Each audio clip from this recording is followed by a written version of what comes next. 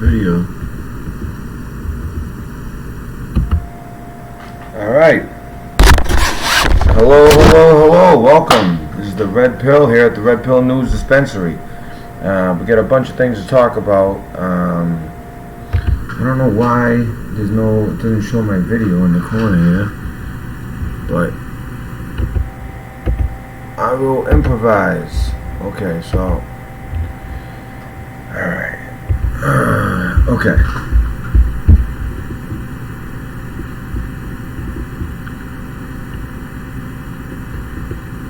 Alright, the first thing I want to bring up first and foremost, so we got, how's the chat? We have people going, we got, audio's good, guys? Audio okay? Before I start? Yes, it would be a creepy moon out there tonight. Yep, that's what we're about to talk about, Suzy Q. Audio okay? Audio?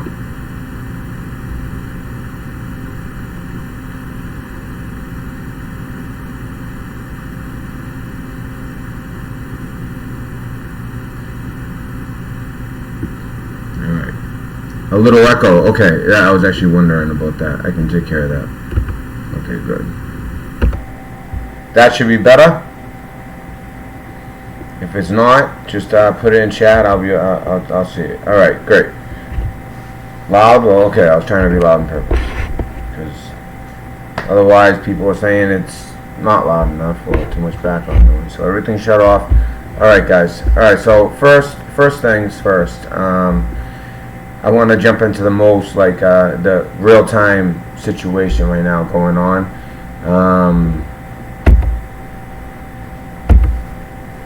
And that is the earthquakes that have happened not only today, but really the last few days. It was today, and then I believe, let me see. I'm going to pull them all up for you guys, actually. But,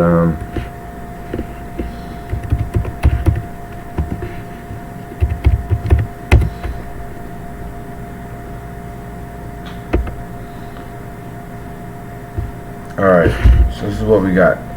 Let me enlarge this for you guys so you guys can see the screen better. That should be good. Alright. So we have, I believe that this is the depth on the right. That's the depth. And this is where the earthquakes were. So it looks like 2 in a row in basically the same spot at basically the same depth. 5 kilometers southwest of Petrolia, California, and then it looks like about a half hour later a much stronger one. So let me see. I want to see. So if I click on it, so that's that one. So this one should be the same spot. You see the size of the circle is the size of the quake on this. Now this one, it's only at 3.1, but it's off the coast of Oregon. You see that out here, and look at all the activity out there that's been going on. Now here we go again, off the coast of Oregon. Although, yeah, this was earlier as well. Off the coast of Oregon. Off the coast of Oregon, 4.6, 3.2, 4.7. You know, this, I'm not an expert, but I know that this isn't good. Off the coast of Oregon. 3.1. Okay, so that's down here. Actually, it's a little bit. You see it's like that must be the fault line. So, Aromas, California, 3.1. Earlier today, off the coast of Oregon. Off the coast of Oregon, 5.4, 5.4, 5.0. I mean, these are just one after another, all day today. All day. Wow, there's even a 4.5 in Plainville, Kansas. That's I would think that's odd. California, way down by Mexico. So this has been all day, and not just today, because somebody was, I had somebody who has family in on the Oregon California line, and they were sending me quake notifications as of, was it yesterday? Let me see, I'm going to tell you right now.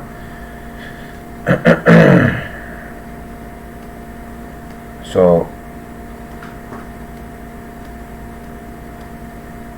yeah, so yeah, I was getting quake notifications back, yeah, yesterday. And here they're continuing all day today. So I want to see the times from when they like first started. So it looks like the first one, I mean this one, you know, I mean I don't, you know, you guys can go to like Dutch Sense, someone like that, to understand how this stuff works. But I don't know, it would make sense to me if it kind of like cracked up the fault, you know. But it seems like this is the real tension point out here. Now, what I do know, because these also came with all these ones off of Oregon, they come with tsunami alerts. You know, especially, I mean, when you're getting a 5.0, then 9 minutes later a 5.4, and then 8 minutes later a 5.4. Wow. And then 16 minutes later a 4.2. And then 13 minutes later a 3.1. I mean, wow. Look at that. 8 minutes later. 3 minutes later, 4.7. Holy, I didn't know it was this many. I knew it was happening. I didn't know it was this many, honestly. Wow. Well, I'm happy I'm getting this out there. Wow. Okay, so 3.2. Now this one's like, you know, a half hour later. But then again, boom, 12 minutes later. And then there's a break. But then it starts that back up today, basically. You know, I want to see, you know, the UTC. I used to know it by heart. I'm just curious.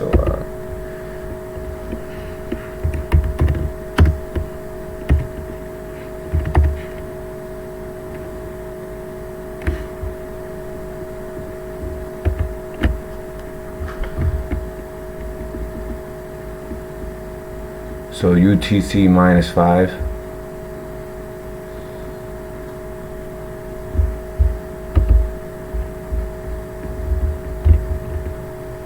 Yeah, so we're -5.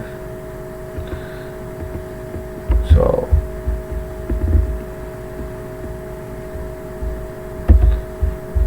well, that's East Coast, you know, -5. So you'd be -8 on the West Coast. So these are UTC times. So I'm gonna go by my time just because it's easier for me right now. So -5.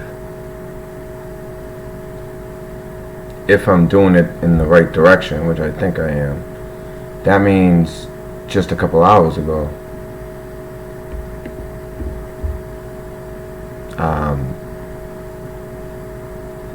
So 10:53, 7:53, or for this one, 6:12 Pacific time. These ones off Oregon. And then you got 2 in a row. And this is probably the biggest one of all of them, I think, the 5.6. So looks like that was, if I got it together, -5. Yeah, so that would be yeah, it's 1 now Eastern time. So that happened 10:53, so about 11. So 2 hours ago, that was the last one. But like we saw, there was a huge break in them. You know. They were in such succession, and then from 1400 to 0200. So this is something to keep an eye on, people. This is you know, if you have family out there, the best thing you could probably do in a quake, you know what? Anyone in chat, what, any tips for everybody? Because listen, I'm an East Coast guy. We don't worry about quakes, so you guys can hear me, right? Okay. So yeah, the Petrolia 5.6, that was on land. I mean, I don't know what's worse. I mean, obviously on land that's bad, but you know, if you have a really big one out there in the ocean, that will cause a tsunami. I mean, that's like the whole idea of some of the new Russian weaponry is to you know, explode like a nuke or something like that. Oh, you know, bomb underwater and just take out a city that way. I mean, yeah, three hours. Yeah, 10:04 in Seattle right now. Yeah, so I know it mixes you up because it's East Coast, so that means that it would have been it would have happened at 7. The last one would have been 7:52. The 5.6 West Coast time, Pacific time, Seattle, LA time. So okay, so that is something to keep an eye on. That was something last minute that well, not last minute because I was hearing about them yesterday, and thank you guys for the birthday wishes today. I really appreciated that. That was nice of you guys, all you guys that texted me, and I appreciate that. Let me take this out. Actually, you know what? Okay, that's good. All right. So next, what we're going to get into here is, if you guys haven't heard, Trump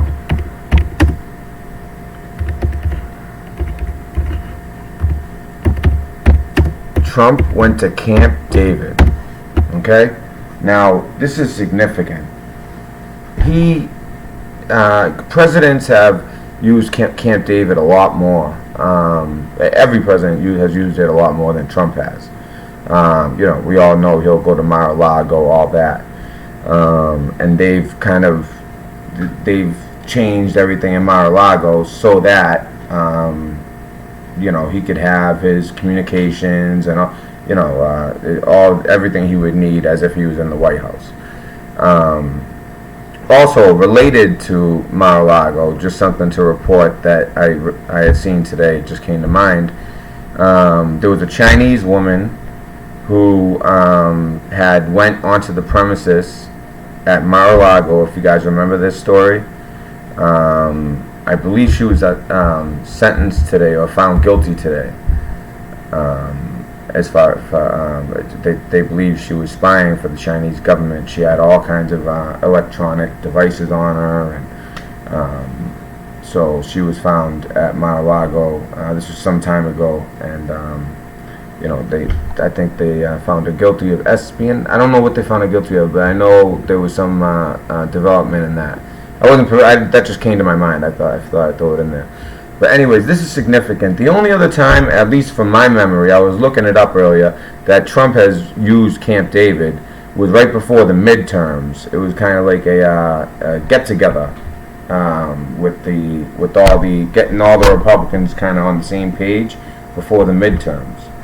And you know, people say that, you know, it was like a landslide for the Democrats, and the Democrats did do well in the House, but you know, the Republicans retained the Senate. You know, they retained it. You know, what was it, 53-47. So the Senate is definitely more important, especially when it comes to some of the things that may be going on, some arrests, things like that, impeachment. You know, that's all the Senate would be the ones voting on that.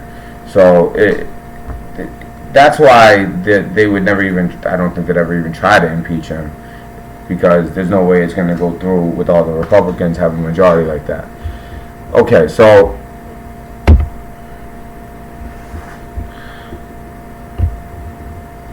alright, So first, we'll talk about this. This is what he said today. Just to give you an idea, just what he said. But I'm going to tell you what I think after. President Donald Trump said Saturday the United States would impose major additional sanctions against Iran on Monday, after calling off military strikes against the Islamic Republic over concerns about loss of life. Trump said he would discuss tensions between the U.S. and Iran at Camp David this weekend. We want to be proportionate, Trump told reporters Saturday. However, the president also said he had not ruled out using military force against Iran in the future. It's always on the table until we get this solved, he said. We have a tremendously powerful military force in that area. Now here's a couple of his tweets. Iran cannot have nuclear weapons. Under the terrible Obama plan, they would have been on their way to nuclear in a short number of years, and existing verification is not acceptable.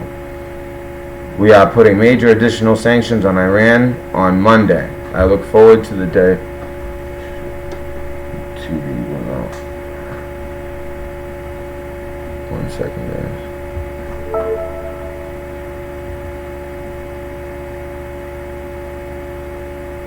Alright. I look forward to the day that sanctions come off Iran and they can become a productive and prosperous nation again. The sooner the better.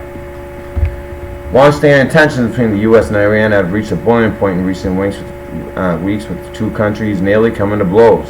Iran shot down a U.S. military surveillance drone with the surface-to-air missile, which I believe, they took, they claimed that they did that. They took responsibility for that.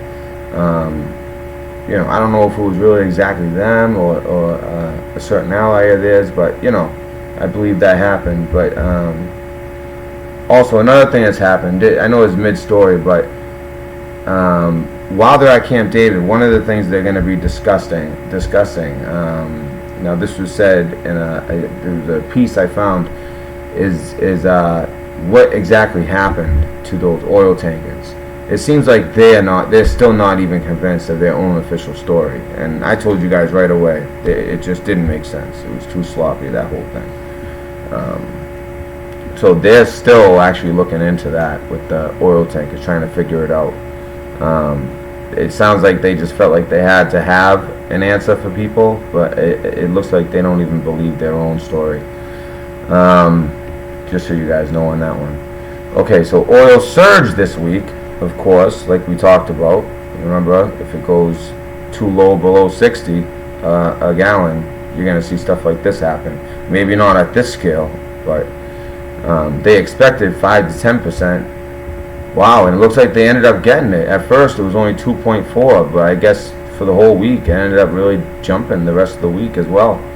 So oil surged this week on concern that tensions between the U.S. and Iran could disrupt the flow of oil. Telling you, sound familiar, guys?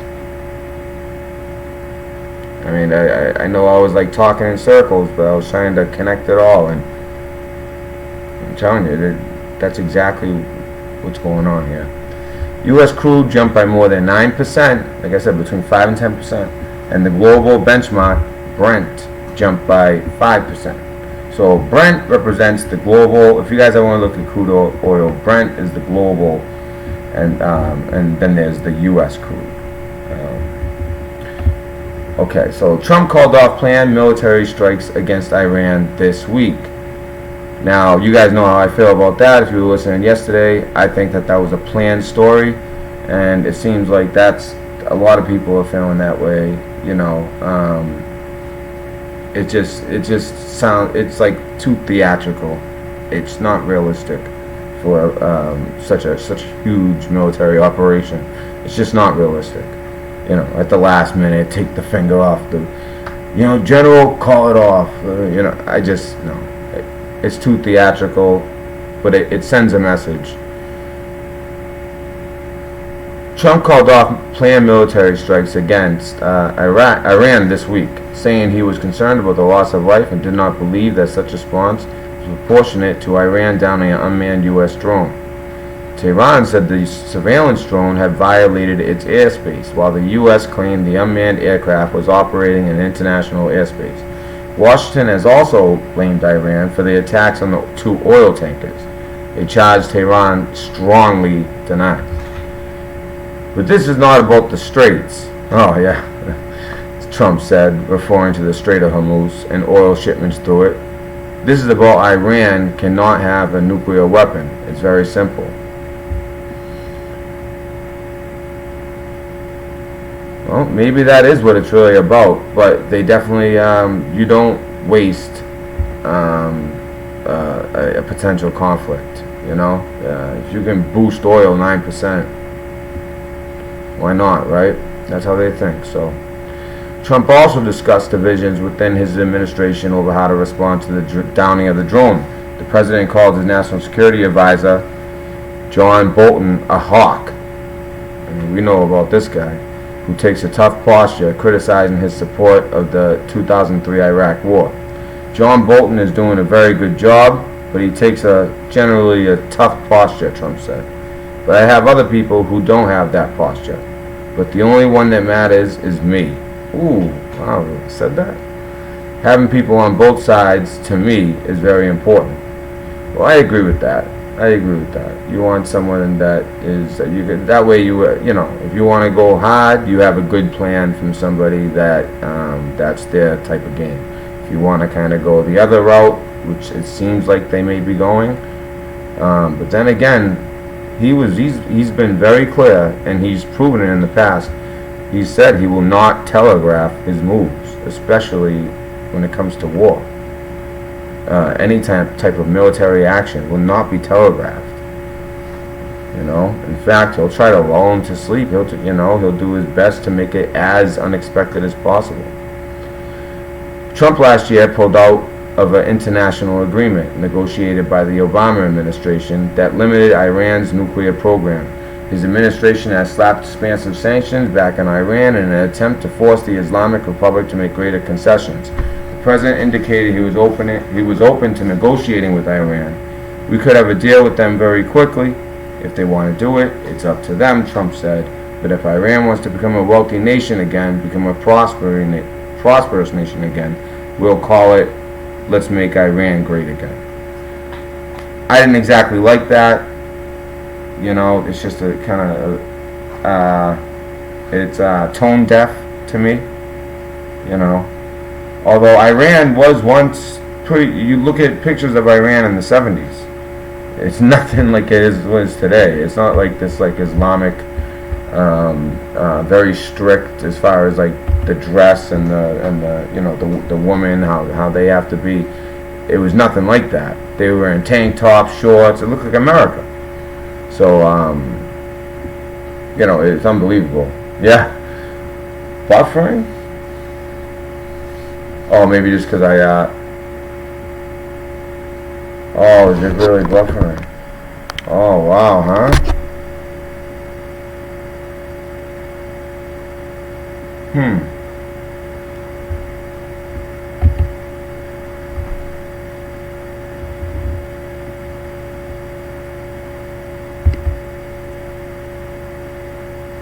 Yeah, I'm working on it.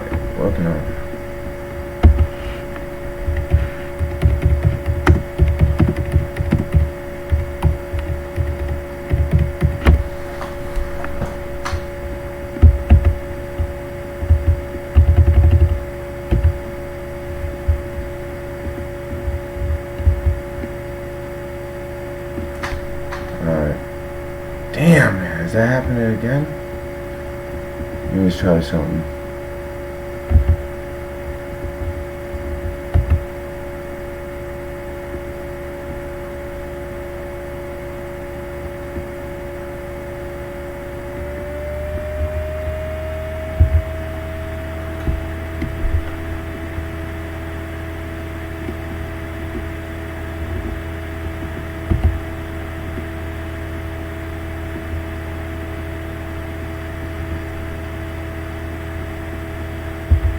Okay.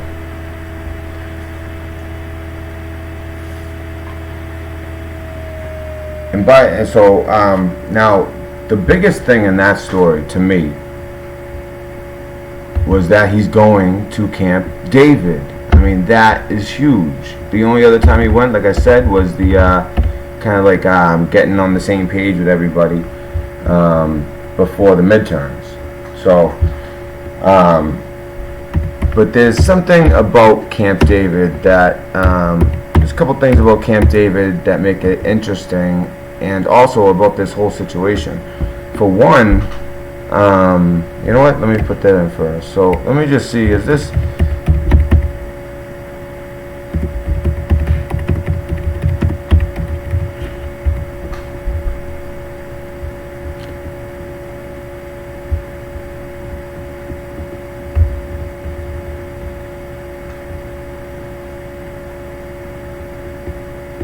So you know what? I think was Melania at the rally? Yeah, because I don't see any recent. Because I haven't seen her in some time. I was just checking this out. I was wondering.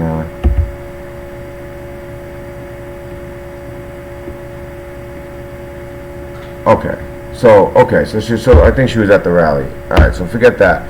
But Trump brought his whole cabinet with him to Camp David, which sends a chill down my spine. Oh yeah, also there's another sexual misconduct thing out about Trump. We got to report both sides. You know, I mean, he's been the most powerful man in the world for 3 years now, and it's coming out right now, right as war. So I'm just going to show you the headline here. Before the White House, Trump faced an array of sexual misconduct. Oh, before the White House, as president. Oh, another one. So as president, he faces another. I mean, all it takes is one person to say one thing. I would like to believe a woman about anything like that. But when you're talking about the most powerful man on earth, you have to be, you know, and also the most hated man, most loved and most hated, the most polarizing president we've ever had, probably. You either love him or hate him. But okay, why is this so? Alright, so I want to show you guys how the cabinet's coming, because that's something that they're not putting in most of the reports, because I think it would scare people. They don't want to scare people too much, but Camp David, that's where they go, and they have amazing private comms.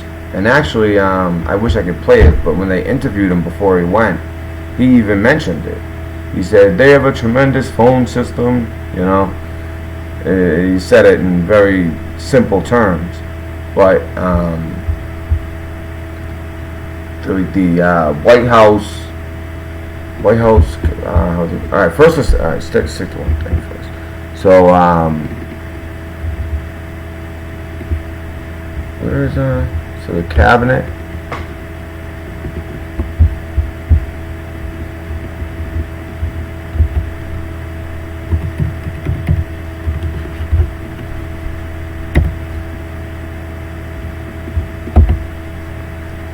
The full cabinet.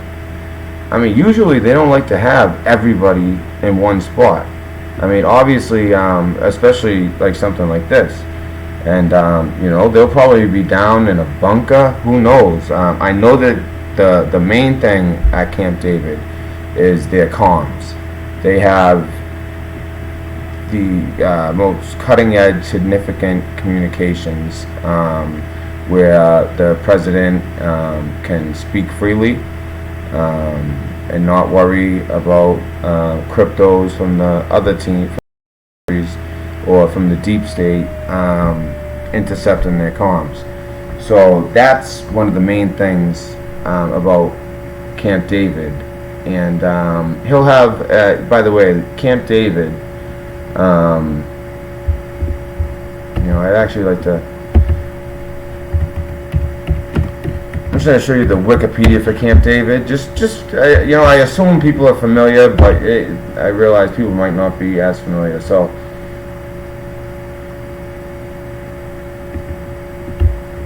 okay. So it's supposed to be a country retreat, but they basically built it. They have a bunker, obviously a very efficient bunker. It's I know that the U.S. Navy runs it. It's a U.S. Navy base, and people always say, "Well, why is a U.S. Navy base in the mountains?" because it's in the Appalachian Mountains. I believe it's in Maryland. Yeah, it's in Maryland. I can't see yet.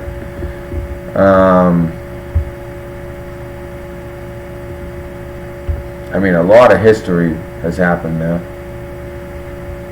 The Egypt-Israel peace treaty was in the Camp David, I guess. I know that Obama used it for the G12 summit in 2012. With all those they basically planned the what's going to happen in the world. So yes.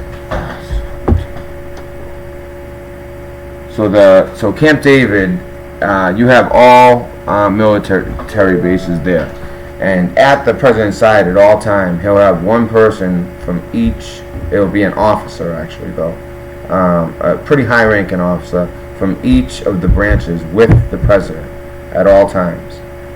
And I actually think it's including, if I remember correctly, I think that Coast Guard as well, not just the combat branches.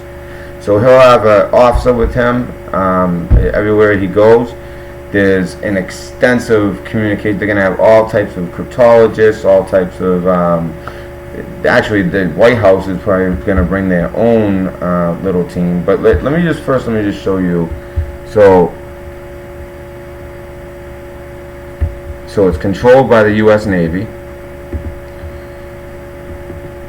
Here's the location, by the way. So it is Maryland. I didn't realize it was that far north.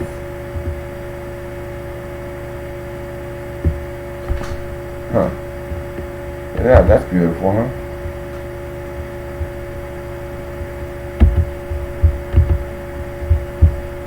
I mean, I think that's an old picture.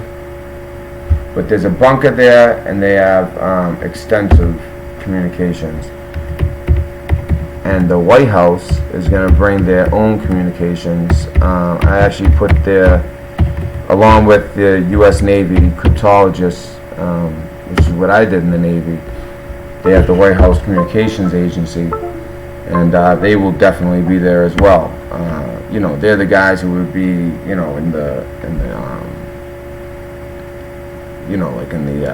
what's it called? In the White House, the War Room. They've changed the name a few times, but this is the White House Communications Agency. They were put together. It looks like right for World War II under FDR, and they will be there. And I'm telling you that all these other guys, they'll have Army intelligence there. They'll have all the intelligence crews. That's what I think this is. And by the way, something that isn't reported too much, the U.S., we actually attacked Iran a week ago. Do you guys know that? I didn't until today. We cyber attacked them pretty bad.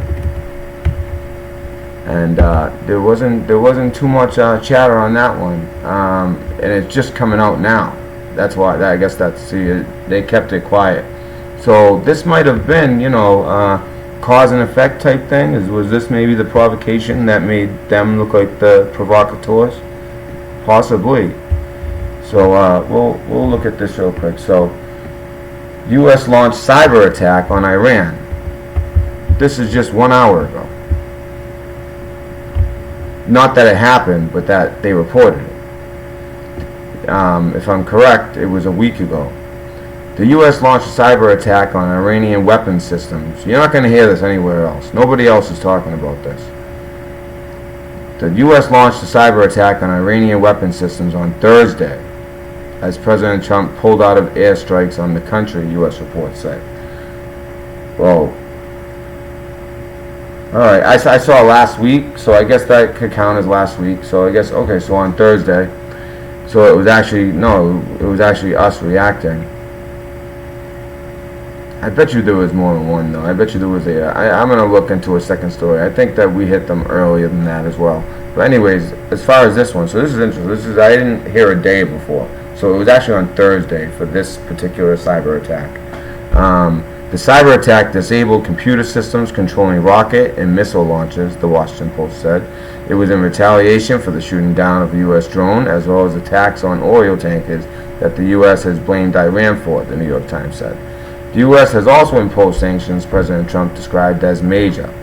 He said the sanctions were needed to prevent Iran from obtaining nuclear weapons, and economic pressure would be maintained unless Tehran changed course. Now, everyone's kind of acting like, the president, he acted like he was going to do it, he didn't do it, but there needs to be a proper response. A cyber attack that brings down their weapon systems in this day and age, I value human life, and I believe our president does too, but this hurts. This hurts more than loss of life for them. He makes it, that's why I don't believe that whole story. The loss of life, I'm not going to.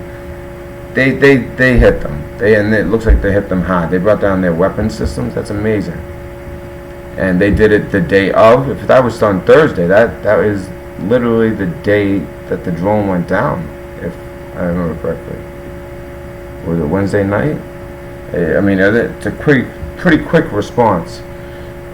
Tensions between the U.S. and Iran have risen since the U.S. last year pulled out of a 2015 nuclear deal between Iran and world powers and reinstated sanctions, triggering an economic meltdown in Iran. Last week, Iran said it would exceed international agreed limits on its nuclear program.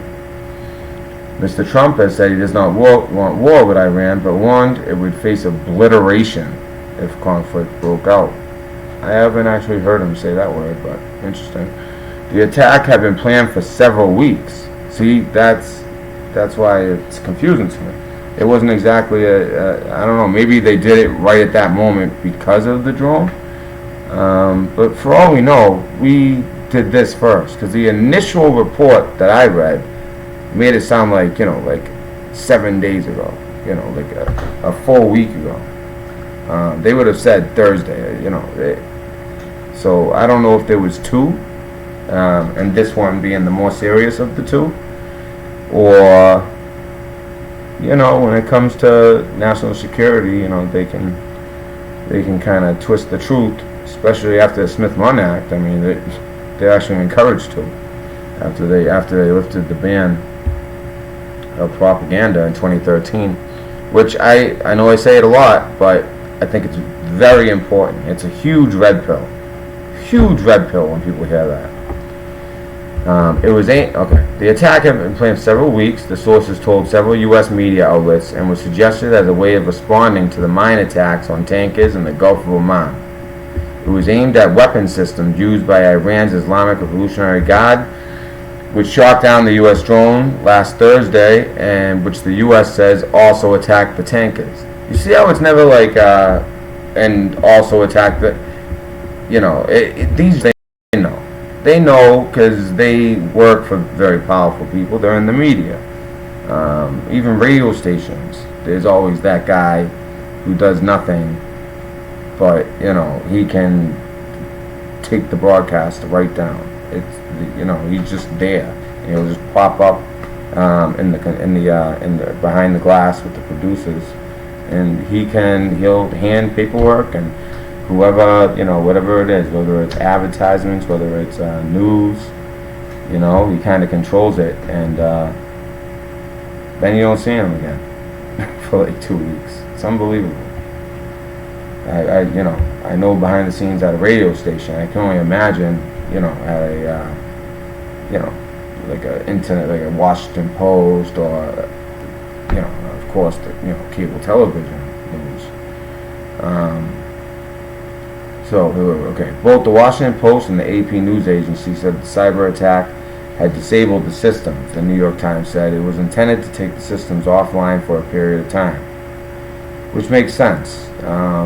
Before we would hit them, so we would take down as much as we could. We'd definitely take down their weapons if we can, through cyber attacks. If you can't do it through cyber attacks, there's other ways.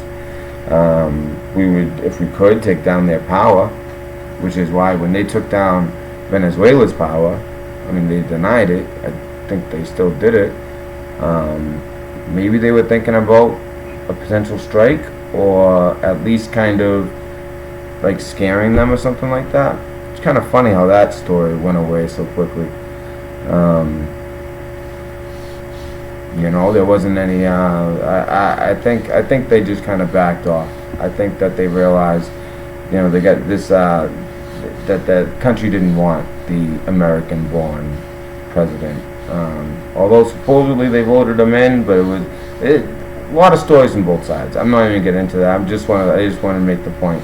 It's kind of funny how Venezuela went from so red hot to nothing. Keep it in the back of your mind. On Saturday, the U.S. Department of Homeland Security warned that Iran was stepping up its own cyber attacks on the U.S.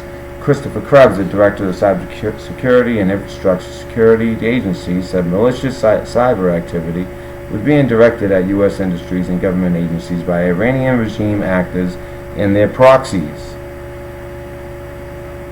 Russians. They were using destructive wiper attacks. He said using tactics such as spear phishing, password spraying, and credential stuffing. Oh, this guy is he is a true, what do they call themselves? The hackers, they got the names. Oh my god, this guy's on the chance. Who is this? The Director of Cybersecurity and Infrastructure Security. Yeah. I mean, look at all does anyone know what these are? I like going to these sites and being a fly on the wall. I don't know how to hack. Iran has also been trying to hack U.S. naval ships systems, the Washington Post reported. Good luck with that. Although, to be honest with you, I think China did enough that they were able to mess up our radars and have us crashing into shit. Remember that a couple years ago? Miraculously, all of a sudden, the U.S. Navy can't, go across the water without hitting the merchant ship, and helicopters crash into sides of mountains, things that never happened. Well, the helicopters a little more believable, but because of the timeline, it seems like all that was, and that includes the one that was carrying. If you guys don't know this, the Navy SEAL team guys that took out Osama, which really makes you wonder, right? I mean, even those guys got taken out. I mean, to have them all together in one place and taken out, it's unbelievable. He hasn't commented on the cyber attack reports. On Friday, he said he had pulled out of the launching conventional strikes on Iran because he had been told that 150 Iranians would be killed. But see, this is my stance. Iran would rather you kill 150 of their soldiers than shut down their weapon systems, bug all their stuff, make it so their comms are all screwed up. They're not able to even, all their pretty little weapons or whatever they won't be able to use them. They won't be able to communicate. Their power grid might go down. If they actually were really going to hit them, I think their power grid could potentially go down.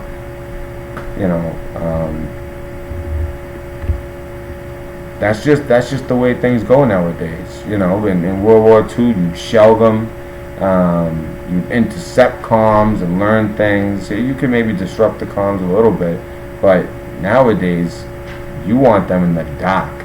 You want them not able to see, not on radar, not in any way. All their technology will be useless. Their weapon systems go down. All their missiles will be for none. So at least that's good to hear that we can take down their weapon systems so easily. Although I don't think it's as easy as they're making it sound. With all that money they got from Obama, and the Russians have always been really good at hacking and all that, and you would think that they would have a more powerful grid and a more powerful defense of their weapon systems. On Saturday, he was open to talks with the Iranians. If Iran wants to become a prosperous today, well, it's Sunday now here on the East Coast.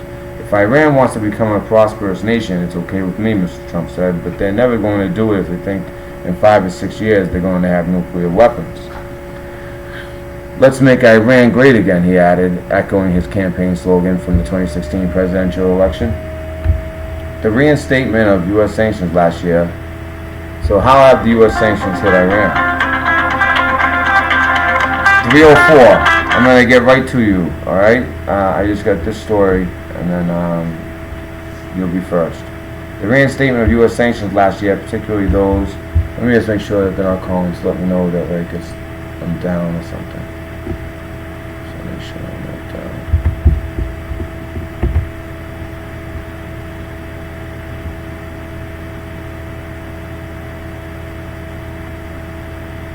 Shit. That's still on the screen this whole time?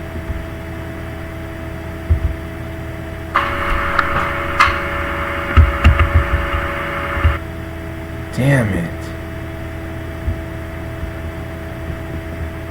Was it good for a little bit? Alright. Let me do something here.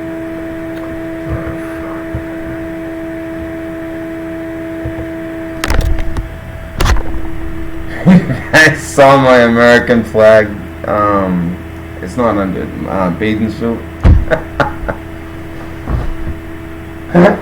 I didn't mean for you guys to see. Yeah, what a loser. Alright.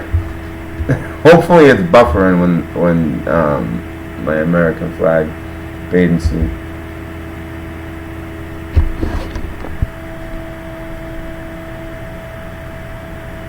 Okay. Can you guys see me? Is that good?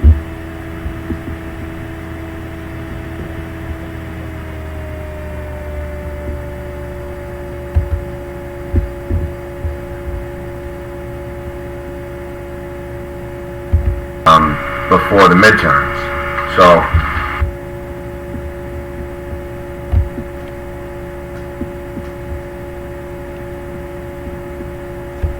alright, let's try this again.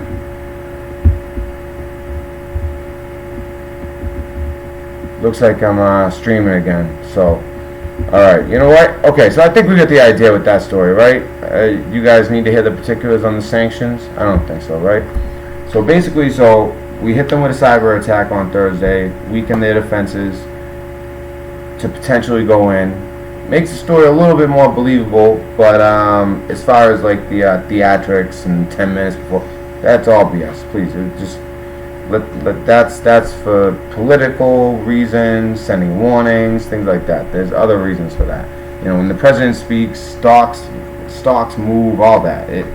And also it's a chance to show, you know, he values human life. But I'm telling you, killing 150 of them, they would rather that than have their weapon system, their defense systems go down. With Israel right there, begging us to go at them. Begging us. They're trying to get Trump to hit them so bad. I'm telling you, he's showing great restraint, and I'm happy that he is. You know, all of a sudden, the Democrats are like, warmonger? Really? I thought they were against war. I mean, it's just anything that Trump is for, they have to, like, I don't know, find fault in it. He did the right thing, I think, and it looks like there was a proper response as far as this. I mean, this sucks. If you're a country that's trying to, you know, become a nuclear, you keep having all your systems go down, it's gonna mess everything up. It's gonna be constant harassment. That's more frustrating than anything. I mean, you saw how frustrated Venezuela was when we took down their power. I mean, we said we didn't, but if we took down their power grid, supposedly. I wonder what I said to make it buffer what I was talking about. Maybe some of the comms, about the private comms on the phone, but he said that to the media. Yeah, that's something that I really want you guys to the private communications down there, it's amazing. You know what? Alright. So you guys get it. You guys get it. I don't want to beat you guys to death with the stories. But you guys, so basically the new stuff right now is we did hit them with a cyber attack on Thursday. Just prior to when he claimed that he called off that strike. And one last thing that I want to report. One last thing. I was watching my buddy Richie from Boston, who, by the way, I've been on his channel as well. The name of the video, you'd have to go back a bit. If you just want to type in the video, if you guys ever want to watch it, it's called U.S. Navy Intel Tells All. Except I didn't tell all. I just told unclassified stuff. But, you know, I mean, I told enough that it was interesting. Nothing classified. I would never do that. But, let's see. So, remember yesterday we were talking about the solstice. So I don't know if in your local town you guys saw any kind of satanic crap going on, especially if you live around like San Francisco, stuff like that. But they had all their little satanic crap. But then today as well, because something that I thought that the solstice was always on the 21st. Now this year it was, but it can also be on the 20th. It can even be on the 22nd. I didn't know that. It only happens. It happened in 1975. It won't happen again until like 2230 or something like that. But it does happen. And if you guys ever hear of the Serpent Mound in Ohio, because always on the first day of summer, which I mean, I guess it was today that they did it. First of all, just a little bit about it. The Great Serpent Mound is a 1,348 foot long, 3 foot high, prehistoric. They don't know who built it. It was there before the Native Americans, according to the Native American, history, which is a little bit more difficult because it's kind of, they didn't write things down like they did in Europe exactly, but according to all their legends, it was there before, and I guess a lot of the testing and a lot of different like geologists, and they're saying yes, this has been there for a long, long time. But it looks like it was definitely made. It's basically a snake that is built of earth. The earth rises up like a snake, and then let's see, this might be a good one. It rises up like a snake, right? And then I need a good picture of it. It rises up like a snake, and then this is the end. This is where the mouth opens, and it eats an egg. Sound familiar? Like in Revelation, when the dragon eats the seed. And if that sounds familiar, if you guys have watched I Pet Goat, if you haven't, oh man, you have a rabbit hole to go down. I'm not going to play it for copyright issues. I mean, this is like one of the most hated videos on the internet. I'm not going to play it. I just want to find the so let me, oh yeah, right after, and this is the interesting part. Right after, it shows like some kind of Islamic, I know this is like, it's supposed to be Osama, but in this is like supposed to predict the future. So it's not really talking about Osama bin Laden. Look at the black wings. It's talking about the Antichrist. He has a CIA badge on. I mean, he has the face of Osama. But it's a very cryptic video. I'm sure a lot of you guys know this video. It's amazing. The oil going into the sea, and then you got the New York City. Which, by the way, it's funny that they show the Statue of Liberty, because the Statue of Liberty, it's built and you can see it if you look close. There's a name for it. It's a not just a hexagram, but like when it's in a star form like that, and then there's another star laid on top of it. I think it's 8 points on 8 points, and then another one 8 points, and that's what it's built on. That is some like satanic symbolism, big time. Look at the symbol. You see that? You see the star? It's like the Star of David. But in real life, I think it would have another star laid upon it. You know, it's like, so that's pretty cool. And then, I mean, it's like relevant to right now too. Of course, a portal in the sky, and that's when, boom, the snake. See the snake? And the snake, it's the one eye. It's always surveilling.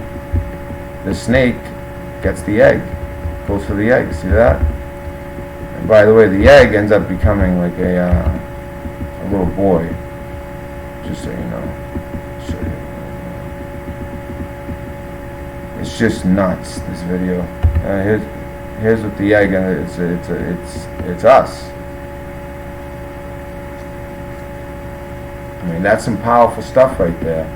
And when you look at this serpent mound tonight, I suggest that we all pray tonight, and that's what Richie from Boston did on his video. He prayed tonight because a bunch of druids, pagans, Satanists, they all gathered there tonight, as they do every 22nd of June, my birthday.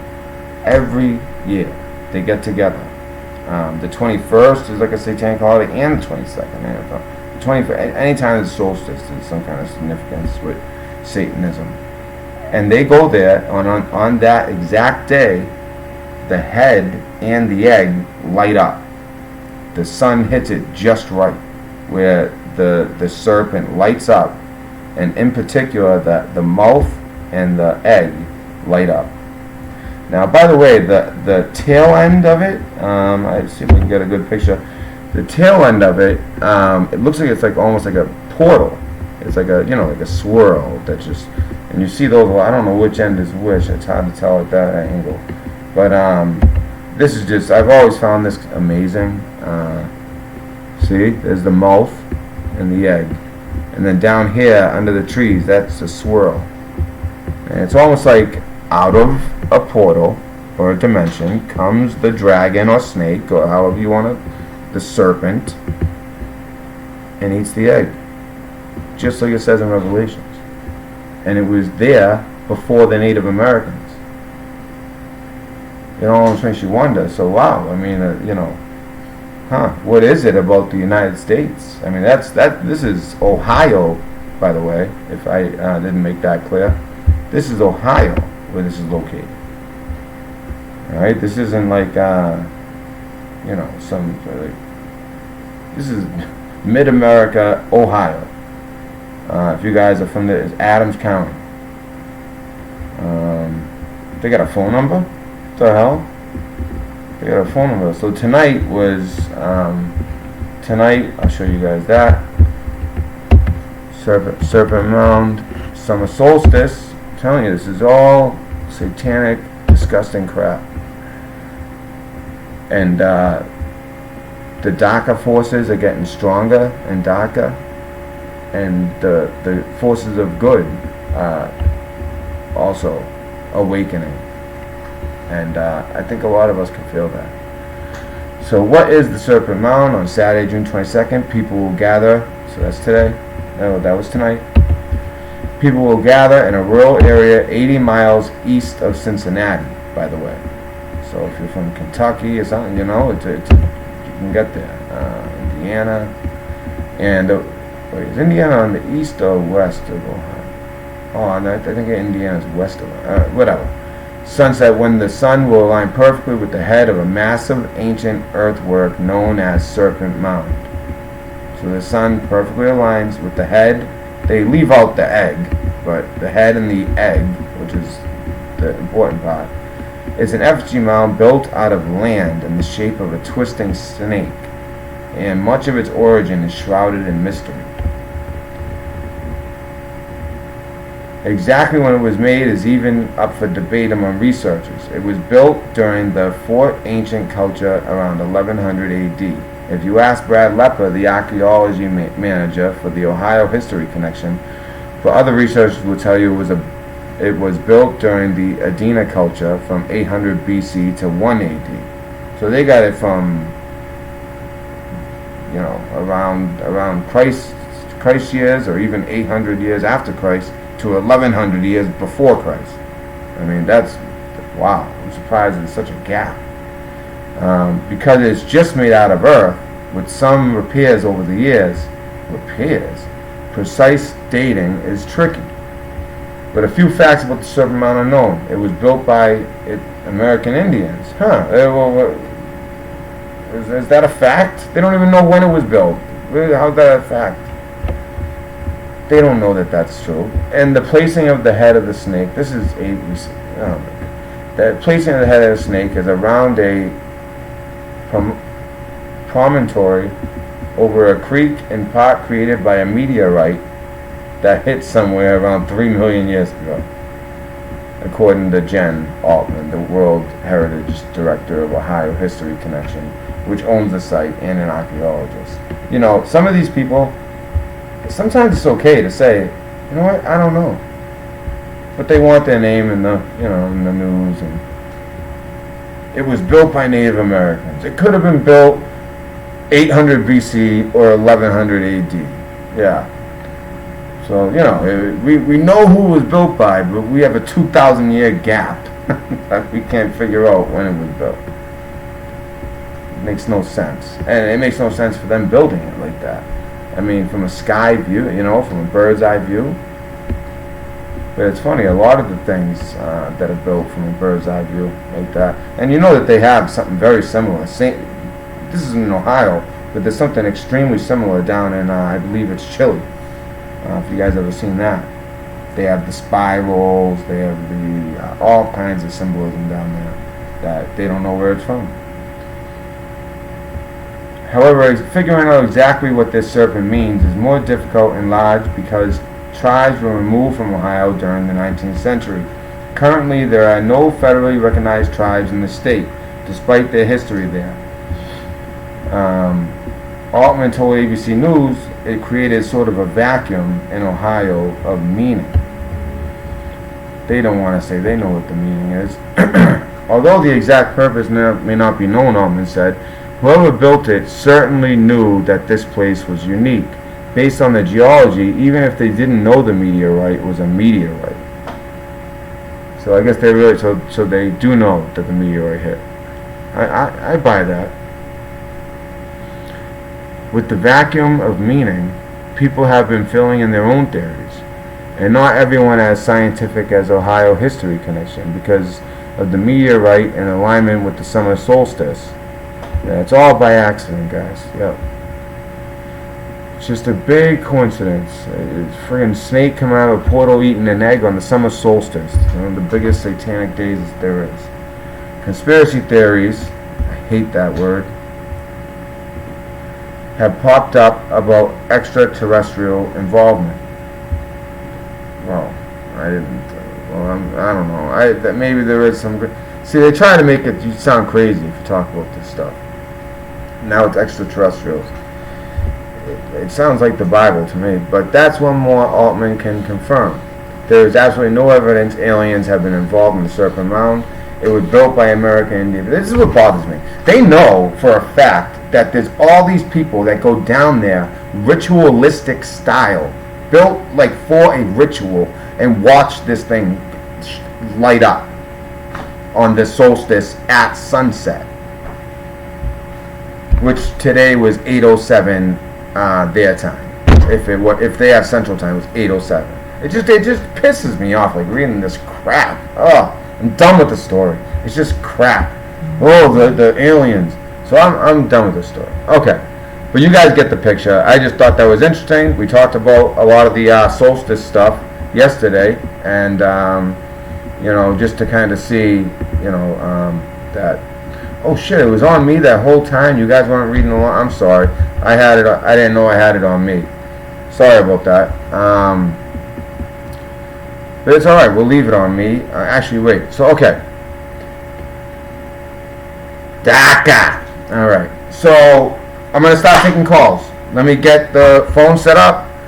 West Virginia, you're first. So if you guys could just give West Virginia a minute. Now I don't know if it was West Virginia, as in Maud, West Virginia, but oh wait, was one of those racist guys from what? Oh no, that was Virginia, I think. So I'll know the number if I see it.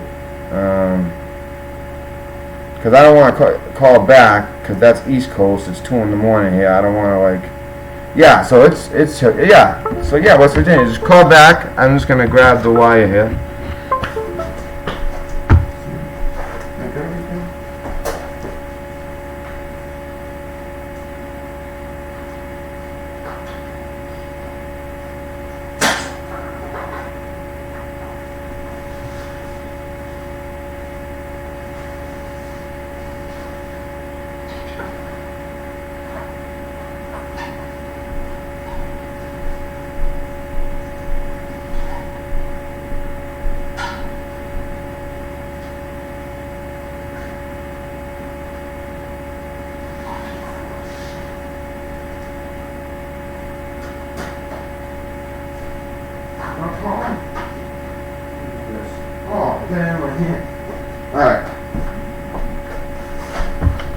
Alright, so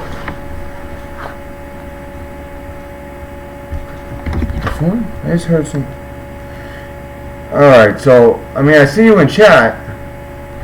West Virginia, that was you that called, right? Oh, you maybe just call. Okay, wait, okay. Did you just call just to say that it was buffering at the time? That might be the case. So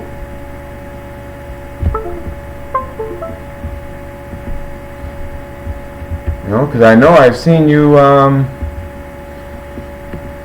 seen your videos, West Virginia. So you know, if you want to call in, let people know what you're up to. Is that?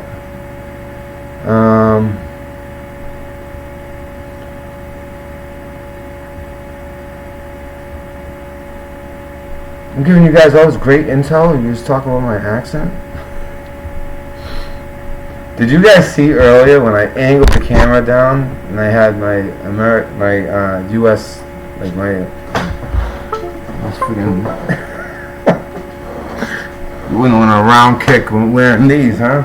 What is that in that movie Napoleon? You guys probably.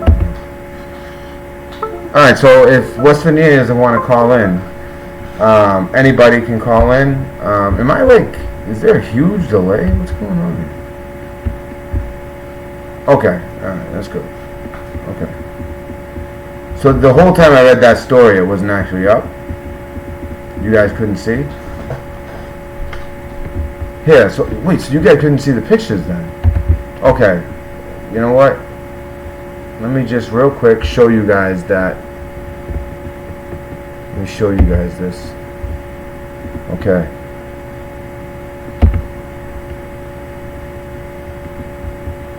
So you guys probably couldn't see the other. So the serpent mound, see this?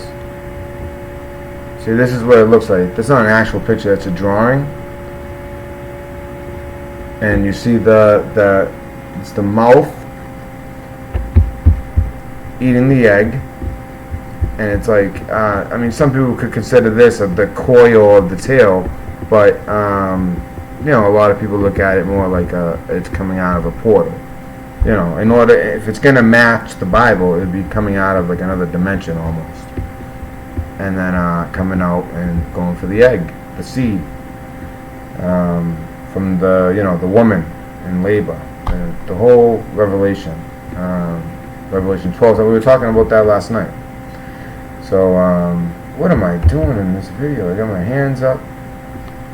Oh my god, I look ridiculous. Alright, so I can't believe you guys didn't see this stuff. Okay, so let me show you a couple pictures of it. I forgot to. I definitely got it on the right thing now. Alright. So, images. This thing is amazing. You know, you see, there's the mouth. And it's eating the egg, and it comes down. It has a. This is where the coil is. It kind of has been covered by trees a little bit. That's the end of it. The coil. You see, it's like another dimension. Let's see a close up of. But that's where everyone does the ritual. Up here, though, this is where everyone will be. I think that's like a path around it. So everyone will be lined up around this, dressed in their satanic garbage, and it's a ritual for them. They come from all over the country for this every year, and I guess it's like really been catching on these last few years, to the point where, you know, ABC covered it right here. This is the story I was reading, and I got frustrated because they start talking about aliens and it just making but if they're reporting on this and they know that these people are gathering, they have to be meeting these people and seeing a pattern of Satanism. You know, they know the deal. Like, why not include that? That's a huge piece to this story. They're getting together on a summer solstice to, like, in a ritualistic way around the head of a serpent eating the egg.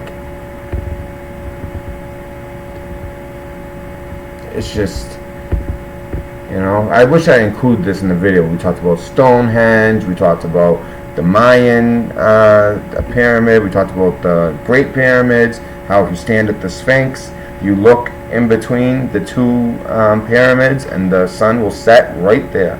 Just like when the sun sets on the 22nd, which is also kind of considered solstice. It's the first day of summer. Although to me the first day of summer is the 21st, but for some reason they do this on the 22nd. There's something to that. It lights up. Maybe the angle. Maybe they were a day off. I don't know. But maybe they were on one of those odd years when the solstice falls on the 22nd, which I just found about. Oh, I got this video playing down here. It's a pop-up, so I hope I don't get a strike for it, but I'm going to leave it up for 1 second. You guys see that? It's amazing, right? Alright, we'll get that down.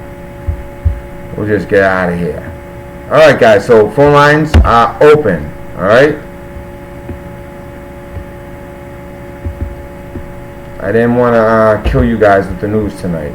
Although, I mean, what interesting news it is. I mean, some big stories tonight. I find the Serpent Mound very intriguing. The fact that we launched a cyber attack Thursday, no one knew about until today.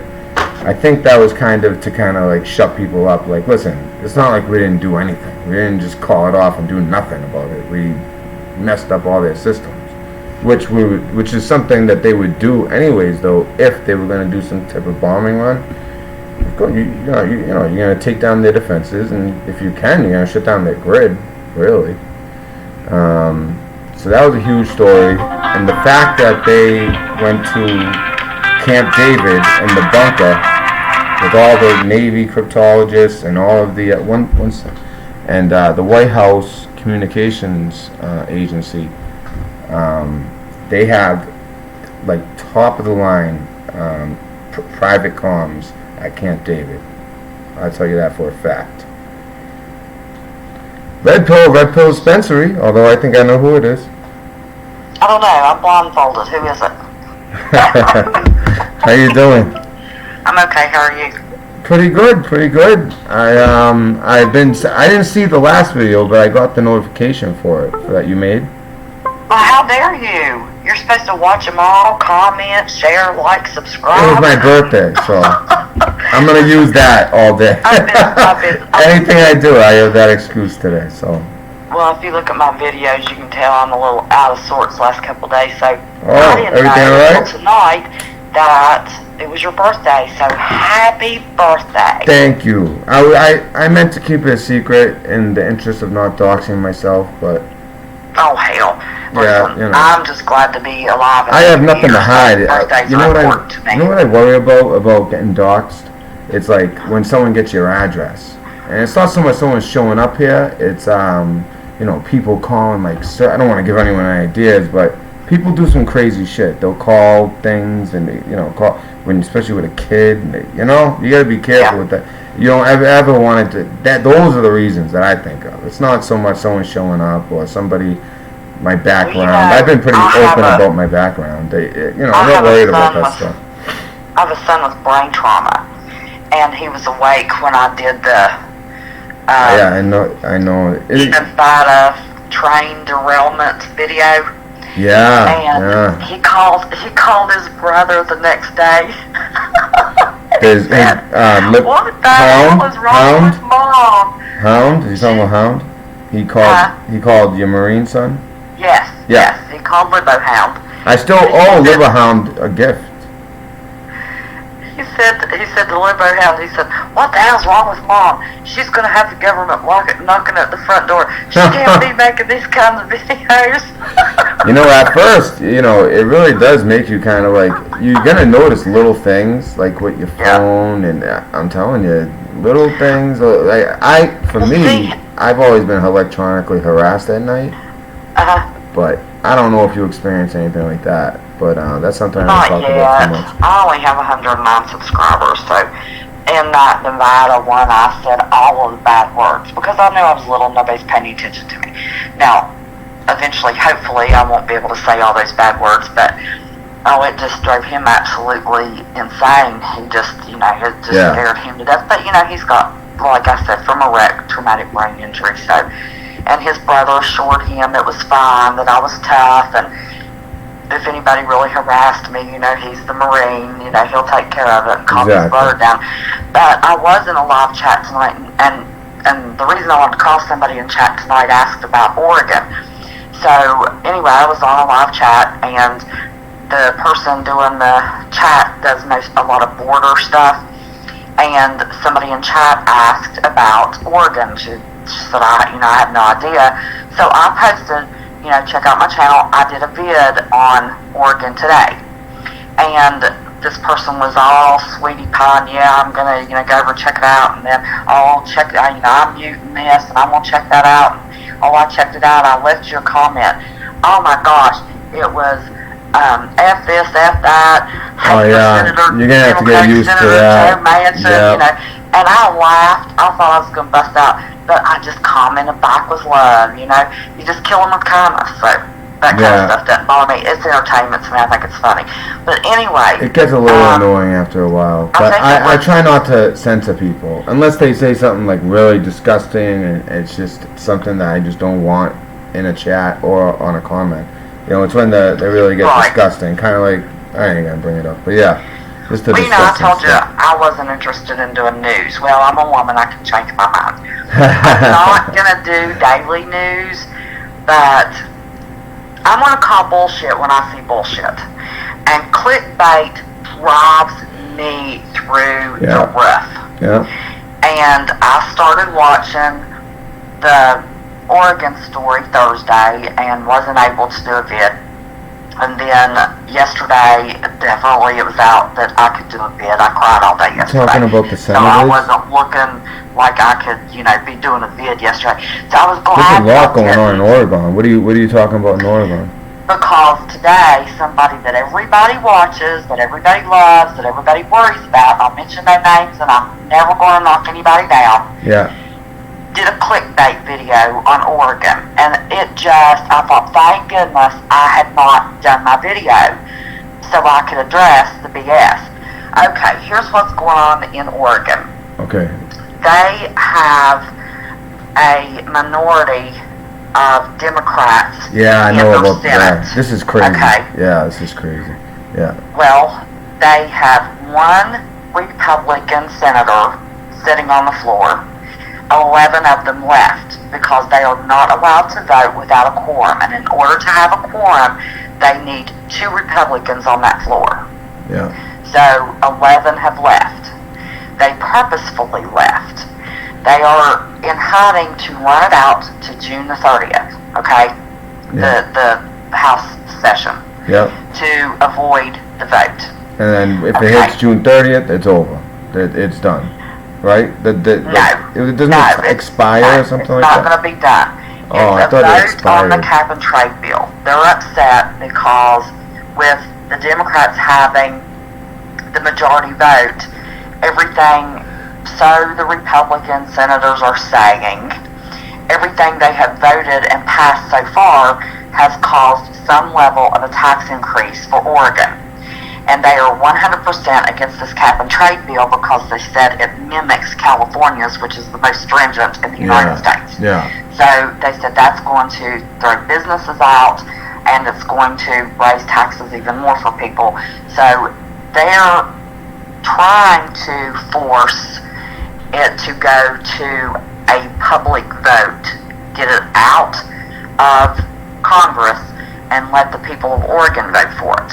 Okay, so Kate Brown, the governor, issued the order for the Oregon State Police to round up these senators.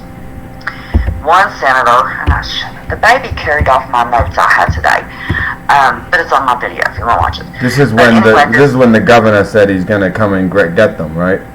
The governor sent Kate Brown sent the state police to round them up. Okay. Then this one senator went on the record as saying something about, something about blood anyway, like he was going to, come out shooting or whatever. Yeah, like, he said if they come, I'll be locked and loaded, something like he'll be well stocked with arms. Yeah, and everybody's acting like, this is such a horrible thing, it's such a red flag, America better watch out, this is going to happen in all the states, the senators aren't safe, blah, blah, blah, blah, blah.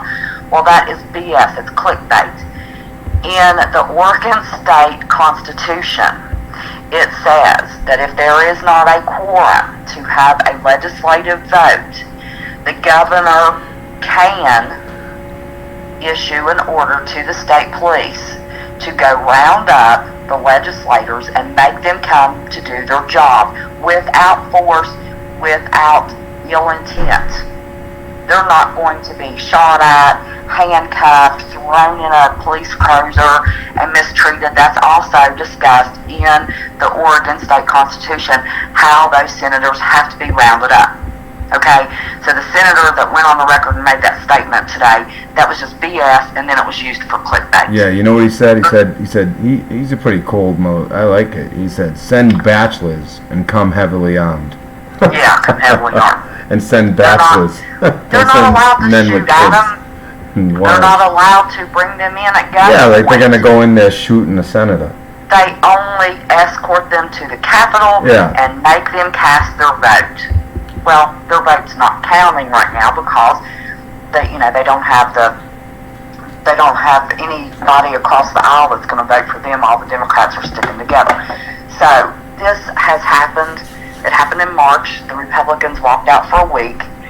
It happened a few years ago when the Republicans had the majority and the Democrats walked out. This is something that's not an every year legislative thing that happens in Oregon, but this is something that happens in Oregon. It's common to those people. And with the way the world climate is right now, somebody picked that up and ran with it. That's what it is. The world's coming to an end, and that is not it at all. I don't think it's so much the bill as it is the division. It's popping up, and so that's what it is. It's the division. And the Republicans are kind of standing up against the Democrats. The Democrats are Republican. They obviously aren't going to come to an agreement.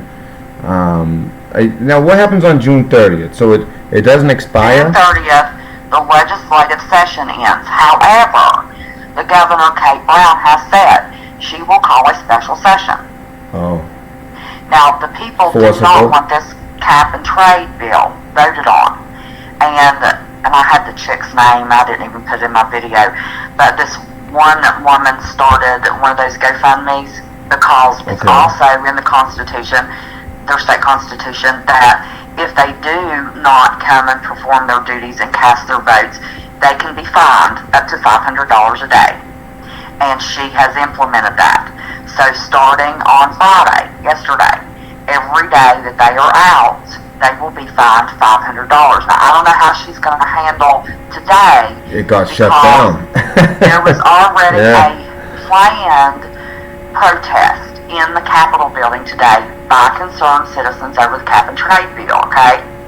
So they would be right-leaning, right? Militia group. Yeah, the militia group. Yeah, okay. There is one militia group. Yeah, I got that story. That once they heard about that protest, they said, we're going to come and join you all. Now, And I bet you that There Senator has saying those only comments been didn't help. there has been a few protests and some comments that this militia has made that has been very controversial and gotten them in trouble. So once the Capitol heard that this militia was going to join the regular Joe Blow citizens, Yeah. they decided to close the Capitol and stop the protest, period. It's interesting to me, especially like there's a lot going on in Oregon right now. I was reading this story, and then also, if you watched me last night, I was talking about mysteriously someone cut the wires, both the literal wires inside and then the wires that actually held the structure up, causing it to be totally damaged of a emergency alert system building. It was purposely like they had to have like these huge like bolt cutter things or something, because whatever these wires were supported the whole building, and it caused the whole building to be destroyed, and that happened, and that's where they would send the emergency alerts from. And then all of a sudden now you get these quakes out in the water right off the coast of Oregon. If there was a tsunami, I hope that there's like a backup system, right? I mean, it sounds almost nefarious. And now all of a sudden, all of the politicians in Oregon, all of their state senators and all that, all of a sudden are gone. Whether it's probably really about this, but the conspiratory mind of 11 Republicans avoiding a vote. Yeah, no, I get it, and I'm sure that's all it is. I'm almost positive that's all it is. But I always kind of think, what if, and it's like, wow, what if there was the EAS system, somebody purposely did that. Politics at its finest going on. Well, you talk about communication systems going on. The reason I reported on that, well, there was a couple reasons I did a report on that Nevada train derailment. Yeah. Is because it was headed east. Oh, it was headed east? Yes, it was headed east. I was under the impression it was headed west. I thought it was going to go right into, towards Sacramento and the Orville Dam. I was kind of like, wow. And it was filled, it had literal bombs on it. Bombs, grenades, all these chemicals, isn't it? Yes. Crazy. Yes. And the chemical is a fertilizer that can be used to make a bomb. Yeah, exactly. There was a tractor trailer stolen that was full of ammonium nitrate? Yeah, yeah. That's the same stuff you ever seen in Texas, like that one time. Yeah, they used pyrotech. The whole thing blew up. Fireworks and stuff. Yeah. Yeah. That was crazy. I think it was here Texas. was the crazy thing about that. They reported that happened. I don't know now. Like I said, I don't have any of my notes in front of me. It happened like at 10:40 in the morning, and at 12:45 they reopened the highway. Well, they did reopen the westbound highway, but at 4 o'clock, I know somebody that went to check it out for me, and at 4 o'clock they opened the westbound lane at 12:45. The eastbound lane at 4 p.m. Nevada time was still closed. So I called the Nevada State Police to ask them if the highway was opened yet. And the guy told me, oh yeah, it was open at 12:45. And I said, the westbound lane. He said, no ma'am, lanes. I said, no, wait a minute.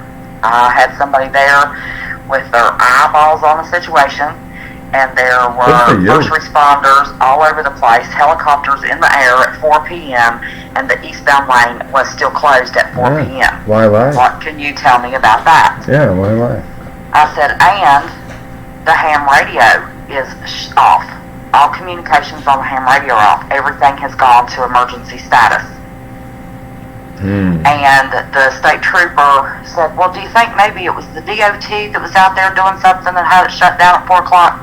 Well, like he doesn't know a train of bombs. Yeah. So then he says, hey guys, he said, wait a minute, who are you? I said, I'm trying to get a story for the news, and I have a correspondent there on location that witnessed the eastbound lane closed at 4 p.m. your time.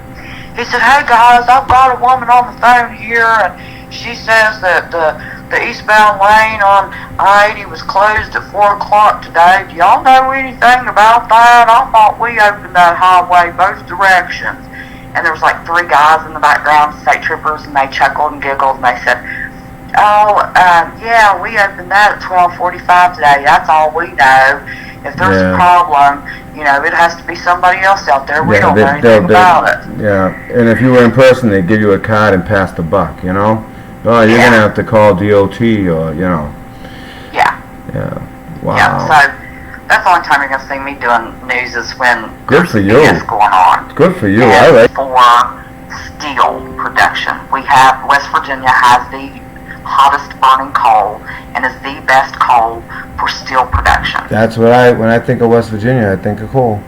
Okay, so they're ramping up all of this by the coal way, production. you know where 80? I was with like the next like major city. It goes right through Salt Lake. That would be the next major city. Salt Lake City. Huh? Okay, I'll stop with no ham. I'm sorry. Yeah, so it goes right through Salt. That would have been the next. You know, because that was really rural where it went. But it would go through Salt Lake City. So, I was thinking it was going the other direction. So I was thinking it's going to go right into Sacramento. And I'm like, wow, what if it was derailed on purpose? Or, you know, just because of what it's carrying. I mean, that's a... Yeah, I know. That's unbelievable. I mean, why would a train... You know, and then the mainstream media reports were the only thing that was spilled was vegetable oil. Well, if you look at the picture of the train, the ammonium nitrate was in one of the back cars, and that why have ammonium nitrate and bombs? Place. Right? Why have both? Isn't that a deadly combination? The ammonium nitrate can light on its own, and then you have all these bombs. A literal bomb. It said bombs and grenades were in the front cars of the train, and the ammonium nitrate was in the back cars of the train. Yeah, I mean, they only reported spillage of vegetable oil. Yeah. My foot. There's more to that story. I wonder. There's more to that story, but I couldn't get anywhere with it. But I just, opened it up for everybody to think. But when you've got, getting back to the coal, production, when you've got a looming atmosphere of war, and coal production picks up tenfold, like it has, and I'm talking at least tenfold. They're doing steel production for war manufacturing. Steel production, yeah. I think wouldn't that be expected with the huge budget for the defense? And another thing, we don't even have a Secretary of Defense right now. Nope. Which is amazing. Will you look in chat and ask JJ if I answered his question on Oregon? Of course. You heard that, JJ? Did that answer your question? JJ. JJ something, I think. Did you see did he ask his question like before you got on? So it was like a while ago? Oh. He asked specifically I don't even know if he's here. Did anybody know what was going on in Oregon? Yeah, I don't see anything from him recently. Well, maybe he'll watch the replay because I thought I was going to call in and explain. So hopefully, that's all I had anyway. Yeah, that was I was actually wondering about that myself. That whole thing in Oregon. Yeah, they're just playing politics. Yeah. But I think that was irresponsible though to say. She sent the state police to I thought it was kind of cool. That's what their constitution says to do. Oh yeah, according to the Constitution, you have the right to form that militia. You know, and she had the right to send people to make them come to work, right? It's in the Oregon State Constitution that if they do not show up for their vote, that the governor is supposed to issue an order for the Oregon State Police to go escort them to the Senate floor to cast their vote. I don't know why they don't just go and just vote nay. And it even goes into nay. how they have to escort them, and it's not supposed to be in a violent manner, and it's not supposed to be handcuffs and gunpoint. What's the drawback of just saying nay? Yay or nay, and say nay? No. Because the Democrats have enough votes to pass it. Gotcha. I see. Okay, I got it. Yeah, that makes sense. They only need so they leave just one on the floor. Yeah, just to have a representative. Two, they could do a vote. Yeah, I got it. Yeah. To have the quorum in order to be able to vote, they have enough Democrats and only need 2 Republicans Yeah. to have the quorum. Yeah, that's Only wow, one that's crazy. Republican is sitting. The other 11 left. Because they've got a dual system.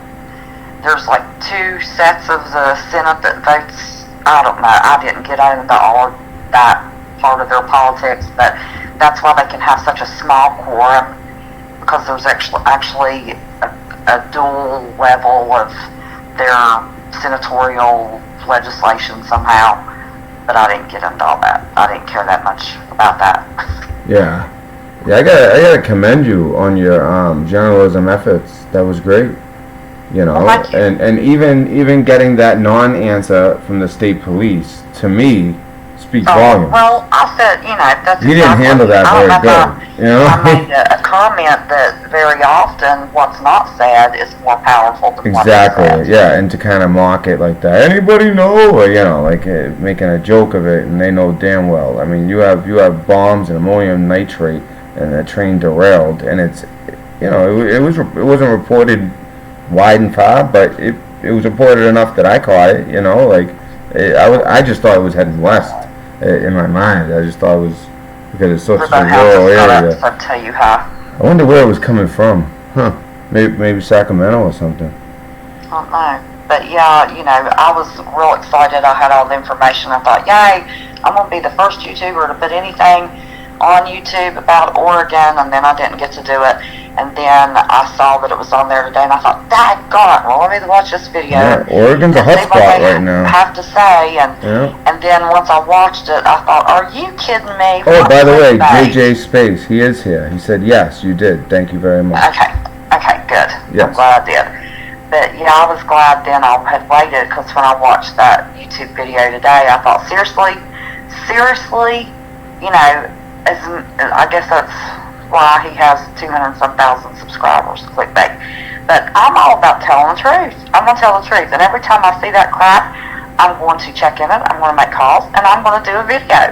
Good for you. I love it. I may not be very popular among the YouTubers, which I think there's a boys club You don't think so? shutting out the girls anyway. Really? But, I don't see yeah. that. I don't think so. You've always been, I've always cared about you and your son, I honestly well, do. I'm talking about as far as being a YouTuber. There's been, how many new YouTube channels started lately, and a whole group of these veteran YouTubers have jumped in and let me teach you this, let me teach you that, let me teach you the next thing. You and one other person that's not in that good old boys club are the only 2 that offered, call me, Skype me, I will show you how to do this, that, and the next thing. The others have shut me down. Huh. Yeah, because you know what? There's a good old boys club. Take that as a compliment. There's a boys club. Maybe. So that's fine. I ended up figuring out on my own. I'm not dumb. And then, but, you'll get your analytics too, and you'll get to know what your viewers are. Like, I'm surprised. My viewers are mostly,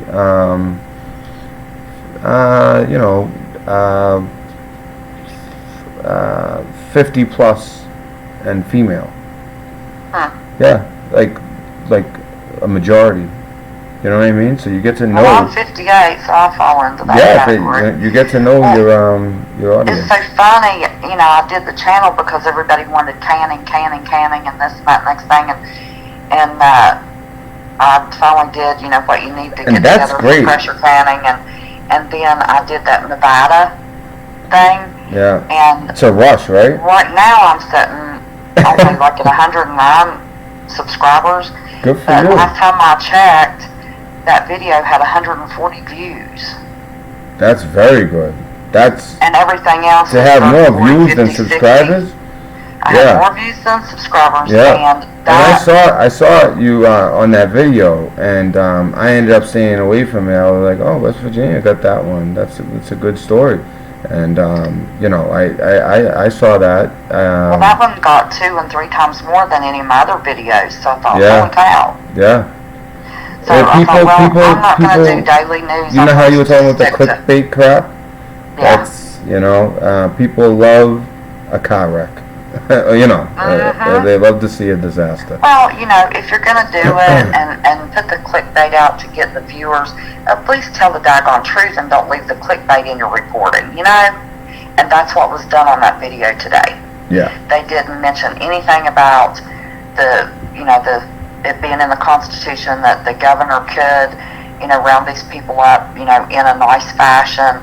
It was, this is a red flag for all other states to watch out. This is going to be happening across America. And I thought, seriously? No.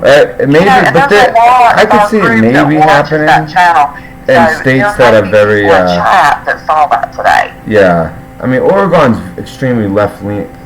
I don't know. I think that's kind of... Well, this guy's not from Oregon. He was in California and moved.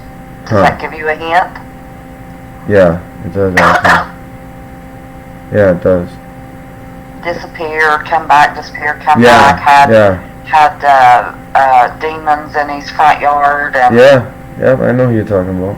Okay, well, it was, this is a red flag, watch out, America, this is a red flag. Oh, yeah, he's, it's happening everywhere, blah, blah, blah, blah, blah. If you took every one of his videos, literally, you'd have a heart attack. Oh, my God. I thought, there's one thing about the craziness, but let's not lie. Yeah, that's why I try to keep it to the facts, and then I let people know when I'm giving my opinion, But I gave both sides, and I said, that's the best way to do it. No, am I on the side of the senators? No, I'm not pushing cap and trade. I'm not pushing cap and trade. You just need to know the facts. Yeah, and you actually called the state police. You called the state police. You called the senators. I mean, that's great. I think I really do commend you for that. That's great. And it's that type of stuff that's going to get you, I'm telling you, you're going to hit like a stride. And it's just going to start, your viewers is just going to start going up. I mean, I highly recommend you to anybody. Let me tell you, back when George Bush was running for re-election, and it was when the debates really started picking up, and people wanted to see the debates. Well, poor old George was so high on benzodiazepines that his thought processes were so slow, and his voice was, his speech was slurred. I called the White House, and I asked to speak to Laura Bush's secretary. Wow. And they gave me Laura Bush's secretary. And I said, I don't know if this message will get to her or not, but I'm calling to let you know I'm a mental health professional. And I know benzodiazepine overuse when I see it. And if they don't get George off the benzos, or at least cut down his prescription of benzos, he's going to lose this election, because he is over-medicated. Well, of course, the secretary had no comment. She said, well, I'll pass along your message. And I thought, yeah, sure. But at least it made me feel better because I called. Yeah. The next week in the news, they were saying, President Bush was having some issues and he was prescribed benzodiazepines, and that was just for a few days, and now he's no longer prescribed. Just a motivated citizen. They don't expect a citizen to call. They must have thought, oh shit, she's with the New York Times. They know. You know what I mean? Yeah, they don't expect somebody to have that motivation and actually to observe, unless you're looking for things like you're a reporter. I've called other senators' offices from other states that, were going to be voting on something that I felt was a big deal, and you look at their voting records and half of them don't show up in Washington to vote. And I have called senators that don't show up. I've called their offices and said, they're an elected official. Yeah. They're elected not to be out giving a speech to get $100,000 when they're out of office. They're elected to go vote. And I'm calling from the state of West Virginia to let your senator know that I know he's not voting. Get his ass on the floor, cast a vote. Yeah. And I've done that my whole life, so. Good for you. Listen, I'm from West Virginia. I can have a little redneck girl in me. Okay. I was just thinking about who the U.S. Senator is, their federal representative. Isn't it Hatch? Orrin Hatch? I forget. Hatch? I don't know. From Oregon? I'm just trying to think who they're like senators, they're like I don't know. U.S. Hatch is one of the senators. I don't know. I didn't look. Yeah, whatever. I had it all up on the page. Whatever. Yeah. But all right, but that's all great stuff. There's all interesting stories that I love that you called and talked about those, because I actually wanted to touch on that the train derailment. I just didn't know enough about it, and I'm not gonna guess. You know, I mean, do you have any I know you stuck to the facts so far. Do you have an opinion on how it could have been derailed? It looked like just like the front where the conductor would be. No, it was toward the back. Was from it? the middle to the back that it derailed. Oh, okay. I don't know how all the rest of the train got across, and then Yeah, when the that's weird. nitrate was, it derailed. But it was on flat ground. I mean, Nevada's flat. Yeah, it's rural. I'm just like, how did that happen? I mean, and if it's high and that kind of stuff, the whole thing was odd. you think that it really is odd, and because you think it would be so secure if you're carrying munitions with ammonium nitrate as well, whether they're in different cars or not. I mean, derailment could be a disaster if that happened in the wrong place in a let's say Salt Lake City or the other direction, Sacramento.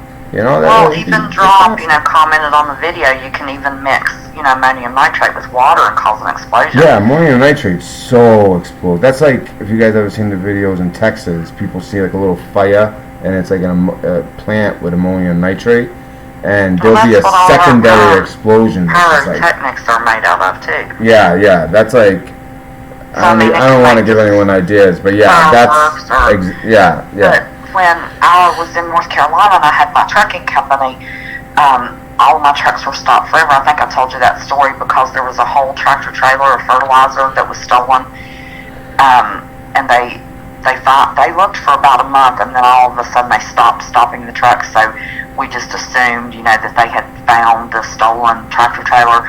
But that was when we talked about that, right? That was when the towers took place and all of the anthrax was being mailed. Oh, okay. And all that stuff. Everybody was on high work anyway. Yeah. I bet you that might have been an FF type, like a false story even. You know what I mean? No, that tractor trailer was actually stolen. It really was? Drivers, I just doubt anything from that era. You know what I mean? My drivers were stopped at multiple checkpoints checking the loads. Wow. In North Carolina, South Carolina, Georgia, and Louisiana that I know of. Those 4 states for sure. My tractor trailers were stopped and checked to see what they were hauling. And you know what's crazy? I had just gotten back because I used to do trips up and down the East Coast, up and down 95 basically, or wherever we'd kind of keep it to the East Coast, and we would do like furniture, antiques, art.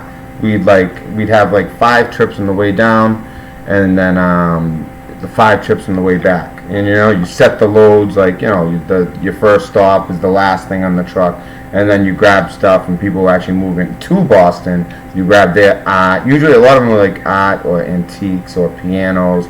Then some people would be furniture, but we like to do like art. That way you could fit multiple. And we had just gotten back before 9/11.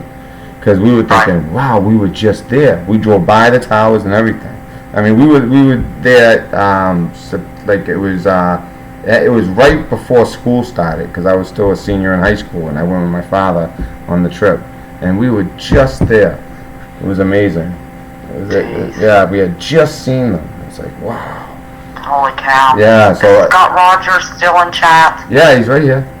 Okay, Scott, I saw that you planned on walking to West Virginia. It's a myth. We do have highways and automobiles. You don't have to get on a horse and buggy to come into our state. So you can drive when you're doing the Appalachian Trail, because I'm like 2 hours away. Oh, the Appalachian Trail. That wouldn't have been so funny if I'd have put it in chat, but saying that so we can hear it, that's funny. Yeah. I went to the beach in high school, and we met some guys that were from, it was me and my mom's best friend and her 2 daughters were about my age, and of course we were in high school and hooked up with, we were beach bunnies back then, and they started asking us the stupidest questions about West Virginia. So we started saying, well, Daddy was really upset and wouldn't let us bring the horses all the way down here, and he needed the buggy to haul hay, so he drove us down to the Virginia state line, and we rented a car. And do you know the house that we rented has something in it called a microwave? We're not quite sure what to do with it yet, but it has a nice, really big. Do you know those guys thought it did that crap? Yeah, really play it up. Everything did that crap. I remember and me and my friend did us something like that to people in Florida. Yeah, really play it up and I like said, that. oh no, we don't have any shoes, but Mama was afraid we might make the state look bad, so she bought us these flip-flops, they call them down here. I mean, we put it on thick. I mean, it was just hilarious. That is amazing. So, anyway. That's funny. Well, it's always great to talk to you, West Virginia. I hadn't heard from you in a while, and I know you're busy, obviously, but I'm so happy you stopped by tonight. And guys, really, West Virginia always has the story. I was asleep when you did your last live, and I'm so sorry. No big deal. My health no big deal. Bothering me a little bit, and no, it's no big deal. It's just nice to hear from you. Drama. Yeah, I understand. Trust me. Trust me. Trust me. I understand. You know what? And eventually, YouTube, it'll be more enjoyable as you do it, and you get more subscribers, and it'll be like an outlet. I'm loving it. Yeah, it'll be, but even more so when you have more. I would do 2 or 3 videos a day if I had time. Yeah, just make sure they're spaced apart, because if you do them too close to each other, they won't get notifications. Yeah, and they will only do so many notifications a day. Although if you're a certain channels, they'll let them have like 10 notifications in a day. I don't know how that works, but for regular channels, usually, or at least for me, they don't do all my notifications. Well, I'm such a chatty Cathy. I'll think, now I'm going to do a 5-minute video, and I'll look at my phone. I do that all the time. 20 minutes, and like, holy cow! I was actually just thinking to myself. I looked at the clock. I'm like, whoa, it's already 2. I'm like, wow. And then I'll have to replay it to see if I have to redo it, and then I have to listen to myself, which I hate. I hate it too. I hate listening to myself. Yeah, like earlier, I was like, maybe I'll just play that. Richie from Boston. I was really bad with the when I couldn't think of the word I wanted to say. So I think I've cleared that up a little bit. That's better. It gets. But I would get on my own nerves. I was like, who wants to watch this crap? I've got to stop this. But you'd be surprised though. The more authentic you are, especially knowing you, the better it's gonna be. Well, I told everybody the first video. Listen, people can tell. I'm not gonna spend 3 hours editing a video. You're going to get the bloopers. I'm not doing it. Yeah. It's going to be real, in real time. Well, and people like that, believe it or not. I'm not cutting people do like that. Do you want to recommend have you been doing thumbnails and all that? Well, I don't know, Matt. Are you not subscribed to my channel? No, I know that you're not. That's why I'm asking. I am doing thumbnails. Yo, you're doing thumbnails now? Yeah, the first couple didn't have thumbnails, you would know that. Listen, my first 3 or 4 I didn't have thumbnails, but I went back and made thumbnails, and nice. have thumbnails. Well, I told you at the beginning, I didn't see I still got the notification, but I didn't watch the last one. I can't take full credit for my thumbnail today. I took screenshots of the pictures off of the Oregon State website. Yeah, that's fine, yeah. And I sent those to my image. sister. My sister's really good at making these collage pictures and cutting them and, making them real nice. So I called my sister, and I sent the 2 pictures to my sister, and then she put the 2 pictures together, and then I put the writing to the left of it. So, yeah. And I even was smart enough this time to do my thumbnail before I uploaded my video. Now, I think you're supposed to be able to attach it and do it at the same time. I don't know how to do that yet. Yeah, like while you know what I would do when you when you make it, instead of doing like stream now, go to events, do it that way, and it'll be very clear. You just kind of put it in the title, and that way you can, if you're doing live, and you have a chat. That's not live yet. Okay. Oh yeah, that's right. That's right. I wasn't thinking. Okay, so we got, there should be something that pops up. You know why? Okay, Mine just says upload. What do you use? Do you use Hangouts? Do you use Hangouts? Yeah, I have Hangouts. Is that what you use? Work is all. No, oh. We just used it for email for work. What do you use for YouTube? For work. What do you? I was just using YouTube Studio. Okay. Yeah. Well, everybody in chat don't want to hear that. But I just, if I can make one recommend, yeah, call me, because I want to help you out. I'll just tell you though, OBS streams, that's what you want. It seems complicated looking at it, but it's so simple. So simple, I promise. When I get my 4,000 watch hours and my 1,000 subs, I'll do that. Alright, yep. I mean, it's good for anything, even if you're not live, just so you know. You know what I mean? Yeah. Yeah, it's good for, you can do all kinds of stuff. It makes it very simple.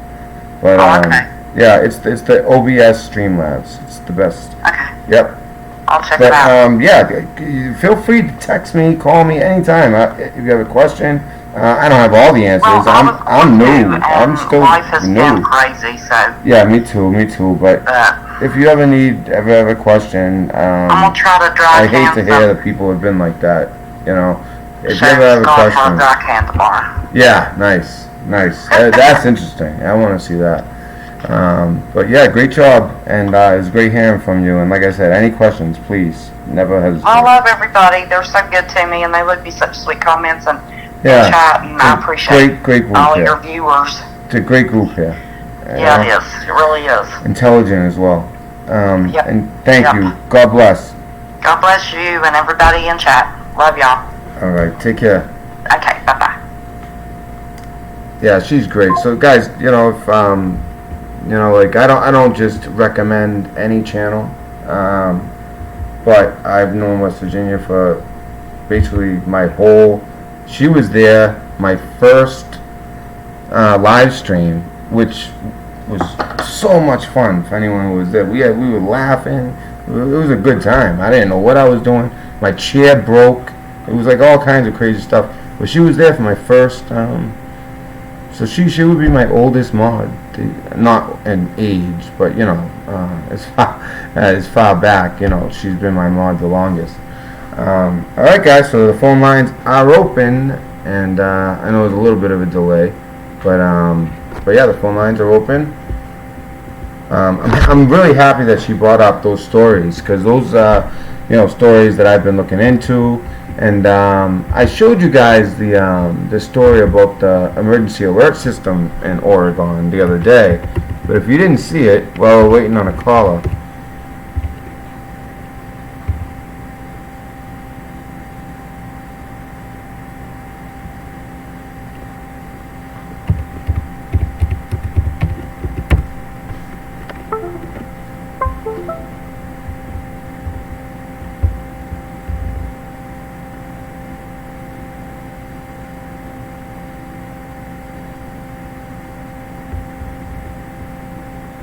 what is it?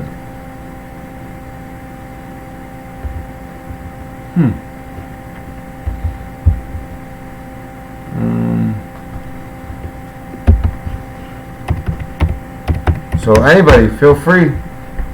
Lines open.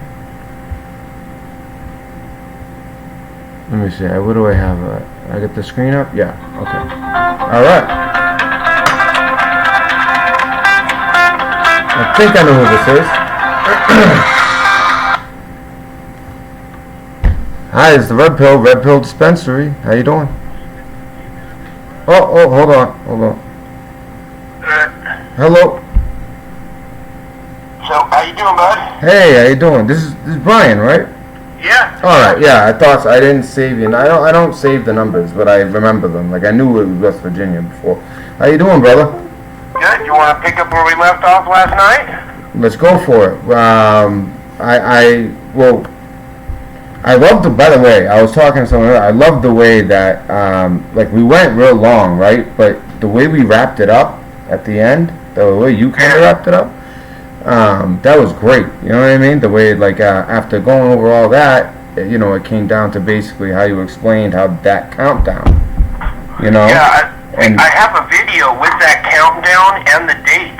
Yeah, and it comes down to August. The exact date that I just didn't want to say it because I don't want to be labeled as a date setter.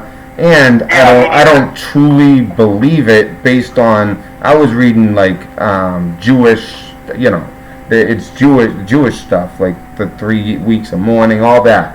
But a lot of Catholics have been kind of calling that a rapture date, because the Jews, it's important no matter what. The Jewish people, I mean, in Israel, that's all going to be. Okay, so 860. So you're going to be next. I'm on with Brian right now. But 860, you're next, I promise. You there, Brian? Yeah, I'm sorry.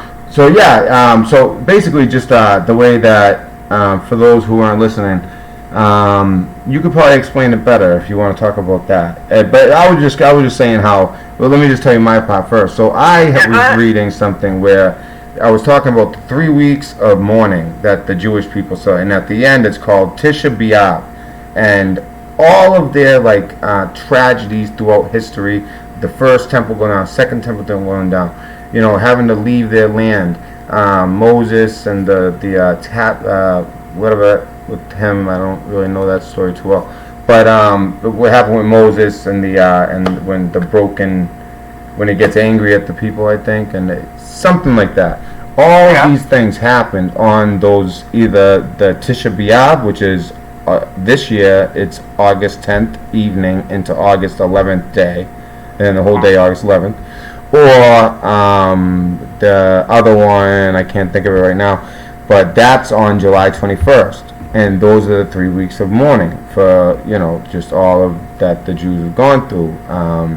And so, I just kind of found it interesting that then I started seeing a bunch of Christian websites making that August 10th to 11th day a rapture date, and I'm like, why? And I started looking into it, and it was interesting. It had a lot to do with like the blood moons and all that, and so I was just reading all that. Didn't exactly believe it, but it was just so crazy because it was in the back of my head. And when Brian was telling me what he's about to tell you, I asked him the date, and he gave me an exact day of August 10th or 11th or something like that, right? Yep. Which is crazy. So that's what blows my mind, is stuff like that. When I see something that's just pure, people, kind of checking their boxes, and as far as prophecy goes, and a lot of people believing a rapture date, but then it lining up with something scientific. Yeah, and I can show you how I came up with that date. Let's check it out, brother. Okay, go back to my channel, and the video that was right after Wake Up Call is called Nibiru's Procession. And on that one, I went back into the archives, and I found when this object returned the year before, and then when it returned the year before that, all the way back, like 7-8 years back. And as I was doing that, I was writing down the dates so I knew when to, look it up on their satellite. And it wasn't until I was finished with all the different passes going back to like 2007 or something like that I had this list of dates. And I looked at it, and I looked at the list, and I went, wait a second, there's a rhythm here.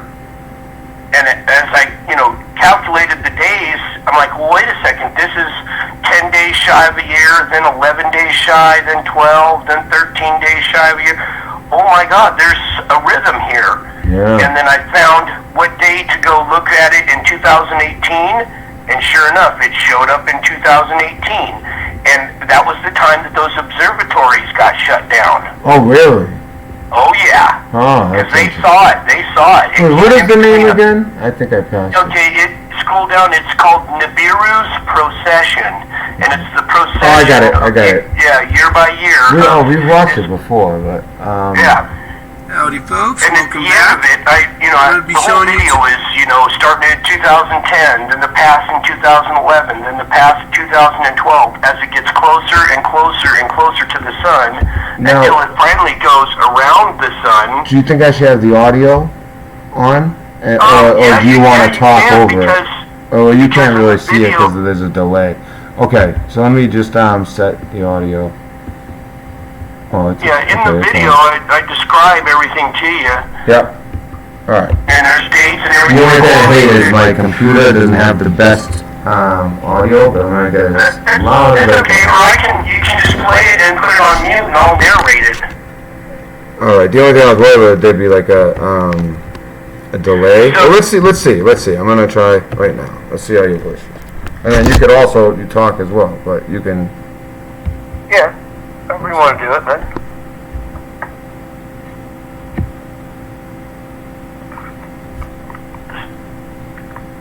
So as this progresses, I put these dates down on my list so I know where to go into the satellite and look for Right it. of the sun. So I compiled And I'm going this to start list of taking dates. you I year by realized year there was a rhythm through this in it. video. So take And note I of went these and found dates. the date This on is the in 18th for past. 2010. Now this satellite Run it forward is for you actually so you looking at can the back side of the sun. see This it's is opposite side of the sun. Past Oh. in 2010. Set off the Okay. So solar we flare couldn't there. see this object coming because the sun It is was way blinding below us. the sun. So this Whoa. was creeping And up to already the starts sun. heading back out. Each year it gets closer and closer and Next, higher and we're higher going to until it finally 2011. goes around the sun and comes between the sun and us. Again, setting off more.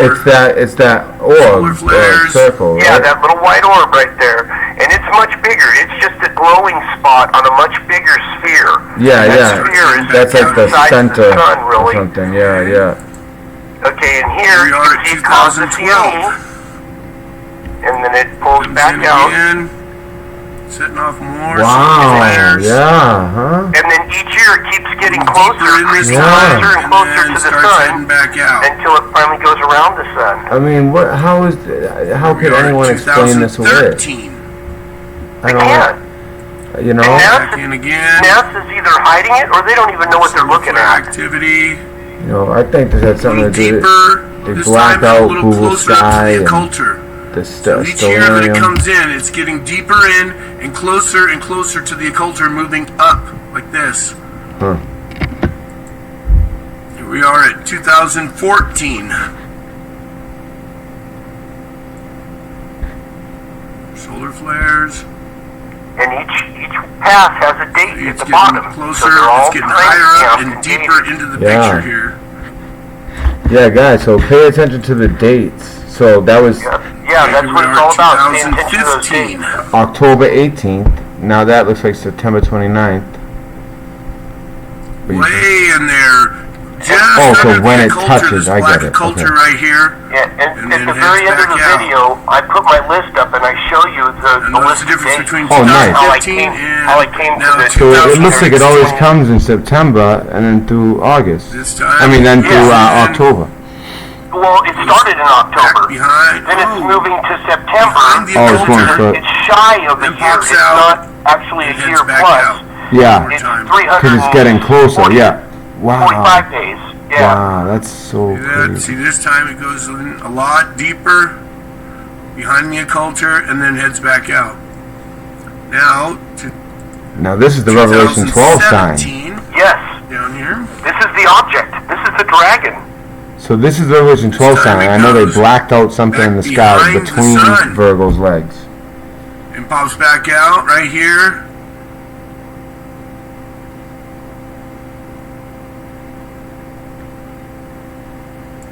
Whoa! Here's And that's the object one. right That's the here. year when you See got the that wings one. on the side The, right here, looking like Nibiru. Yep. And right behind it is the bigger object. Let's see if I can get it right on the right frame here.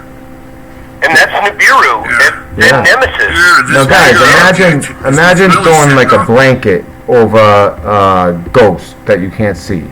Yeah. That's kind of what this is representing here. See this huge.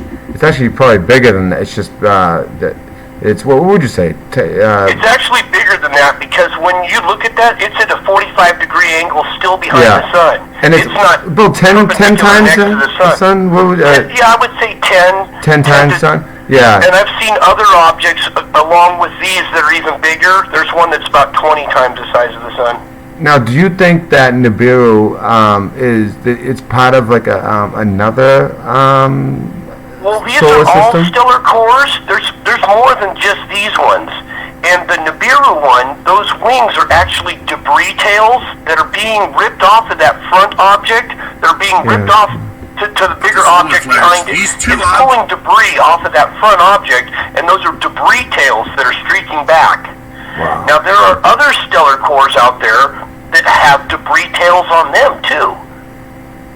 So it's not just coming one in next to Nibiru. each other, It's setting off just all these one solar stellar flares. core with wings that looks like Nibiru, That but was there are many 2017. of those stellar cores Now that to have this year, wings on them that aren't in the fabled 2018. Nibiru or whatever. Wow. So is this there's year's more than pass. just one planet. Comes in. Yeah. You know, that's funny because I had a Much conversation solar with flaring somebody today, activity. and that matches with Because something the they were secondary talking about. object is up. Yeah, and there are Very thousands of interesting. these stellar cores, Knows how it and it goes seems in like deeper, it's a back region behind of the sun, space and comes that has back all out. these cores in it, and that they're not orbiting us, but we are orbiting them.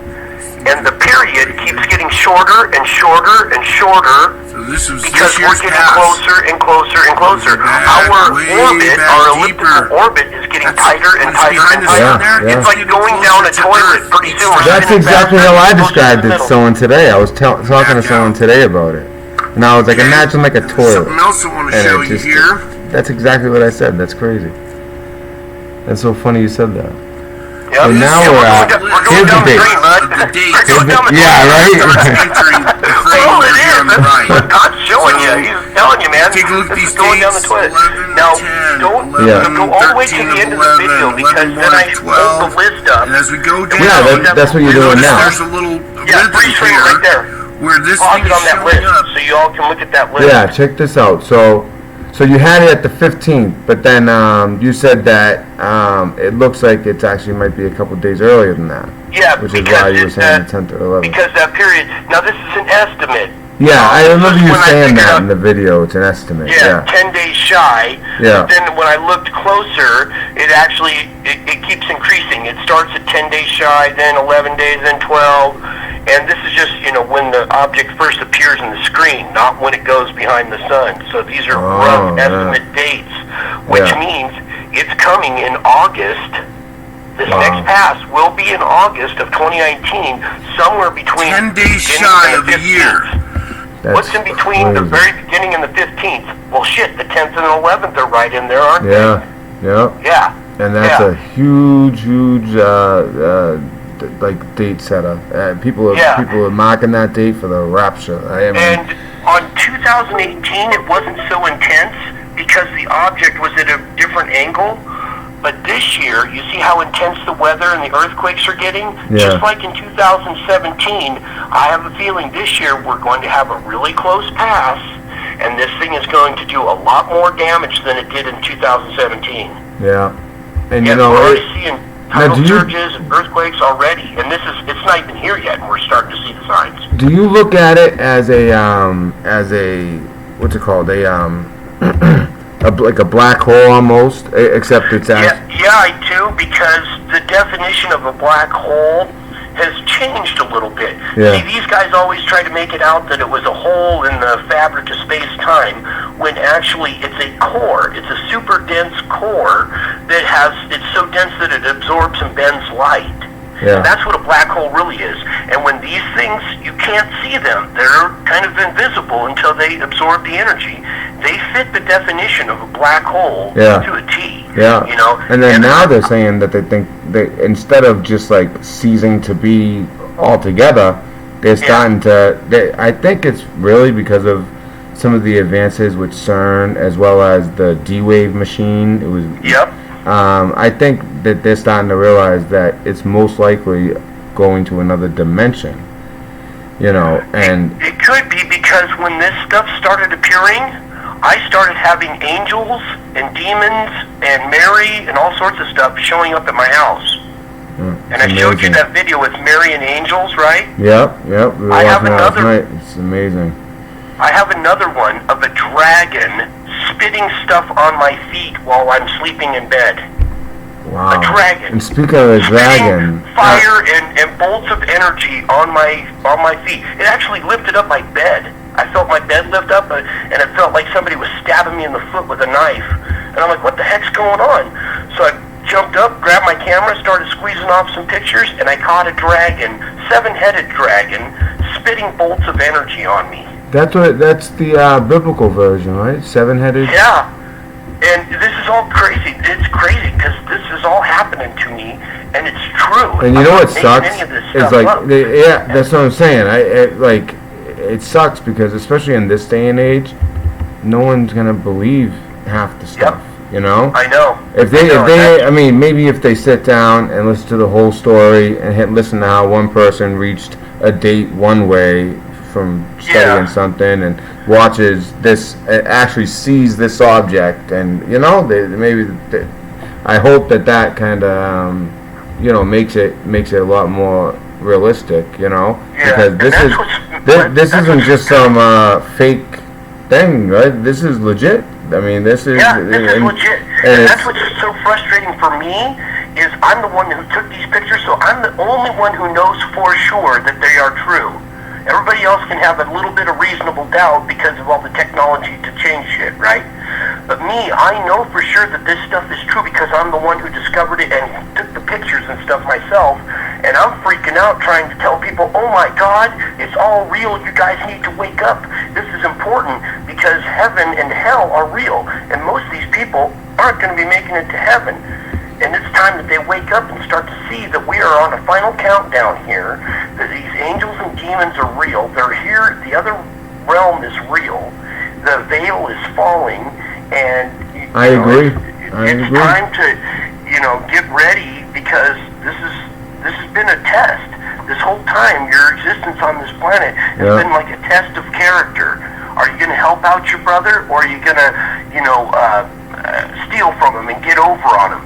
And if you look at our society these days, it's all about cheating, lying, stealing, and getting over on one another instead of helping and being honest. And I was just having that conversation with somebody. It's like, honestly, it's like everywhere you go, the internet, out in the, you know, you go down to whatever, your town square, whatever. It's just person after person after person that wants to rip you off in some way, one way or another. They're just trying to sell you friggin' snake oil, sell you look at our crap. government wants to rip you off. Everybody is trying to control the way you think. Companies and all these, they're just scum. They really are. They're trying to cash out on you right now. USAA just screwed me. The veteran, they're supposed to be, oh, they're so great, and they help veterans. Oh, I'm a veteran. Oh, we help veterans. They just screwed me. They are anybody who claims, anything that usually is claiming to help is usually the ones who hurt the most. I've realized that. It's the ones who actually do good. I don't know. They never get any recognition. It's the things and the people you think are good are the worst. It's just something you learn in life. Well, that's the way it was designed. Everything's all backwards and upside down. And everything is good is bad and bad is good. Yeah, clickbait, false. Everything's like has some like fakery to it. Nobody like does any like good, honest, hard work. You know, even people that work, a lot of their day is just downtime, you know what I mean? It's just like, there's no like good, honest, like, I don't know, it's just different nowadays than even 10 years ago. It's just so different. Body, and I still work. I should and I understand collecting disability sometimes not working. I understand. Yeah, and I understand sometimes people have disability, but you know, it doesn't mean that you have to be, you know, zonked out of your mind all day and not taking care of your kids. You know, I mean, that's work. You know, it's whatever. Some people have it and some people don't. Yeah, and you know, some people had it and then they look around. It's like the mob mentality.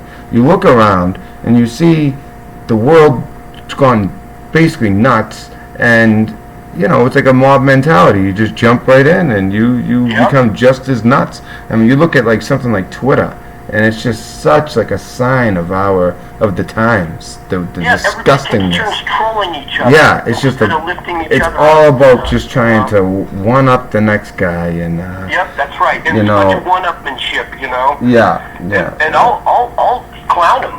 I'll be like, oh man, I accidentally shot myself in the foot with a BB gun. And dude be like, oh yeah, well, I blew my face off with a shotgun.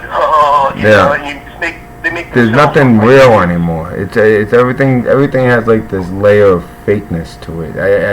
I think you guys know what I mean, especially on the internet. And you know, it's just sad. It's just sad. The way it makes you wonder, like, well, how much worse could it get? You know, if the Bible is real and there's, you know, and Jesus is the Son and He was sent here for our sins, and it's through His blood that we can have that salvation, because they used to do it with lambs, and He shed His blood so that we could be saved. And that's right. You know, and he it makes God more and more incarnate. sense. He was God in the flesh, come down to teach people how to live in peace, how to live in harmony and stuff, and they hated Him. They hated Him so much that they crucified Him and killed their own Creator. Yep. I mean, can you blame Him for coming back and wanting some wrath? Yeah, It's like a bunch of petulant children who refuse to listen to Daddy. Well, I think he knew. Whatever. It was. I think that was the plan, though. You know, I think he understood that.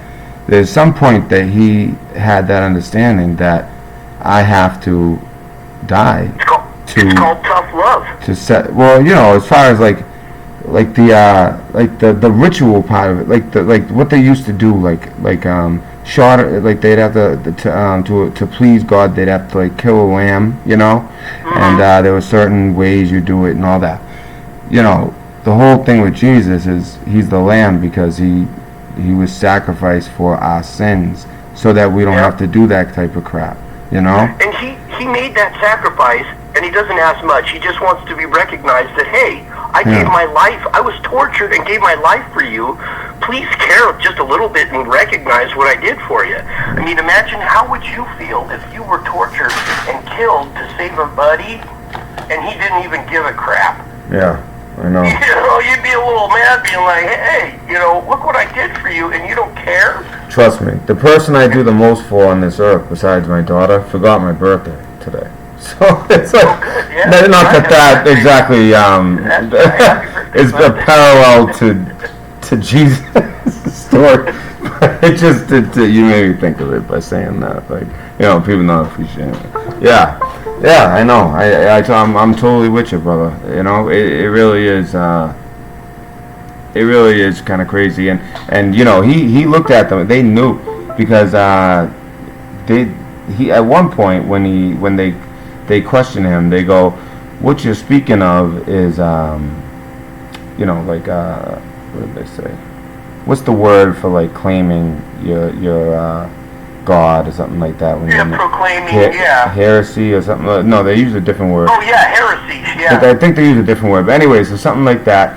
And it turns out these guys were Jews, and these were the same guys that were when Jesus got angry, and I think he flipped the table when they had the money in the temple.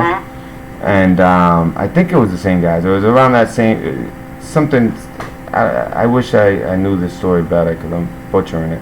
But basically, he told them something. He basically told them, what did he say? He goes, "I am." Man, I gotta look it up. I screwed it up. What does he say? You know what I'm talking about? When he tells them, I do. And there's other stuff that I can't really go into and tell you. He basically calls them out though for what they are. Yeah, he did. Because they were actually. But these particular guys, if you read it, like if you read it again, you might see it as well.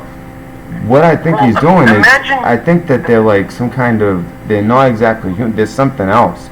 They were like people who were like rich at the time, and you know. And they were also jealous of his power that he had over other people, and here he is, just a humble man who has power over everybody. Yet they have all the riches, and still nobody likes him. And I think they were actually like fallen angels or demons. The guys he was speaking to, because he calls them out in that way. Like, he straight up outclassed them, is what he did. Yeah, and I think it scared the shit out of them because they knew what they were dealing with right then and there. When he said what he said, "Oh, didn't you?" Man, I can't think of it right now. I love, that's one of my favorite stories too. I can't spit it out right now. But there's more in my channel that I can't really tell you, but if you go through there, there's some hidden gems in there somewhere. So here And we are if you down stumble here across one, at you might August be able 25th to of make the whole bigger 2018 is when it picture. first arrived in the frame And over on when? this side. So I've projected to next year. Yeah, It'll be see entering my the face. frame about August Okay. 15th of See my 2019. face. When you go to my channel, see my Okay, face. so Okay. Alright? Alright, That's all I sounds good. can say, though. Alright, alright. Alright? Alright, that's fair. Alright? I'll check Hey, it out. I'll call back another night. Let's get some more callers on there. And thank you for your time, Matt. And bless you, bud. And happy birthday, man. Oh, thank you, and God bless. And, you know, I really think it's great what you're doing, brother. You know, we need to get people back to Yeah. God. You know, Yeah, at we do, least just because get them it's true. thinking. Just get them thinking, get them, you know, really, you know, people need to, because it's going to be too late at some point. You And know, time is running if out. this really goes down, it's going to be too late. You know? And time is running out. We are on borrowed time right now, so. I really do believe it. I really do. I really honestly do. It almost seems like unconceivable. It's like to think of that, to think that we'd actually be the last generation, all that stuff. It's like so like hard to wrap your mind around. But I just have it this is. like, I just have this like undying faith inside me that I've had for a couple years now. And that's why I did my channel the way I did it. I gave you all sorts of evidence so you can see with your own eyes. It's not just, you know, by blind faith. I got mountains and mountains of evidence that show you we are in that time. So I that's it think for that now. this video And, is like just real quick here before huge. before we This leave, is a you'll huge see piece. this other This video is list on the amazing. side This over list here. alone, This it's amazing. is It's my amazing. list And to of a see how they get different closer object and entering the closer and screen closer. that I'll do You know my what I next mean? video on. Yep. So And it makes you and I think. know- So what happens when it video. actually, you know, once it actually that flush goes to the drain? You know, what happens on the other side? You know, that could be the way that because we're not supposed to be able to even understand the idea of heaven, like what it would actually be like. It's supposed to be like inconceivable or something, like something you couldn't even imagine it. So like you know it. Well, you want to hear something crazy? This is how I liken it. Imagine if you were born, your mother was in prison, and you were born a baby inside of a prison, right? And you grew up with your mom inside the prison. The only food you ever ate was the food from the mess hall. The only view you ever got was through the bars and the windows, and you could see the courtyard and everything. You would be fine with that because that's your surroundings, right? You wouldn't know there was better out there. You'd be institutionalized, or like we are. You were released out into the world, and then you start seeing mountains, and you're like, whoa, what's this? Yeah. Oh, there's a city. Wow, look at all these people. You know, it would be a whole different world to you if you were, and that's kind of what we're in right now, is like this little jail planet or whatever. And or if you have never seen a woman, there, you know, imagine that. Conceive of. So it's just a simple way of kind of looking at it. Yeah, I think that's a great way of doing it. I think that makes a lot. That actually hit home for me, like thinking like that. Like, because think about it, if someone really did, if that actually happened to somebody, and they really were raised in that like captive environment, like in a captive environment like that, and then all of a sudden, it would be society shock. You know, it's you just get out, like, you're whoa, oh my God, look at all this. What are these car things? Yeah, You know, I've there never wouldn't seen be a car before. there wouldn't be any depression. You know, it just that would be like, what is there to be depressed about? Look at this. You could eat whatever you want. You could do this. You could do. And then imagine going to a rock concert and seeing, you know, crowds of people all cheering for the guy up on the stage. Be like, wow, look at this. Yeah. You know? Yeah. Everything. Yeah. It's a good way of putting it. I like that. Yeah. All right, bro. All right, Brian. Thank you again. And love to all the people out there in the chat room and all my subs and stuff. Thank you, everybody, because they're the ones that, you know, are helping me get the word out and you know, my support. So I love you all, and you all have a good night until I call again. Definitely, and you always have my support, brother. Take care. All right. All right. I'll talk to you.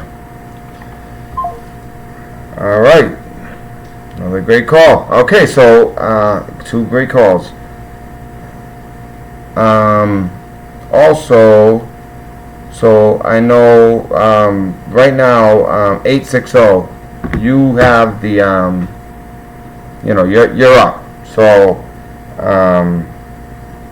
if you just want to call, please. I just see at this hour I don't feel comfortable calling people. Normally I just call back, but it's this person's on the East Coast. I can tell by the area code they're on the East Coast. Also, because we were just talking about that, I wanted to show you guys something. Just give me 1 second. Something someone here sent me that I meant to. Damn it, where is it?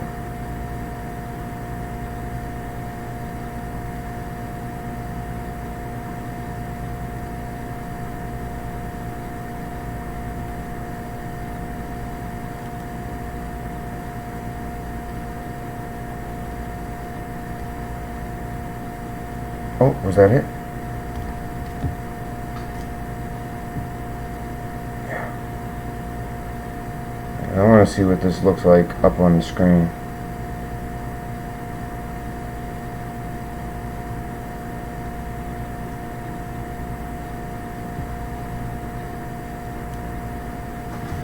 Alright. Let me just check out chat. Change this studio mode. What am I doing? Okay.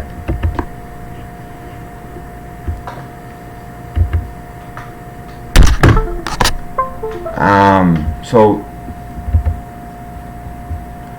Scott, you are here. Yes. Yeah. Well, unless Connecticut 860. If you, I'm gonna give them one. If that whoever that was, you're up. But if you don't call, there's other people as well. But I did say I would give you that opportunity. And as far as Scott, to answer your question, yes. And in fact, what I was just doing was pulling up what you sent me. Do you want me to pull that up? Oh, here's Connecticut. Okay. Red Pill Dispensary. Hi Scott, how you doing, brother? Yes. I just sent it to my Twitter, so I should be able to pull it up right now. Alright, cool. Alright. No delayed here. Can't see anything. So. Okay. Yeah. Okay. You'll see it. 1 sec.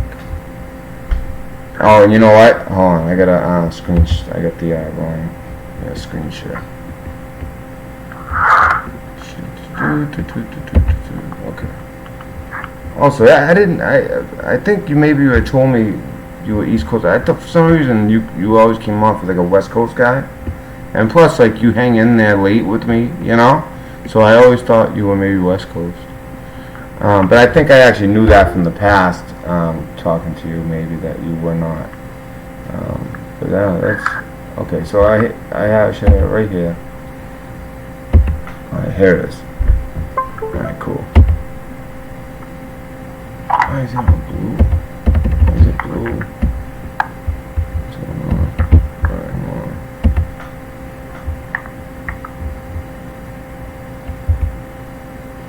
Why does it do that?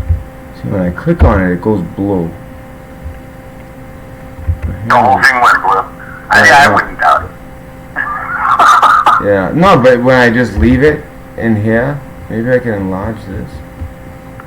Oh man. Trying to get it.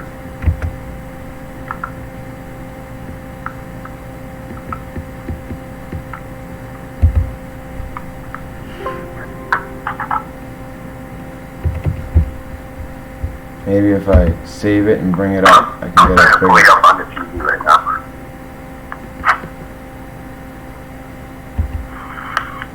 Alright, so if you enlarge it to that purple spot, Yeah, I'm trying to. I think that's the hologram of actually what's being hit.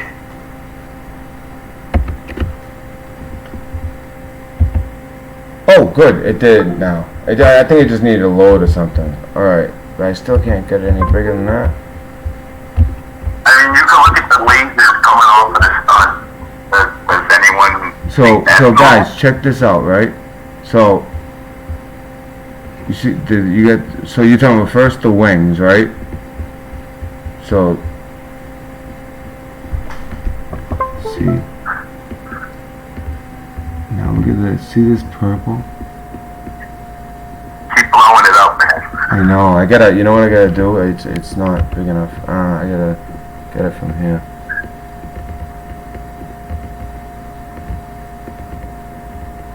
Folder's empty.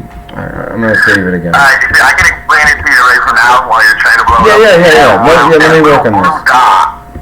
That little blue dot, I think, is probably some kind of lensing system or their simulator. That bell shape that forms around it is what's actually hiding what's going on behind it. So you can see the entire sky behind that like nothing's there. But in their creating this, I don't think they really thought that it was going to project a hologram of the actual object out into things. So like if you look at pictures of cameras from around the world, you can see this thing projected on the mountainsides of these like Swiss villages and stuff. Like in their pictures? And I mean, like all these people are picking up, oh, look at what the sun's doing. Yeah, but look at what it's projecting on the hillside. You know, I don't think people are catching that part.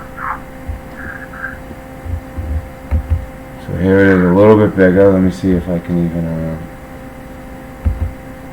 resize.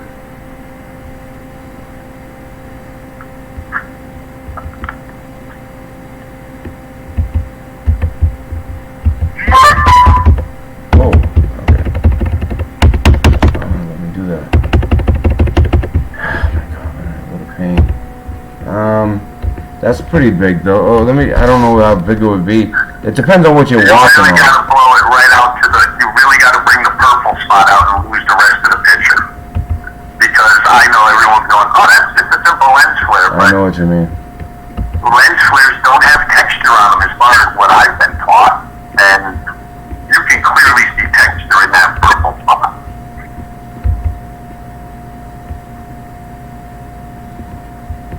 See, I go to resize and it won't let me do it. See that little magnifying glass up there, Matt, next to the garbage can? Oh my god. Thank you, brother. Oh, wow. Yeah, we got it. Alright, thank you, man. And blow it up that way and then drag the Yeah, picture no, across I got and it. I just didn't see the magnifying. Alright, cool. I got it. Yeah, leave it that way. No. Right on the purple, right? Yeah, you want the purple. Yeah. Because when you see the purple, Whoa, I see something totally different this time, to be you honest. can see craters and like Yeah. cut through text. I mean, there's texture there. I mean, I was saying, oh yeah, that's a lens flare until I blew it up and I looked at it and went, wait a minute, that looks like texture there. Now lose the rest of that blue spot. Yeah, get rid of the blue stuff. Blow the purple right out. So that's as big as it's gonna get right there. Really? Yeah, that's full.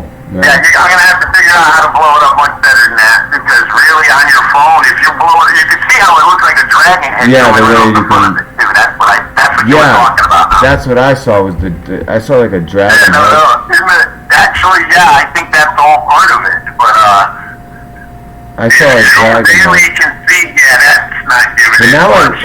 at this no, but I see something different now. I see like literally On I your see phone, 3 look people. at it on your phone. But do you see like this is shoulder, here's a head, 2 Oh, eyes, yeah. 2 eyes. Oh, yeah. It's like a beard. It almost looks like your profile picture. You know, is the hair, is the arm, shoulder, and then there's another guy in front of him. Like, you know what I mean? So it's like 3 guys.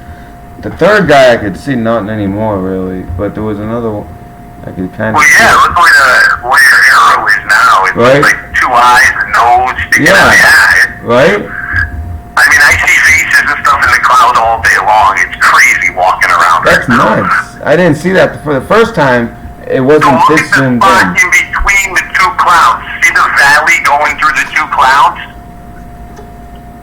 Sec.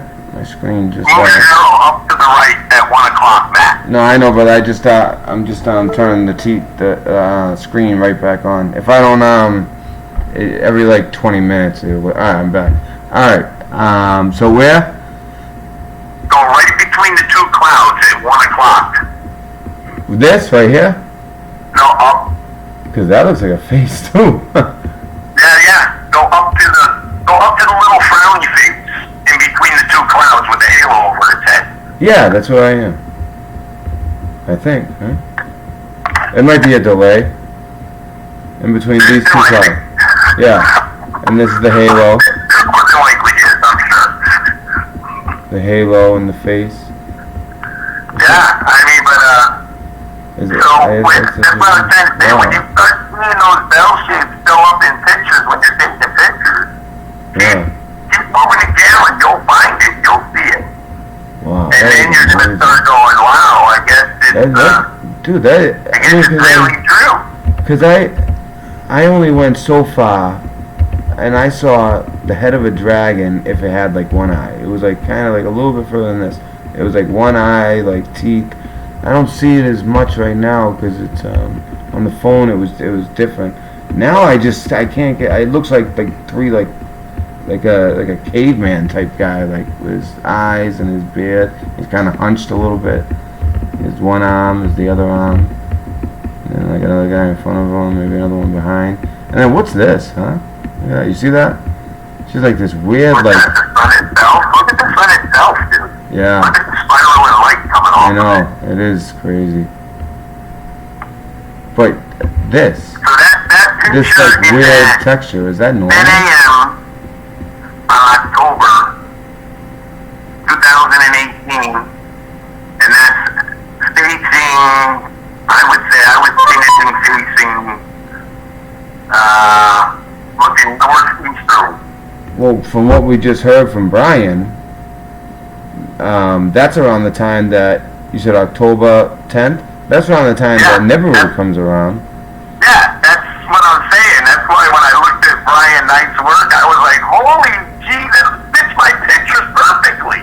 Yeah, that's nuts. See, wow. And then, did you see where my cursor is now? It's been there for a while. What is that? That's weird, right? It looks like a totally different type of object. Man, It doesn't I match. wish I knew what It's not a cloud. this guy was right now. It's not a cloud. Totally floored. Yeah, it looks like a I don't even know, like a fabric. Yeah, there's a heart right above it if you look really good. Oh yeah, I see that too. Yeah, so is this guy real, or are they producing the entire this is thing nuts. over the last 12 to Pictures. 14 years for us, hiding everything that's going on? I mean, you know, Yeah, it really is. It blows my mind. Whitetail saying that she sees the eclipse every day like I do. I'm seeing the sun getting eclipsed at least 6 times a day. Oh, I was looking at the A lot of wrong people don't object. see it. So this is this a common lens flare? Is that what that is? The orb? Well, I think that's what they want people to believe, but I have a pretty good digital camera, and Yeah. I'm sorry, I think it's actually picking up what they're trying to hide.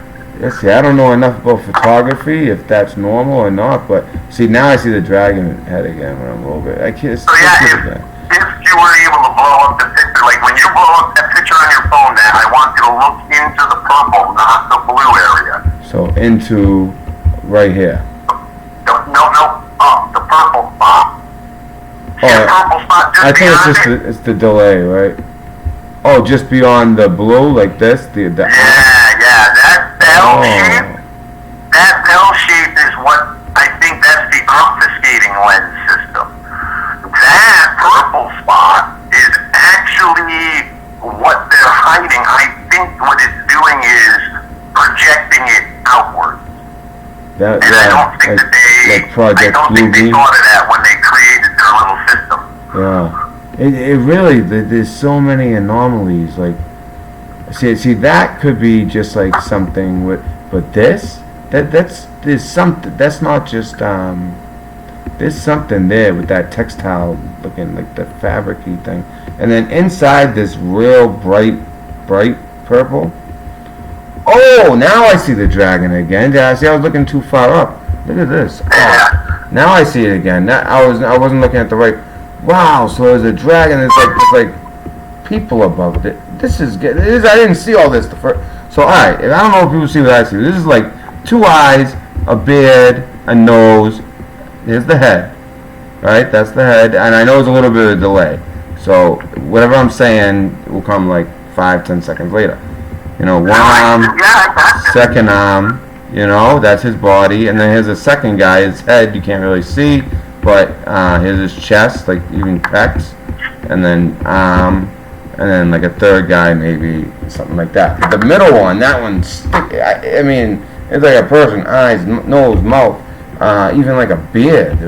That's crazy. I swear, it looks like your profile. But then, see, I was looking in the wrong place. But look at this. Look at this. You see that? It's like a drag. You know how the Illuminati, they close one eye, and it's something to do with something satanic about it, right?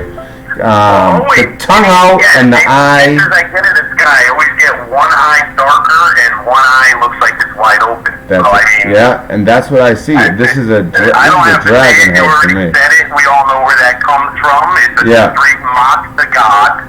Yeah. So, you know, what are we looking at here? But the eye is not in the middle. For me, it's like the eye is where it should be. Here's the right, from our perspective, it would be his left eye. Out from our perspective, the right eye. The left eye would be like here, and see, here's like the. I know it's a couple seconds behind, but 1 nostril, 2 nostril, mouth. Yeah. You know, and then it comes up like that, and it's like, it's like it's the ridges on it. It's like the head of a dragon with the neck, and you can't really make out the left eye, and all that. You can't really make it out, but that would kind of, you know, the whole one eye and tongue out and all that. You know, you can see the nostrils, the mouth.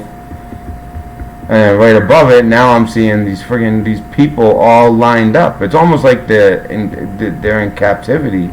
And I'm usually not like this about pictures, like seeing all this in pictures. I'm not like that usually, but I just can't believe what I'm seeing. This is like, this dragon's looking right at me. The slit in his eye, he's looking straight at me, and above his head I see you. I don't know, you got the sunglasses or something, or there's eyes. A beard. I don't want to say that's you, because it's like, but you know, it looks like almost kind of like 1, 2, 3 people, like almost like bound, like just kind of like going along, like he's slouched, you know? Yeah. You see that? Oh yeah, I see what you're seeing, man. That's what I'm saying. I'm trying to like talk myself. I'm like talking, and I'm trying to like talk myself into believing what I'm seeing. You know what I mean? I'm like, because normally I'm not like this with stuff. That's tough to get through, man. I know. Yeah, I'm like talking myself around it. I'm kind of like blown away. Because when you first sent me this picture, I saw this. Now, the eye wasn't looking at me like so, like, it didn't come up as good on my phone. And when I zoomed in, I don't know, maybe I just didn't have the eyes for it at the moment. And plus, I'm not looking on a tiny monitor. I have a big TV that I'm projecting the laptop onto.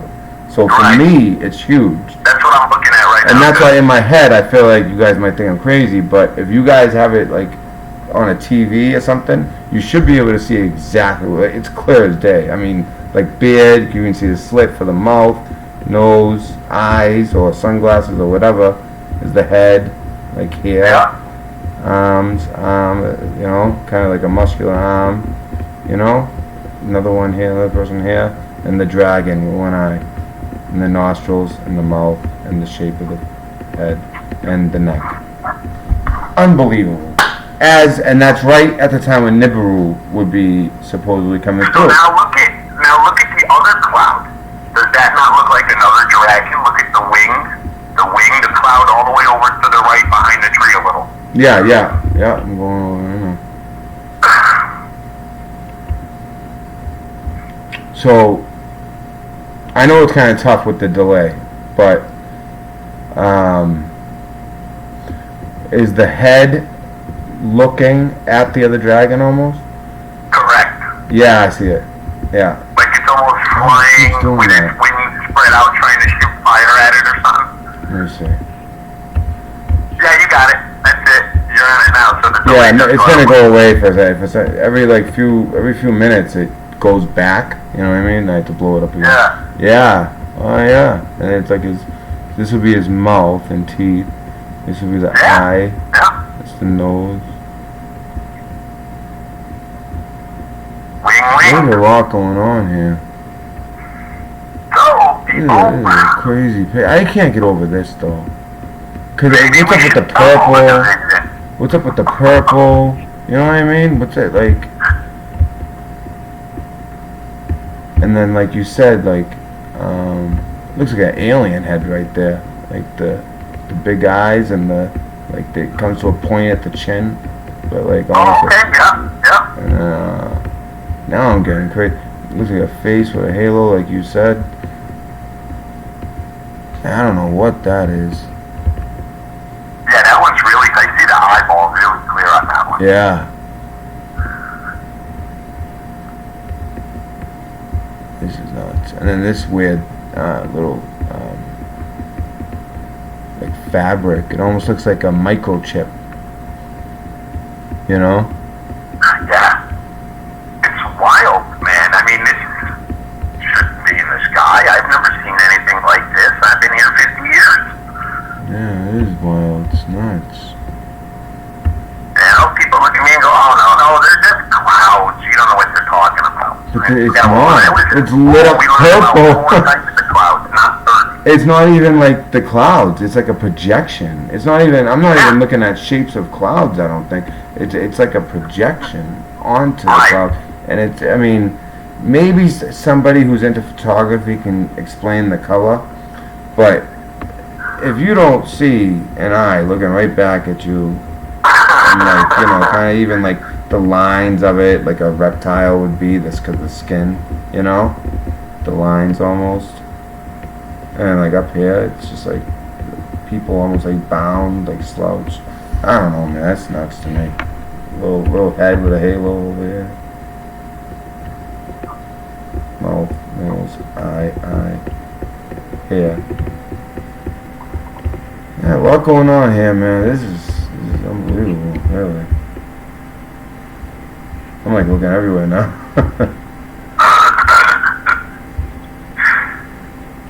It's like a little like skull on a bug. Leg. Yeah, that looks like a skull right Skull. there with a long Yeah. hairdo on it. Yeah, or the skull, and that is the body, and it's like That's the one I was talking about, where your marker is leg. now. Oh, that's what you were talking about? With the halo. Oh, Yeah. that's what you were talking about. Okay, yeah, that's like in your face, big time. Yeah, that's it's not really like natural to the tree.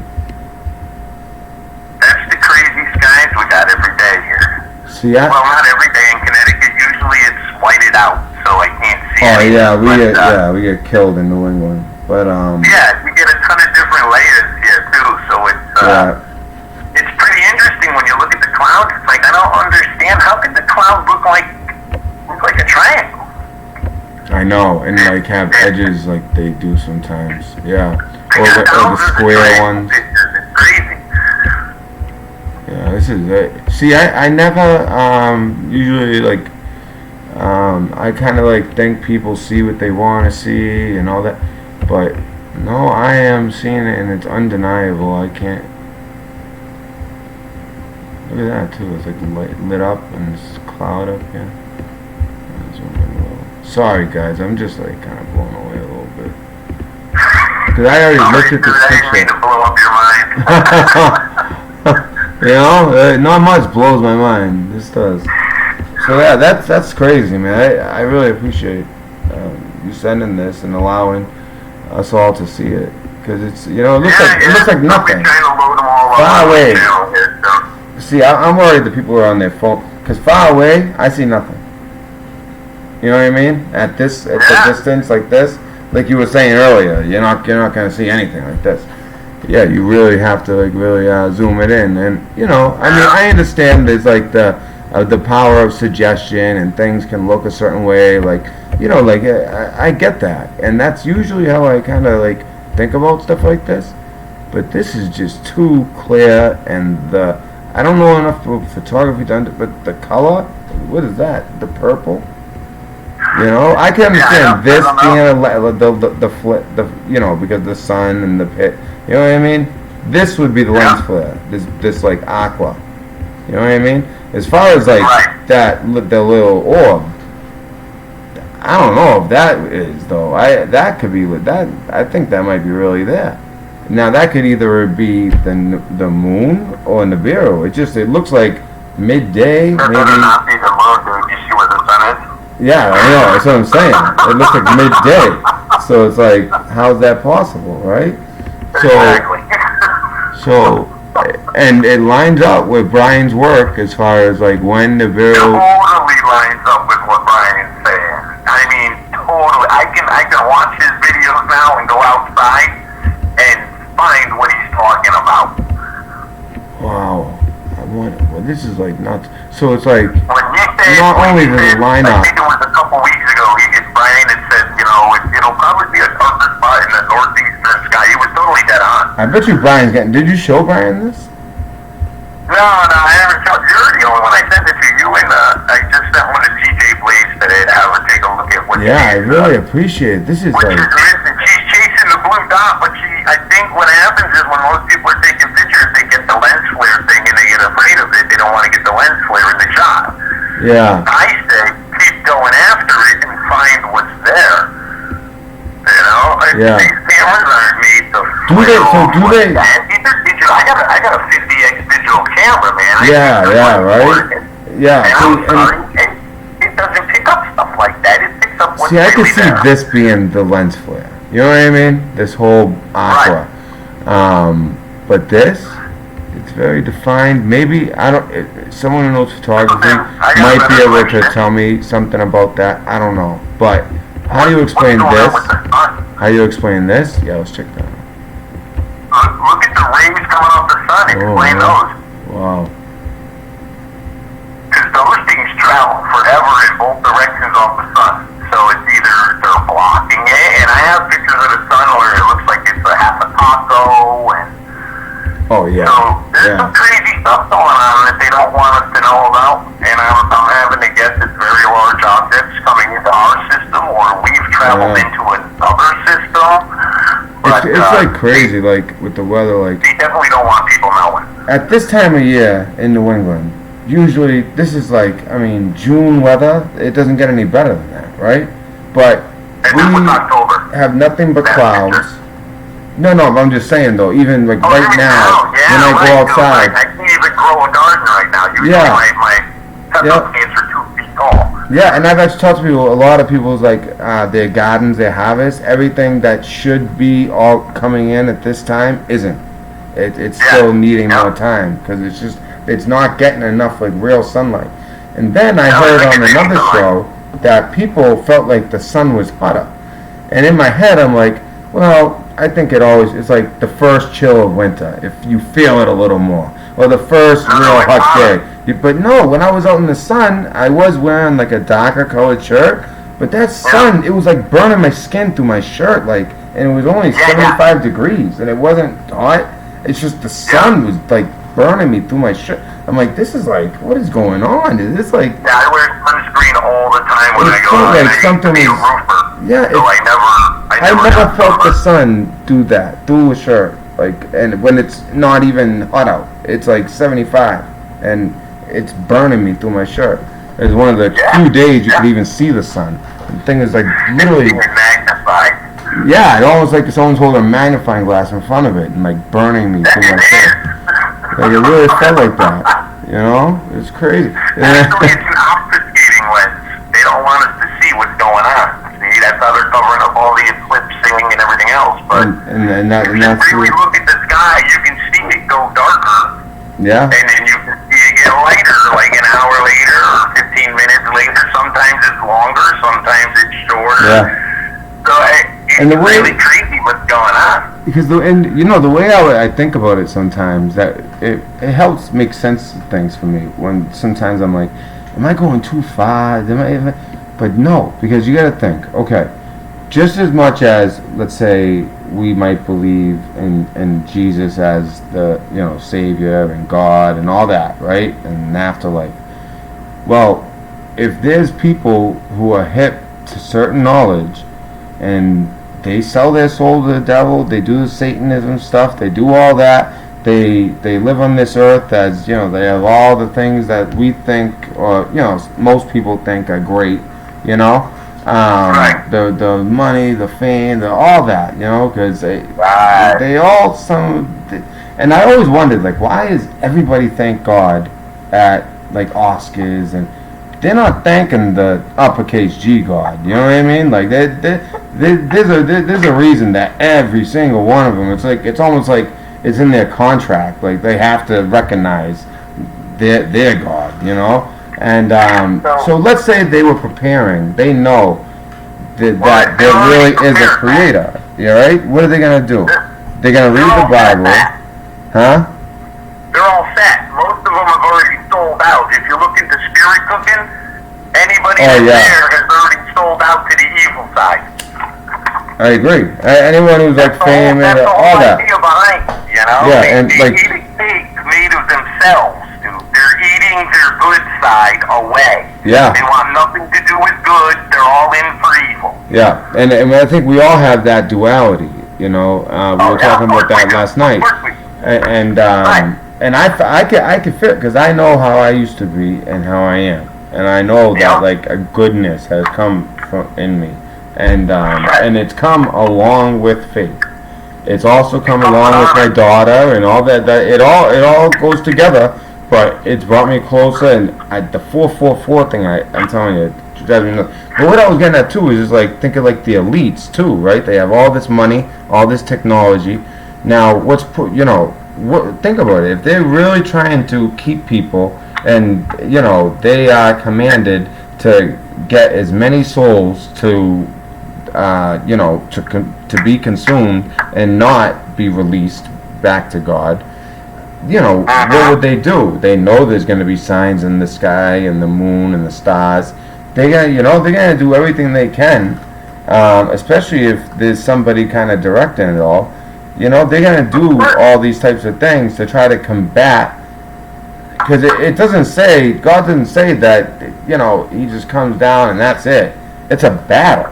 You know what I mean? Which means there's strategy, there's battle, it's not like just, I mean, the good wins, but it's a battle, you know. Michael has to actually battle, you know, like, Exactly. so That's there's, the part I don't get. They already know they lose in the end. I know, I never get that part either, but you know what, That's I the mean, part I could never get, and it just baffles me, you know. They'd rather win now than win forever. I'm But sorry, I'll maybe- take forever. maybe with all the riches and all the stuff of this earth, the earthly stuff that they have, plus the fact that now they could do stuff like, I remember I actually met Ray Kurzweil.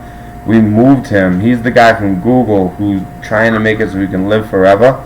And now he's pretty close to actually doing it. It was like 10, 15 years ago. He told me and my So I father. don't know that Walt Disney isn't back yet. Yeah. They froze Because he him. froze himself. Yeah, he just like froze Ted himself. Turner froze Yeah. his head, and I mean, his CRISPR stuff has come so far now. Yep. It's crazy, man. You He never could be know with walking this around stuff. right now. We would never know. Yep, and that's what I mean. It's just so, and he thinks the way that they think that they can actually like win is downloading their brain, like joining with AI, into one being, like, and but they would. I think that would the Funny AI thing. would take you over. Lucifer can't create. You realize that, correct? Yes, that's so far we haven't seen any actual created So life AI in that can't way. create either. Well, yeah, but if somebody willingly like downloads their consciousness into the AI, I think the AI would just basically. That human being. I think it would just consume them. That human being that can create is downloading its consciousness into the thing that can't. Yeah, So I now know. it's helping it create. Yeah, but I think once it does download its consciousness, I think the AI is just gonna take over you. It would just like take Of course over. it will. Of course. You know, that That stuff's. person's consciousness is gone. That They stuff's no already sold their joke. soul. There's food for the children in the pit. Yeah. So they don't care. They'll do that. Yeah. Because that's what Ray Kurzweil's going to do. He's going to download his consciousness into this I friggin' say let machine. them. Yeah. It's They can have this place. his life mission. You I'll know? go stand right behind my ping and fight them off. Yep. The full armor of God, brother. And, you know, I think the fighting is going to be left to the angels, you know? They're probably like totally different, because if you think about it in the Bible, right, like Enoch is amazing to me, because when the fallen angels came down and they loved the way the woman looked, right, the human woman, and they procreated with them, right, and if I'm not mistaken, that's what brought the giants upon the earth and all that, and they were like, they would run next to a buffalo, run it down, grab it with his hand and snap it in half, like, you know, like these big, huge, strong. So, you know, it's just unbelievable. And then, like, people think That's so funny you bring up giants, dude. yeah, and the Smithsonian's been covering it up. Like, I went through some newspaper articles, like, way back, and they used to fake a lot of stuff, because, like, in the 1800s, one of the biggest things was, like, you know, like fairs with, like, freaks, and people just got a kick out of that. Freaks. You know, like, oh, the bearded woman. You know, we all see that crap. But, like, they really were into this, like, freak stuff. A midget, or, you know, they just, to them, it's like, oh, freak, you know? And they enjoyed that. They enjoyed seeing that, you know? And I think that there was some cases where they did fake giant bones. It's been proven that they did fake it a few times. But then there's other times where, like, very reputable people that work in that field, and they write about it and they test it, and everything that they write makes sense. And supposedly the Smithsonian's been kind of swooping in and taking that type of stuff and sweeping it under the rug, and they're the ones who are always kind of hiding this stuff. Whenever they get a alert from anywhere in the world. The Smithsonian was trying to get from Barnum Bailey's museum in Bridgeport for the longest time. I don't know if they have it now, but he had a 7'9" Wow. skeleton in there. See? And that might have they been were a trying to get smaller it for the giant. longest time, and he wouldn't sell it. Yeah. So Wow. 7'9" isn't a giant, but that's pretty darn big. That could be, yeah, it's huge. And they said, But the they thing actually is, they said took it it. up out of one of those Indian mounds where they found a lot of other stuff that the Smithsonian took over. Yeah. So See, the really, Indian Barnum mounds, Bailey, yeah. he was that guy that ran all of that. You know, he's the first circus in town. He did all of that freak show stuff. So he was Yeah. the one that was putting all of that out there. Oh, yeah. So you know the Smithsonian's all over that stuff. That makes sense. Yeah. Yeah, that makes total sense to me, brother. I'm telling you, I believe that stuff, because I seen these articles, and it's not just like these guys were reputable in their time, and they really cared about their work, and they took it serious, you know? Yeah, the best thing to do, like I go to the library and I look up the old microfiche newspapers and stuff Yeah, like that. that's what I did at the library, looking at old stuff. Yeah. Anything could be hacked and fake. You know, Yeah, I wanted to see the actual. Yeah. Yep. It was amazing. West Virginia prepared mine stopped me dead in my tracks. I was looking into the senators missing, and I watched the video, and I was like, oh, I don't have to look at anything anymore. About the senator missing? Yeah. Which senator's missing? I know that 2 just got killed. Well, all the, you know, like all the. Oh, missing from Oregon. Yeah. Of course. Not in the house like they should be. Oh, yeah. Absolutely. I thought you meant like missing, like in a different way. No, not Okay. missing like they've been abducted. They abducted themselves. Yeah, right? They don't have Yeah. to vote, you know? Yeah, and that one senator. They're not pulling their weight, Yeah. or better yet, it's a dereliction of duty. Straight up. It is. Let's And put it in a military term, because that's what they are. They're in the military if they're in the federal government. And you know, Oregon, isn't that the place? Where was the Bundy Ranch? The Bundy where they stood up to the federal government. Oh, Clive Bundy Ranch, yeah. Is that Oregon, or Washington, or Montana? I know it's around. I would have to look again. Yeah, to be yeah. honest, I can't really pull that off the top But of my yeah, head. But like I think it was that area. I see. Montana, I want to Yeah, but like near Oregon too. See, the thing is, I think of Oregon because of California, but Northern California is different than the rest of California. But like I know that their cities are like wicked left, like outrageously left. Like Portland, right? Portland, Oregon, outrageously left, right? But then you have like maybe like the more northern part of it and the more rural areas. They're not left for the most part. There's still a good amount that are right leaning in Oregon. So I could see how this could kind of, but how convenient for them though. So they're about to get fined. You know, I mean they're only state senators, so $500 a day.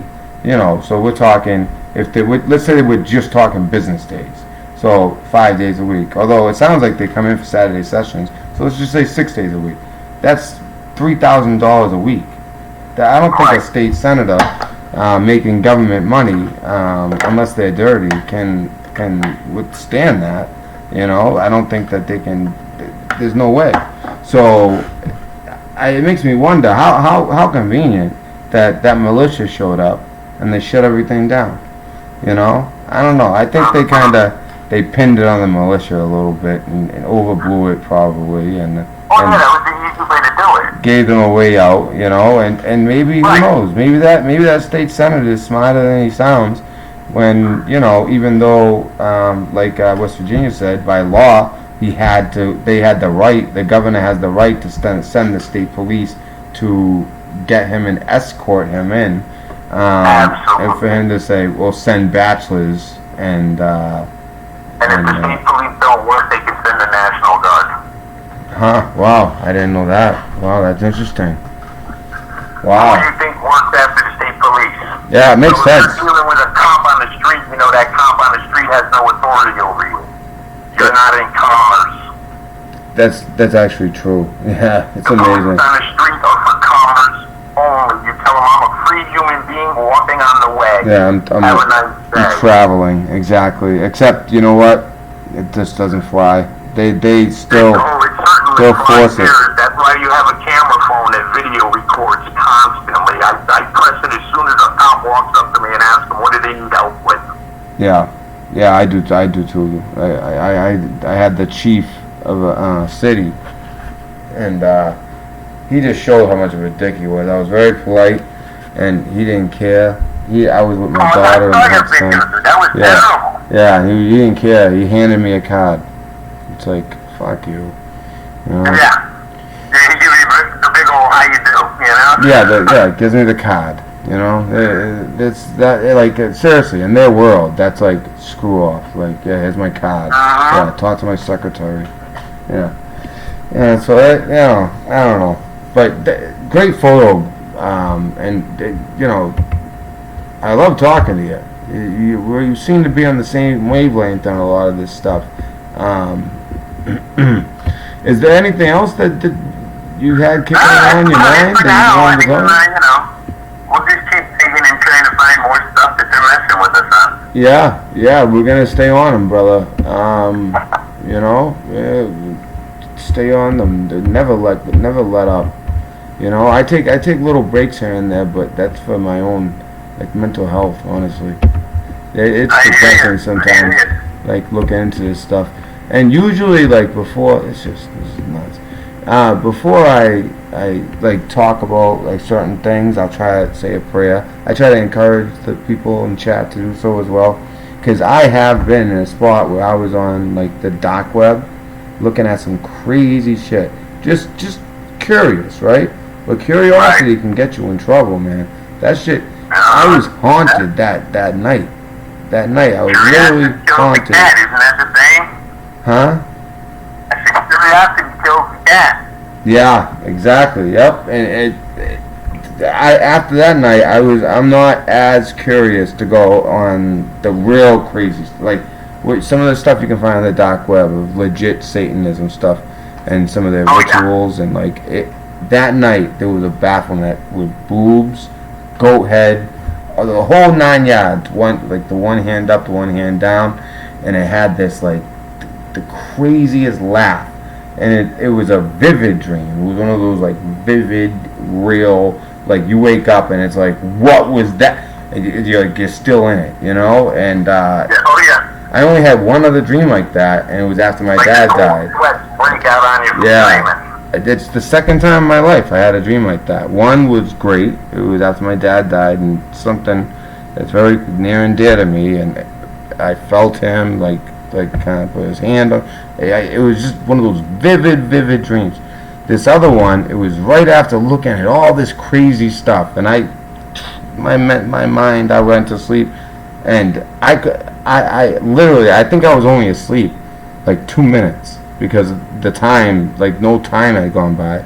I had drifted off to sleep, and literally like right away, this thing came, and it was just, that's it. It was just like the Baphomet, like what they worship, that thing with the boobs and the goat head and the legs, like it freaked me the fuck out, man. I had the two fingers up, it freaked me up, like as above, so is below. That's why there's the one arm up, the one hand down, and it did this evil fucking laugh, man. And I woke up and I started saying Jesus Christ. I started saying all the things that you like hear, like you should say and do.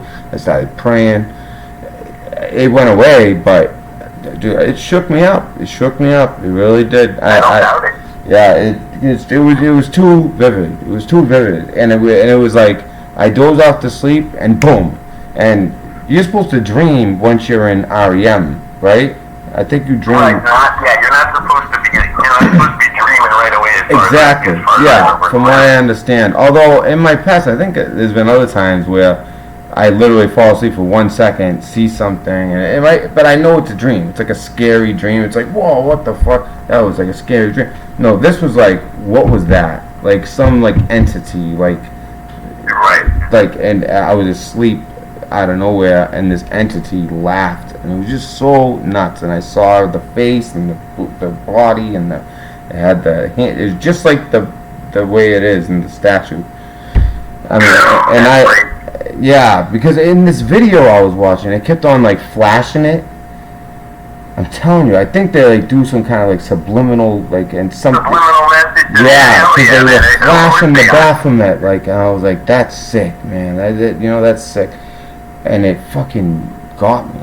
It got me, man. That's scary. It was scary. It really was, you know. The old Aleister Crowley theory, man. Do what you want. Yeah, right. Yeah, Aleister Crowley. Wow.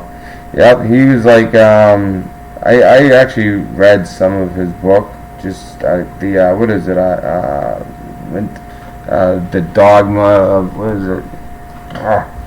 You know what I'm talking about, right? The book that he wrote. Yeah. It's like really famous. The CIA has it like on their website for some reason. And yeah, some freaky stuff in there. Him and then that woman who believes that this is like really dangerous like stuff, because it'll get people thinking and get them too confused. Because you know how there's supposed to be like a fake out, right? There's supposed to be something where if you don't, and I feel like I need to get up on my Bible better, because like I was trying to quote something, I couldn't even do it off the top of my head.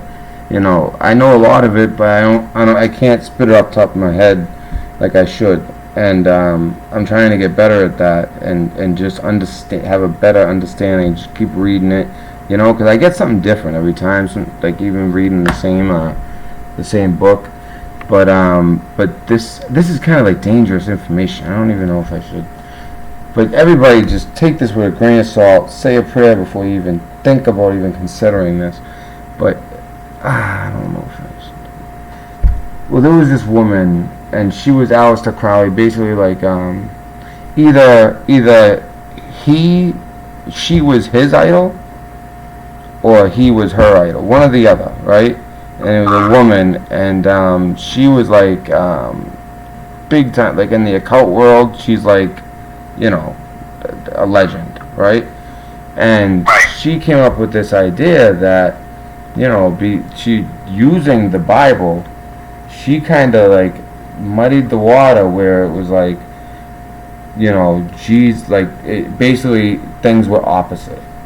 You know what I mean? That's all. I'm just gonna. I think that's safest. If I start going into details, it's it's kind of like scary I get what information. you're saying. You know what I mean? Like Jesus is this and Lucifer, and it's actually the other way, and that's the deception, because there is supposed to be something that deceives most people, right?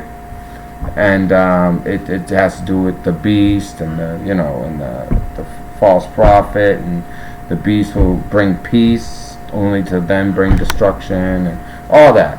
And there's supposed to be something that literally fakes out 95% of people or something. I don't know, like a large majority of people are going to be faked out by this. Some people think alien invasion. Now. We could be just entering it. You know? So you know George Carlin, right? Oh yeah, I love George Carlin. So you remember George Carlin had this He has long different list of religious things views he than would me. say on television, right? Yeah. So how many words do you think you can't say on television today? Yeah, I can probably. think of only one. Jesus Christ. And you never hear anyone say it. It's never mentioned. It's shunned. It's pushed away. So what's their agenda? Well, I wonder that all the time. What is the deception? They're pushing Satan out all the way, man. Yeah. They're letting people know this big is where time. it is, and that you're going to tape it or you're not. Yeah, And and I think, well, you know, I think there's something to a lot of we're the like ones that are going to watch them suffer. yeah. It's crazy, and I think that like with Satanism, there's something to it where in order to, because like you said, like he can't create, his powers are limited, right? So it's almost like maybe because of free will or something. When they do something, they have to almost state it before it happens. It almost seems like that. They have to tell you the truth of it. Yeah, they It's the truth. So you Yeah. have to it's really the Because he's numerology the and the deceiver. symbology, and Yeah. you'll see everything they're doing. So he's supposed to really tell you. Well, then that stuff. See, that's why I get worried. I hear that I used to look at numerology a lot, and like for instance, we all know my birthday now, right? The 6/22, the 22 especially.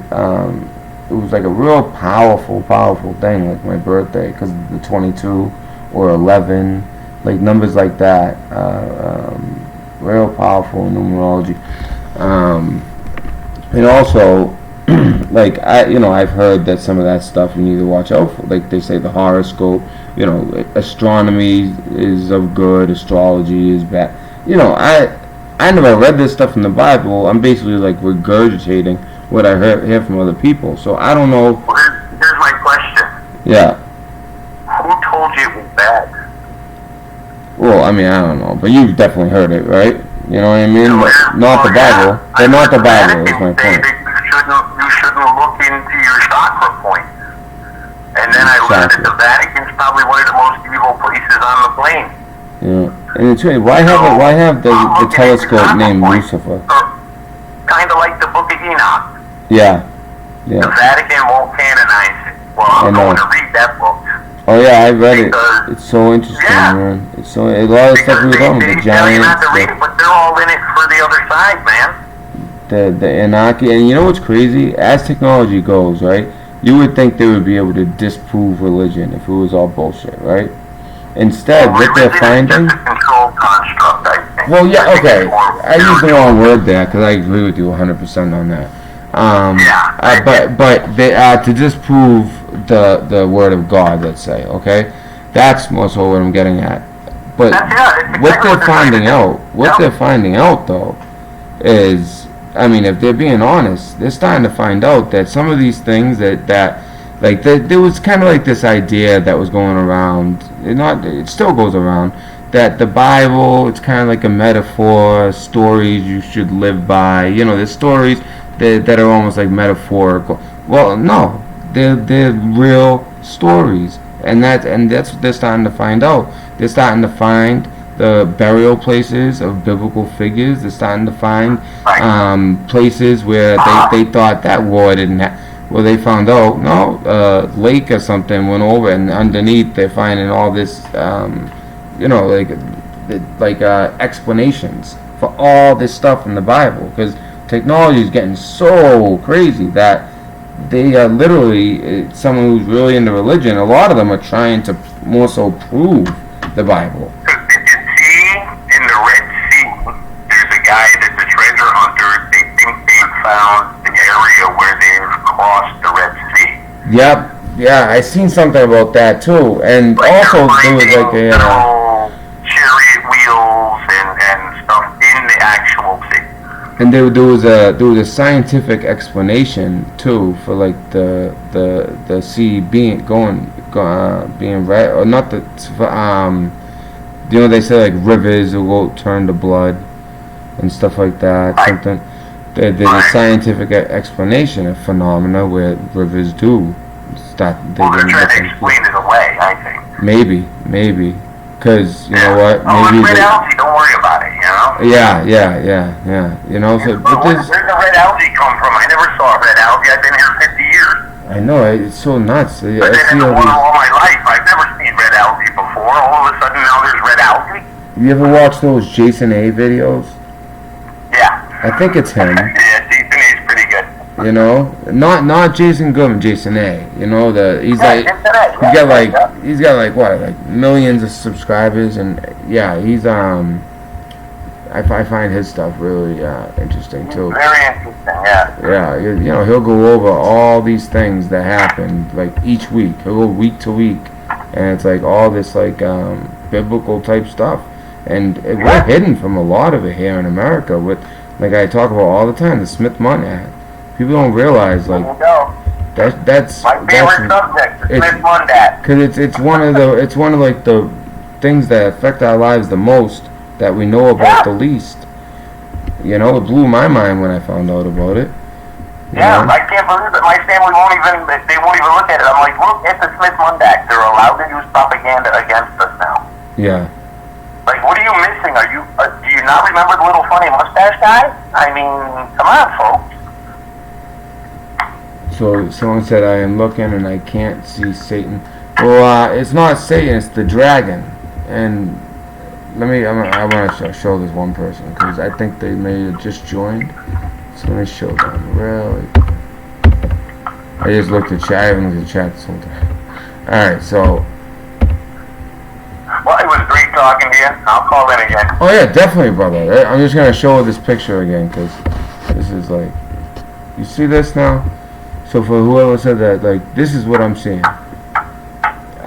You know how they always do, like, they cover one eye, it's just like one eye. So here is, from our perspective, it would be a dragon head. You know, represent the beast, basically. The dragon of Revelations, I would say. There's the right eye.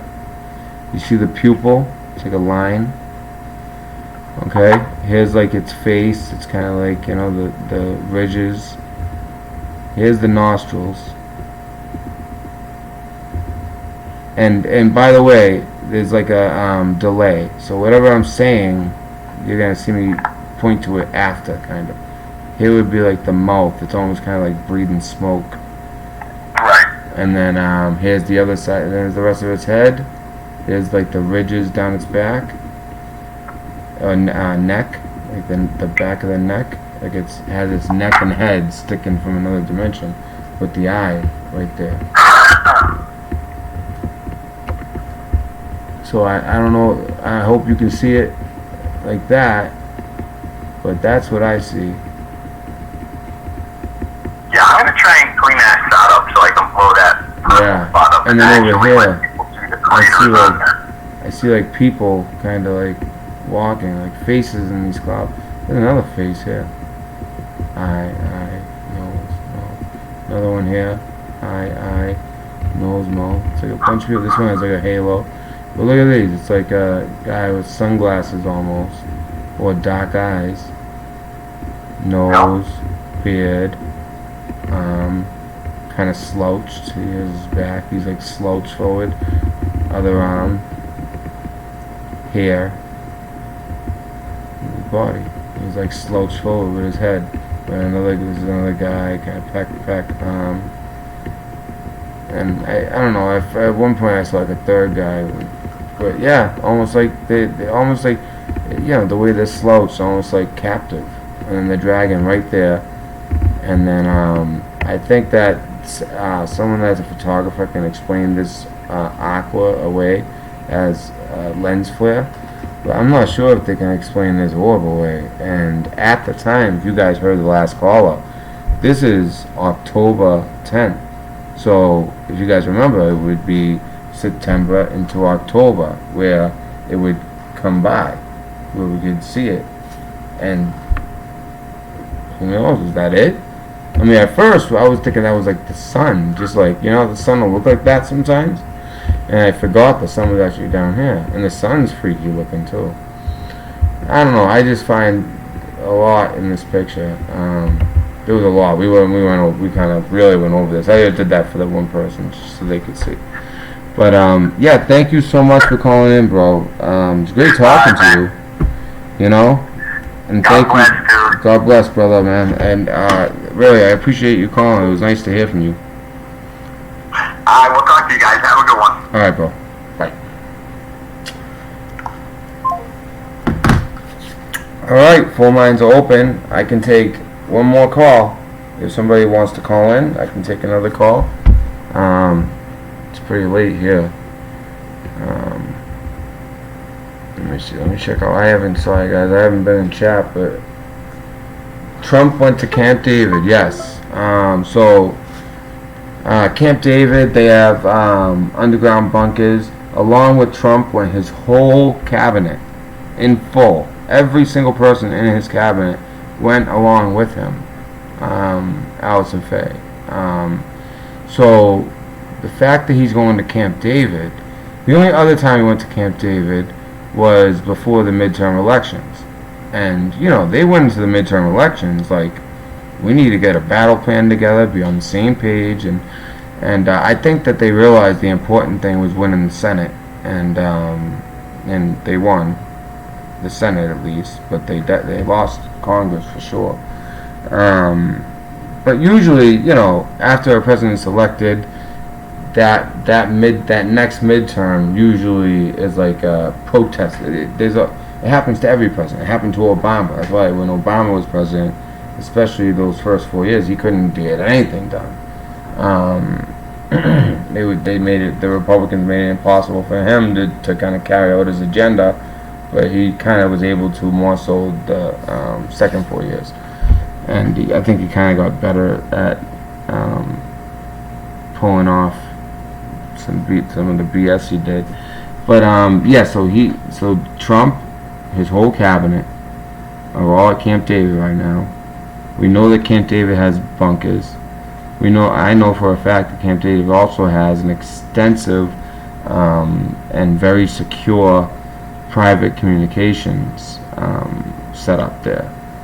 And he would have brought the whole White House communications agency, which is a real thing, and they would be there as well, along with all the Navy, cryptos and some of the Army intel guys. But it's a Navy-controlled base, despite being in the mountains of Maryland, way north Maryland. In fact, way more north than I thought. I couldn't believe how inland it was as a Navy base. But usually those bases that are inland yet Navy, it's 100% intelligence and communications. And that's kind of what Camp David's all about as of right now, is they have very secure comms. So he can feel comfortable that the enemy, whether it be another country, the deep state, whatever, some kind of darker force, whatever it is, he can, hopefully they can make some type of plan. They are. And by the way, we did find out as well, I did report earlier, I didn't hear this anywhere else, but we actually did strike Iran back right before the supposed strike, which I think was more so like a head fake that was planned. I think that story was written, and I think it was brilliant. I think it was effective. I think you sent a warning, but they also attacked them We just didn't hear about it until today. And I didn't really see anybody reporting it at the time when I first went live. So I made sure to get that out there, and that's that we had a cyber attack. We cyber attacked Iran, and we took out their whole weapon system. Well, I don't want to say whole, because that might be misquoting the article, but we took out their missiles and defense system. We disrupted a lot of their grid, messed up their communications. We really, and in reality, when it comes to the military and war and battle and all that, Iran would rather lose 150 than have all that stuff go down. To find out that all their little toys all of a sudden aren't going to work in a war. With the United States.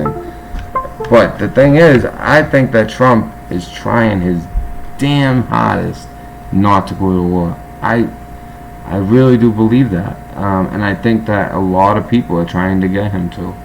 The military-industrial complex needs to be fed. There's people with nefarious plans, around him. People that you might think are friend that are really foe. It's funny. People are all wrapped up. We've been at war for so long that a lot of the people who have been in power, they're all wrapped up with Raytheon and all these the weapon systems. And if you don't have an enemy to shoot at and use the drones with the kill lists and all this technology and know-how and brain power and connections and contracts and everything that makes up the military-industrial complex, it needs to be fed. Or what are they gonna do? They can't. They don't make that. They can make defense stuff. You can only do that so much. They need to be fed. And I think Trump's doing a great job of knowing when something is legit and when it's not. I can't tell you if when he had a strike on Syria, which I think is way less than what he would do if he actually did strike Iran. Because if you hit Iran, you kind of got to it's either got to be subtle or you got to hit him hard. It can't be in between. It's got to be just subtle enough where they save face and they don't have to retaliate, or so hard where they can't. So I know I'm kind of jumping around, but just kind of giving my thoughts on things. I just think it's really complicated to try to stay out of war and to try to figure out, because sometimes war is necessary, but it needs to be the last option. And you need a president like this who's going to try to avoid it. All right, everyone thought we were going to war with Venezuela. He found a way not to go to war with Venezuela. Everyone thought we were going to go to war in North Korea. He found a way not to go to war in North Korea, yet still be on talking terms. The guy writes them love letters. You got to find a way to take on China. He's taking on China and crippling their economy. But when you win this much, eventually all these other countries are going to get together, and that's exactly what they did the other day. They all got together. They met, and it was supposedly about the Afghans' future defense, which is total. I don't know why they're planning their future defense. Wasn't it our boys over there shedding their blood? Because I remember Afghanistan pretty well. I don't know why these are the players over there, and that's why I don't think it's really Afghan that they're talking about. That's just the front. What they're really talking about is, they're talking about potentially doing whatever they can, maybe to take down the dollar. Is there a way that they could how could they hurt our currency and maybe implement their own currency? Is that possible? Can they do that? They hate the petrodollar. They hate our relationship with the Saudis, all that. And these are the countries that were there. Russia, China, Iran, believe it or not, India, Pakistan, and Afghanistan, but they don't really. The whole idea was their defense. So, and now the funny part is Turkey had representatives there too, but in the official story they don't mention Turkey, and Turkey's a major player. Now all those countries I just named, believe it or not, except for Iran, have nuclear weapons. So, you know, it's nothing to kind of scoff at when all those countries get together. So I bet you they're talking about that. And you know, these countries got together. They didn't just talk about Afghans' defense. All right, a rare moment where they all actually get together. They're talking about financial systems. How can they strengthen a currency for themselves? How can they take down the petrodollar? Could they win a war against us? That's what they're asking themselves. If the United States attacks, do we have to hit them first? Or if they attack, can we strike back? Can we?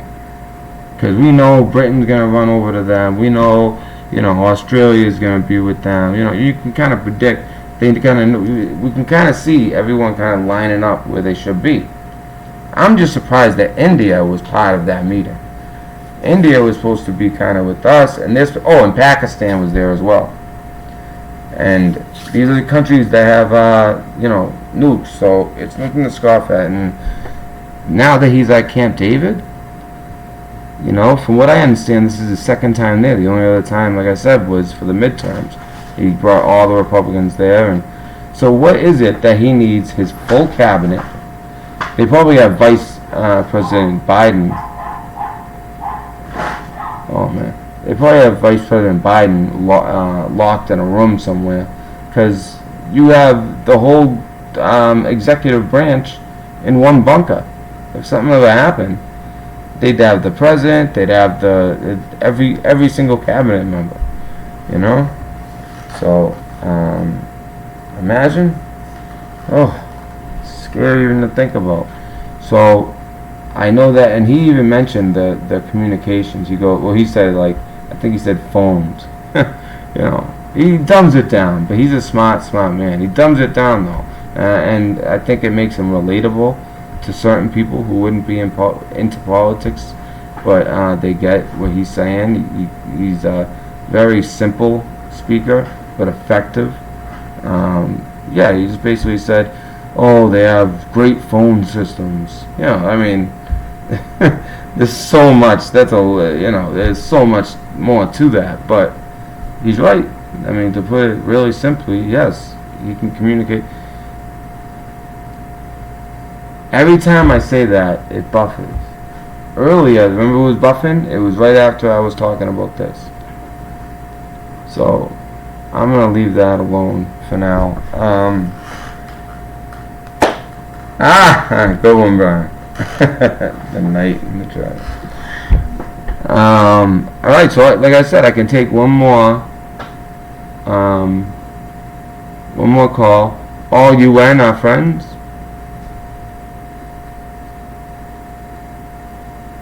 I wouldn't go that far.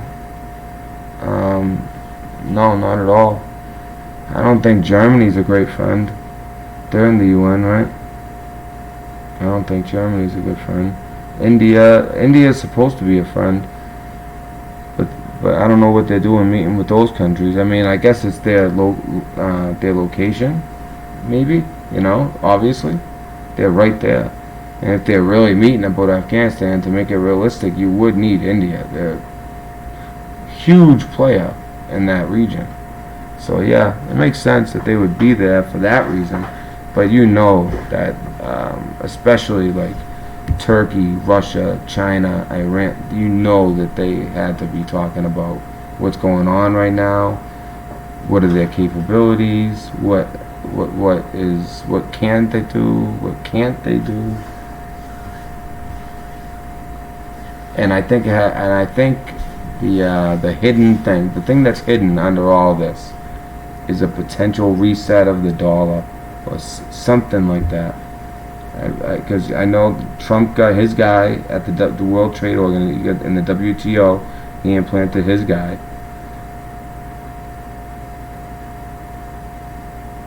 Yeah, it's funny. CERN is like the only thing that the whole world can get together for is stuff like that. That's the only time the world gets together, is CERN. CERN is like a feat. It's like every country is part of that. It's amazing. It really is that every country comes together for those purposes, but we can't come together on so many other things. So what's the rest of it? Makes the largest magnets for CERN. Makes sense. And the DOE connections to Fermi Labs, and nobody looks into this whether they keep. Yeah. Oh, I've listened to CERN a lot. I love. Actually, I met him a couple times for coffee. Anthony Patch. He's like the top knowledge on CERN.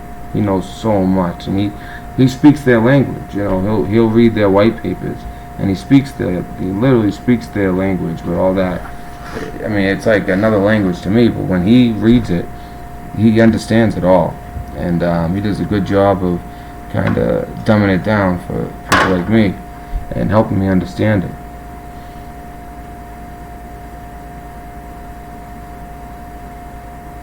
Oh yeah, so you're talking about the American ones. Well, there's one. I know there's one in Texas. They have a huge collider in Texas. Texas is probably the biggest one. You know, actual CERN is in Switzerland? In Switzerland? Yeah, in Switzerland. And then, you know what's crazy is right by there, that's where they opened up the Gotthard, I don't know how to pronounce it. It's like Gotthard, I think. Gotthard Tunnel, something like that. And they literally had a friggin' satanic ritual as the introduction, and it was like clear as day. Like, they didn't try to hide it, nothing. It wasn't like, oh, it's kind of like a metaphor. No, it was like legit. Like they had like a man dressed with a woman trying to be pregnant, and the devil was doing all this stuff. There's Satan, and all kinds of crazy stuff. Opening a tunnel, and there's actually a long history behind that tunnel of something to do with a goat and all this other stuff. And around that part of the world, they they have like this holiday where they have like this evil goat thing that goes through the town, and it's like some little Swiss village. It's crazy the stuff they do. I had no idea, so I started looking into it. And I remember I used to through Anthony Patch, you could tell some of the listeners to the show, and some of them worked at CERN, and I would end up getting on their Facebooks, and you could see where they worked. You could see pictures of them at work at CERN, and you start looking at some of their stuff. They all had the same type of pictures, like the hear no evil, see no evil, speak no evil. Those over the eyes, the mouth, the ear. They all had that. With that blew me away. Like, what is it about that they all had it? So it was like 5 different people I looked at that all with their CERN had a version of that. I'm trying to look at what you're saying, Trinity. Do you want to call in, Trinity? Let me put in the phone number, because I said I can take one more call.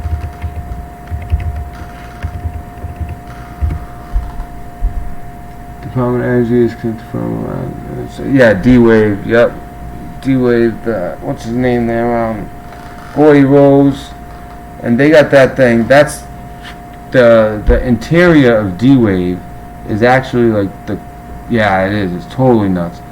It's actually the coldest known coldest place, including outer space. It's colder than in like the deepest reaches of outer space, because the coldest is it's like absolute zero, right? That's as cold as it can get, and it's this like fraction of a fraction away from absolute zero that they get. They have the middle of that machine.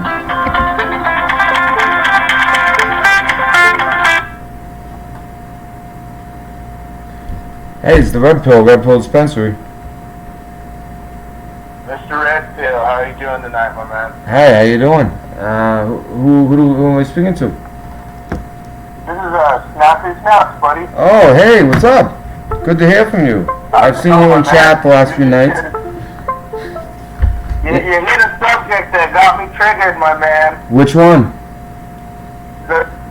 About burns and everything, man. Oh, I've yeah. done extensive research in that. You ever watch? Yeah, me too. Yeah, it was like a couple years ago. I was like obsessed with it. Anthony Patch. Yeah.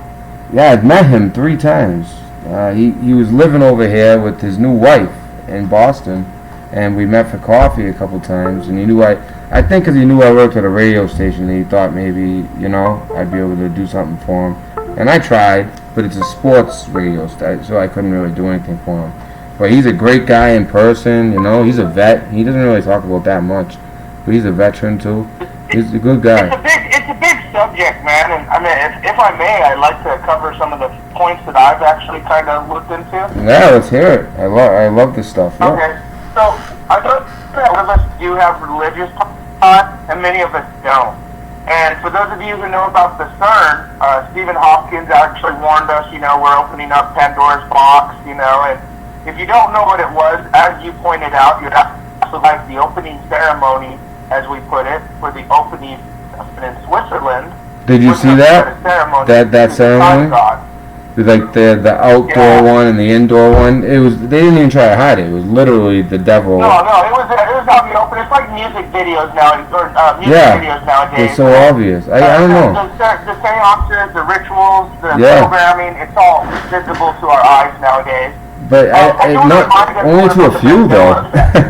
I mean, look how many people really. I do want to remind everyone about the Mandela effect. Yeah. If you look into the Mandela effect, it really took place right around the time of CERN. Now, the Mandela effect is a big rabbit hole, guys.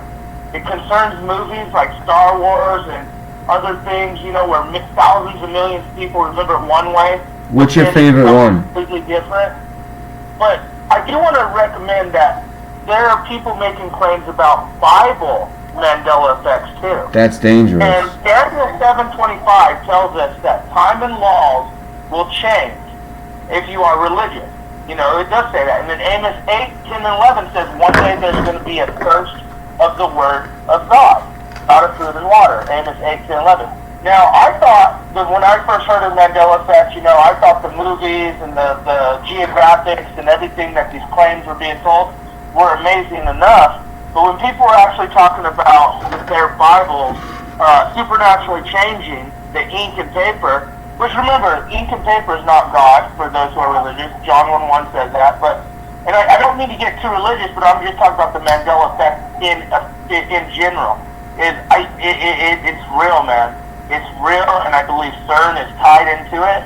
I believe the D-Wave is into it, and I believe... Did you ever see really the... You're talking about subjects like this, Red Pill. Oh, yeah, I saw Trinity talking about it, and I love that stuff. Did you see the photos of the guy? They made a video at CERN, and he holds up the sign, and it's like the Mandela effect, and they're basically like... They pretend that they're joking about it, but it's almost like they're admitting. Well, there's a lot of, they joke about it. Like, there's some articles about a scientist who released the publication. There's a video. There's actually a video they made. Cartoons on the actual publication. Yeah. And one of the cartoons was Snow White looking into the mirror. And if you know about Mandela effect with movies and cartoons and stuff, you know that was one of the big ones, was the Snow White movie. I never heard that one. So it's kind of like the... What's the Snow White? I never heard that one.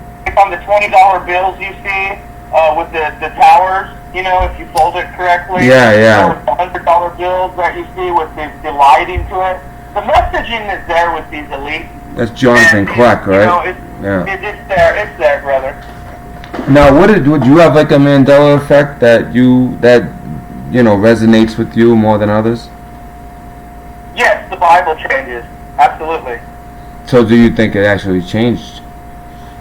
Yes. Yeah. I believe, me personally, if anyone were to ask me personally, I could say yes, I believe so, and I have actual residual evidence and otherwise. There is one that I heard of that was a little bit. What I said is we were kind of foretold about all this. Like I said, Amos 8:10-11 says that there will be a thirst for the Word of God. John 1:1 says He is the Word of God, but that's in the religious aspect. Daniel 7:25 said time and laws change. But even if we aren't like religious, Stephen Hawking and then CERN to come out and say that we are messing with the God particle, as they refer it to themselves, which is basically taking the cellular itself and going forward in time and putting it back together in time, reversing time. So we know they're dabbling into the crazies of crazies. We know that the spiritual realm exists as well as the physical realm for many of us. And I'm just glad that you're bringing up subjects like this, because this is what mainstream media will not talk about. But CERN, D-Wave, 5G, and of course all the political stuff that we're seeing going on.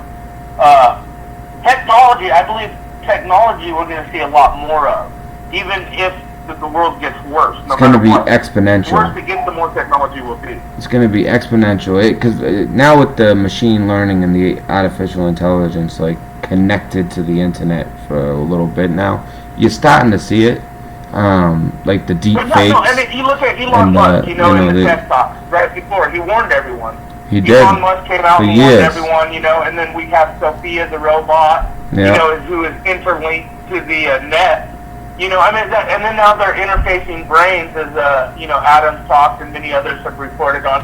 That is the biggest thing, AI technology, which is, you guys got to think about it. We used to have black and white TVs, the old Andy Griffith days, the Leave It to Beaver days, and then out of nowhere, boom, color TV, nanoparticle byte, like a nanobyte. It really is amazing. A nanobyte, a living organism chip. Technology just boom, it's growing. Project Bluebeam, everything, the optics are so high. It's since the 40s. It's since the 40s. Thank you for talking about subjects like this, Red Pill. Yeah, very important. And even since the 40s, it's amazing. World War I, they were literally on horseback. A lot of these guys fighting, they were on horseback, and it was such a stalemate because it was just dug in trenches, and that's it. There was no, the aircraft. They didn't fight like that. The navies was basically obsolete. And you think of where we've come since. The 40s. My father was born in 1942. We were on horseback, man.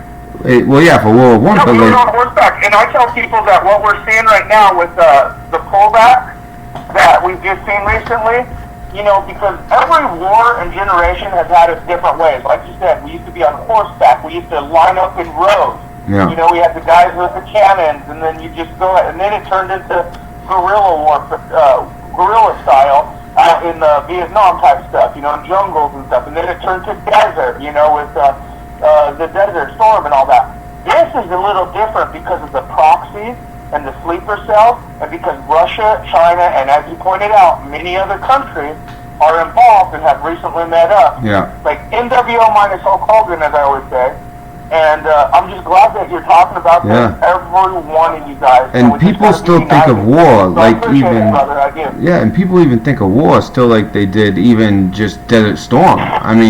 We don't even know why the whole Iraqi army just dropped all their arms. And I've heard rumors of some voice-to-skull technology they used on them. They just abandoned their tanks and let us roll right in. They didn't even fight.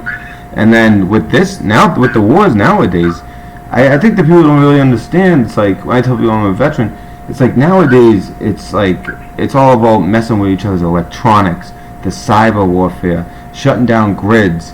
Yeah. It's the technology. It's the technology that keeps it going. It's the electronics that allow, infrared, thermal, you don't even see the enemy.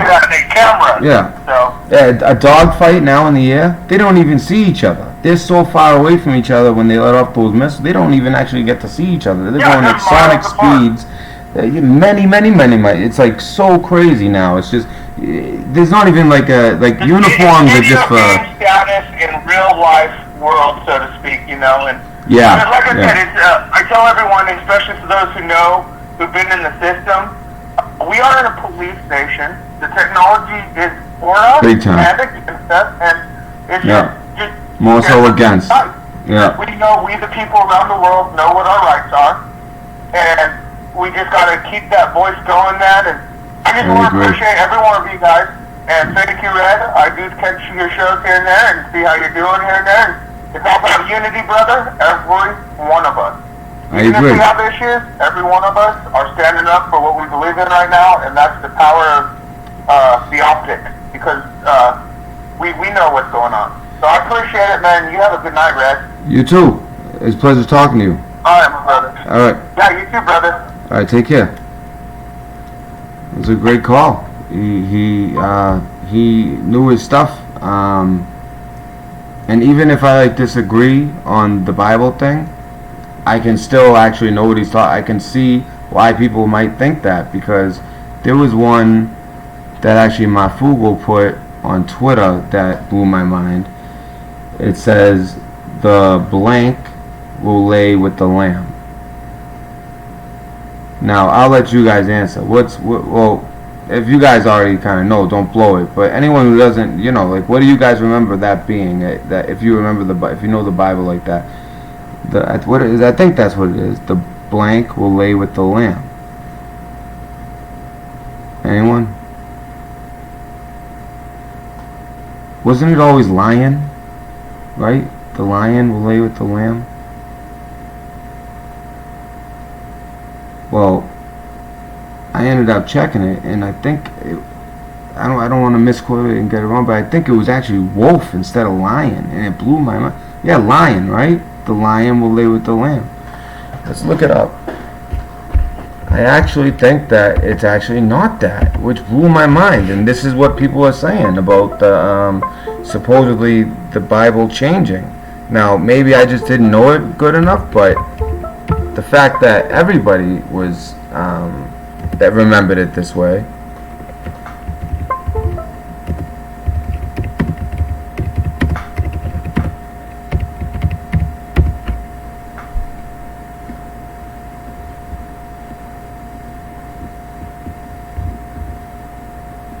Now watch this. See, it doesn't say that.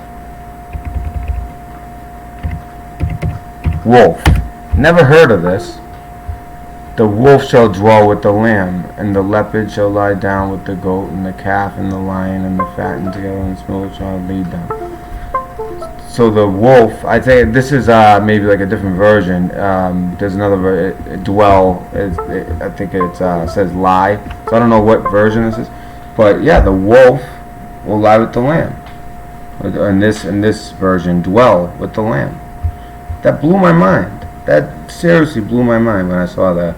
So I can see how people would believe that. I can see how people would believe that, and I have a totally open mind. It's just I always thought that it also says in the Bible that I can't quote the scripture exactly, but that the word of God, it can't be messed with in that way. They can't. There's supposed to be some kind of protect us, some kind of something that where they can't mess with the word of God. I find it fascinating though. The Mandela effect stuff. Some of it I can see. Like some people go a little too far, and they things that you can tell how people get it confused. But there's other ones totally blow my mind. Totally blow my mind. Does anyone else have any that does anyone else remember it that way, by the way? The wolf shall dwell or lie with the lamb? Because I never remembered it that way. Where are we here? Where are you guys? Did I lose you guys?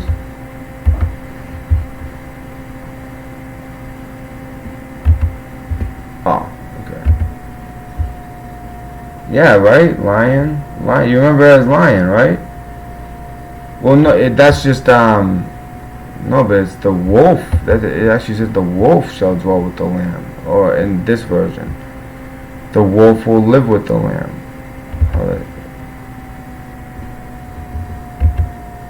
I think this person's actually getting at that.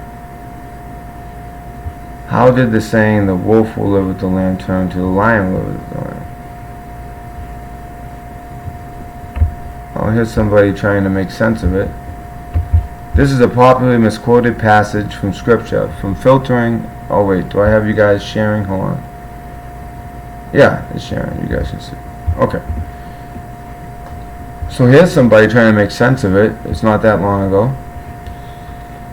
From filtering into pop culture to influencing Christian Kish, the image of a lamb sweetly nestled into the side of a powerful lion is one that resonates. It did with me. We are often asked from where comes this image. The image has developed from a different juxtaposition of animals in a couple verses from the writings of Isaiah. In these versions, both lions and lambs appear, but appeared with other animals. See, as I read it, that crossed my mind because it still mentions a lion later, but I remember it pretty clearly as the lion shall lay with the lamb. I remember it. It really does blow my mind. But it says the wolf shall dwell with the lamb, and then it goes on. And the leopard shall lie down with the young goat, and the calf and the lion and the fattened calf together, and a little child shall lead them. And the wolf and the lamb shall graze together. The lion shall eat it. The lion is never associated with the lamb in any of these. You know, as you can see, I know what the guy's trying to say, and that did cross my my mind. But oh, what's this? The true lion and lamb passage is Revelation 5:6. The lion and the lamb both refer to Jesus Christ. Yep, that's true. He is both the conquering lion of the tribe of Judah and the lamb that was slain. Like I was saying earlier, like they used to sacrifice lambs to please God, and Jesus made that not needed to happen anymore. Basically, he sacrificed himself for that reason. So it became the lion. I'm like, whoa, I'm tired. It became that, Jesus, through Jesus' blood is salvation. In the same way that people used to use lambs. So let's see. The lion and the lamb are descriptions of two aspects of the nature of Christ. As the Lion of Judah, he fulfills the prophecy of Genesis 49:9. And it was a Messiah who would come from the tribe of Judah. As the Lamb of God, he is the perfect and ultimate sacrifice for sin. Well, I mean, that doesn't exactly answer my questions.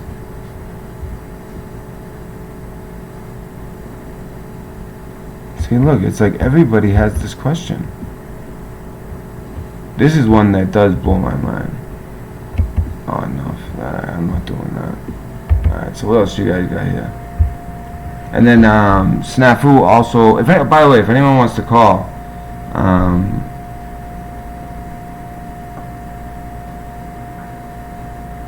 strong concordance, looking up the numbers. Yeah, I always remember his lion. And that's the one that really blew my mind. And Snafu was also talking about D-Wave, and I was actually just talking about right before he called too, and it's like, the way they get it to work is they get it so cold inside the D-Wave machine. And this is actually made in Canada, and Gordy Rose, and now he's on to this other thing. But anyway, so and he's always up to these projects that are really shady, and he has this video of him talking about the old ones, and they'll look at us like ants, and we're gonna summon the demons. He's literally saying all this stuff.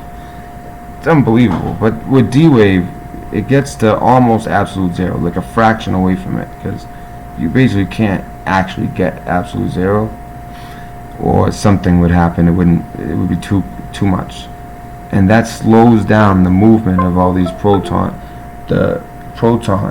and from what I understand, that's how they get a quantum computer to work.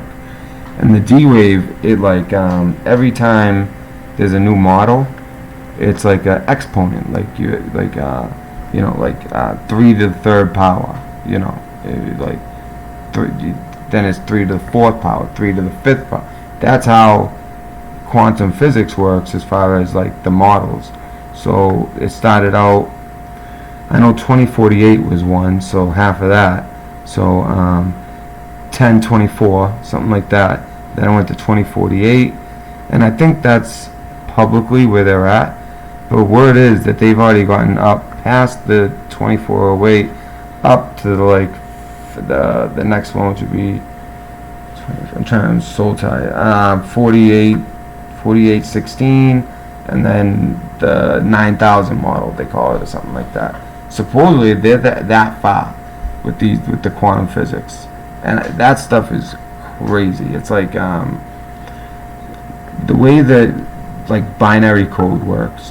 You have ones and zeros, and that's it. It can either be a 1 or a 0, and that's how you create everything that we see on, just simple computing, the way that we understand computers. Now, quantum computers, a 1 can be a 1 or it could be a 0. It flips, and then another 1 that can flip both ways. And basically you add all these together, and it can't do tasks in the way that our computers can, but if you give it a specific task, it'll give you the optimum solution, the best answer to that particular issue. It has to be, you have to be very particular, and it'll give you, I don't know if I'm doing a good job of actually explaining it, but pretty tight, but it will give you the optimum solution, the best solution to your problem, if you can narrow it down to a very simple way of asking this thing a question. So I find it fascinating, the quantum physics and all that, quantum mechanics. That's another thing that Anthony Patch is big on. That's, that's why the D-Wave and the CERN, if you guys want to learn about that stuff, I recommend Anthony Patch. He is a really, really intelligent man. To me, he's the most intelligent man in the truth community. To me. I just find him fascinating. What else you guys got? Yeah, it's basically like absolute zero. It's crazy.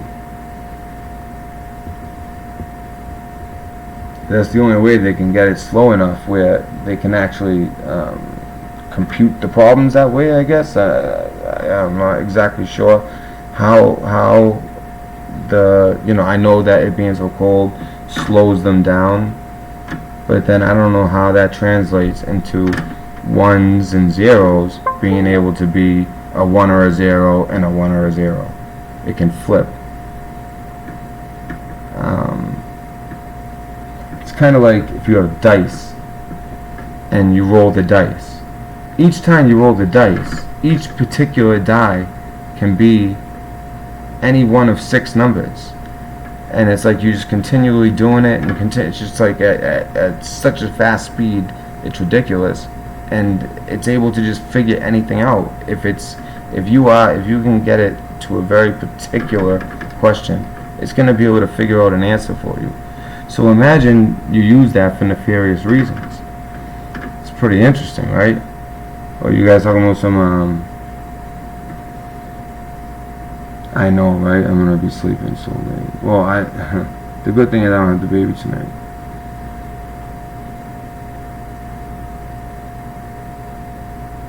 Yeah, it is dedication, man. It's, do you have another example, Staffel? Because I don't know any other. That's the only one I knew, and that blew my mind.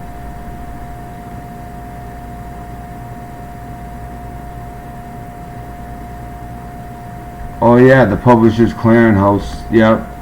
And I know that he go to people's doors and give them a big check, right? Is it Ed McMahon?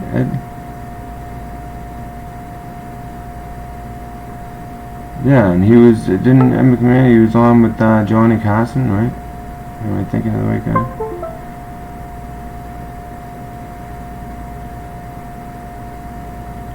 And like they have a video at CERN where like one of the scientists there, he's holding up a sign that says Mandela, and then the next sign says effect, and then the next sign, and he's like, but he's messing with you. He's like, it's kind of like they're making like a joke about it, like, haha, you idiots, but it almost has like an undertone that's kind of creepy too.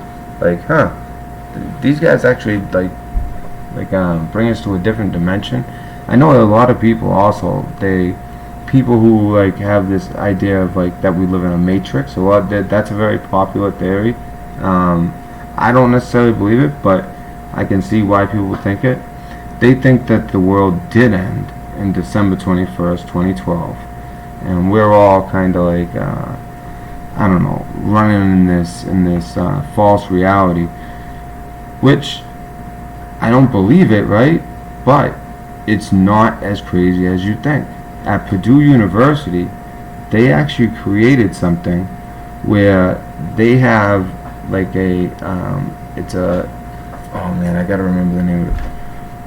Purdue University, and they created this simulated world. Literally, they created a simulated world at Purdue University, and there's like these nodes that represent people, and they go about like their lives in this simulated world, and each person is represented by this node, and these nodes actually like go about their lives like as if they have lives. At Purdue University, it's called the what's the name of it? The simulated world. I gotta look this up.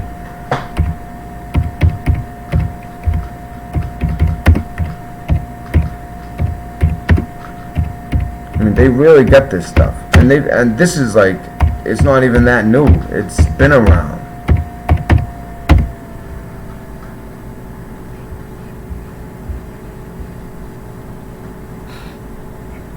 Sentient world simulation. This is it. The sentient world simulation. Synthetic environment for analysis and simulations. And they literally have a representative for each and every one of us. Alright? I'm not joking. For each and every one of you. Now, this is Wikipedia. I don't know how honest they're going to be here. This article needs to be updated. Let's see what they do say. Purdue University's Synthetic Environment for Analysis and Simulation, or SEAS, is currently being used by Homeland Security and U.S. Defense Department to simulate crisis on the U.S. mainland. SEAS enables researchers and organizations to try out their models or techniques in a publicly known, realistically detailed environment. It is now capable of running real-time simulations for up to 62 nations, and including every person in it, and how the people will react. Alright, these things that they're running these simulations on, they're probably running like end of the world simulations, nuclear bomb simulations.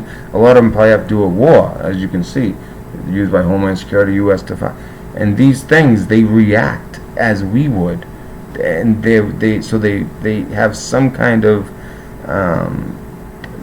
my question is how do you get a node to have like ambition?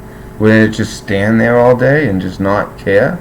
Like think of Sims, but they actually put ambition to like go about their lives so they can get realistic results from these tests. This is like crazy if you guys never heard about this. It is now capable of running real-time simulations for up to 62 nations, including Iraq, Afghanistan, and China. The simulations gobble up breaking news, census data, which is why they have one for each and every one of us. Economic indicators and climatic events in the real world, along with proprietary information such as military intelligence. I mean, they're teaching these things that are supposed to be people, but they're not people. They're in a computer program, and they understand concepts like the news of our world, military intelligence. Everything of our world is of their world, except it's a simulated world. But in order for it to work correctly, these things don't understand they're in a simulated world, and they go about life. They'll go about life as if from what I understand, you get extremely accurate results from this thing. It's freaky stuff. The Iraq and Afghanistan computer models are the most highly developed and complex of the 62 to JFCOM J9. Each has about 5 million individual nodes. Remember I was saying the nodes? Alright, representing things such as hospitals, mosques, pipelines, and by the way, people. SEAS was developed to help Fortune 500 companies with strategic planning. Then it was used to help recruiting commanders to strategize ways to improve recruiting potential soldiers. In 2004, SEAS was evaluated for its ability to help simulate the non-kinetic aspects of combat, things like the diplomatic, economic, political, infrastructure, and social issues. The Sentient World Simulation is the name given to the current version of SEAS, and it's a continuously running, continuously updated mirror model of the real world that can be used to predict and evaluate future events and courses of action. Now, if you guys never heard about that, that should blow your mind. I mean, it's just unbelievable, some of the stuff out there.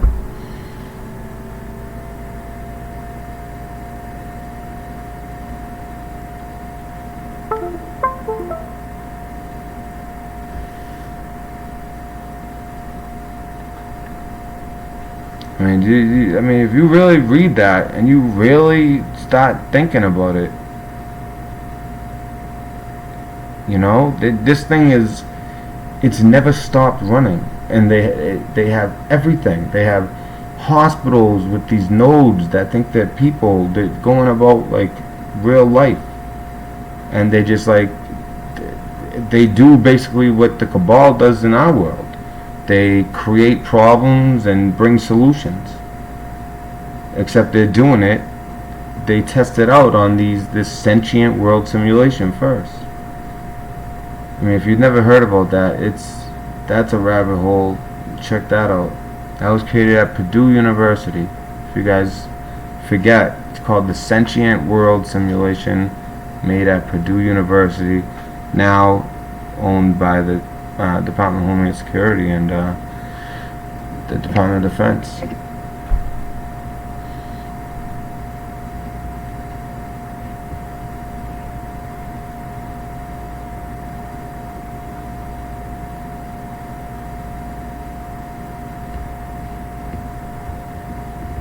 Yeah. And it makes me wonder, you know, like, with all this technology and all this, I mean, basically everything we see on the internet is created to kind of, in one way or another, control how we think. That's what they're always trying to do. That's like their mission. Control our actions control our behavior through our thoughts, and help control our thoughts. Dumb us down, for one. But two, you know, basically control our behavior is the idea. But now they're at the point where they're controlling thought. They're, you know, and it's so hard to kind of break out of it. For some of the people who are just like totally like in a trance and not awake even a little bit, and we all know people in our lives, basically most of the people in our lives are like that. It's sad because this stuff's legit. I mean, it's in Wikipedia, I just showed you that. And they run certain scenarios on these things that represent people, and they've got them so realistic that these things actually think they live, and they actually react the way we would react, and they make them from the senses, meaning to mirror us and how we would react. So in that sentient world simulation, just to give you an example, they're going to have certain nodes that question everything, like us. They're going to have those types of nodes that question everything, and they're going to see how they react to things. And, you know, like, we're the last voices that they need to shut up. And once they shut us up and find out how to lead us on some, you know, there's some wild goose chase, and which I bet you, if we're being honest, 80% of the time we're probably on a wild goose chase. But if you can even get that like 10% of truth out to people, it means a lot, and it's huge, because that's what it's all about nowadays: controlling behavior, controlling the way people think, you know, so that for advertisement as consumers, just be a mindless consumer, and that's it. And don't think about it, just do it. You know, it's like, and they're pretty good at it. Pretty good at it. A lot of money and technology goes into just controlling us.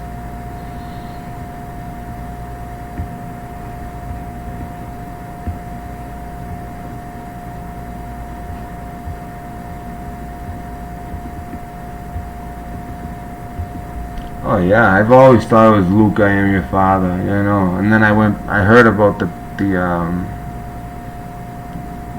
what's it called, the Mandela effect, and I watched. What does he say? He just says, does he just say I am your father? He doesn't say Luke, right? That's what it is. He doesn't say Luke. He just says I am your father. I think that's what it is.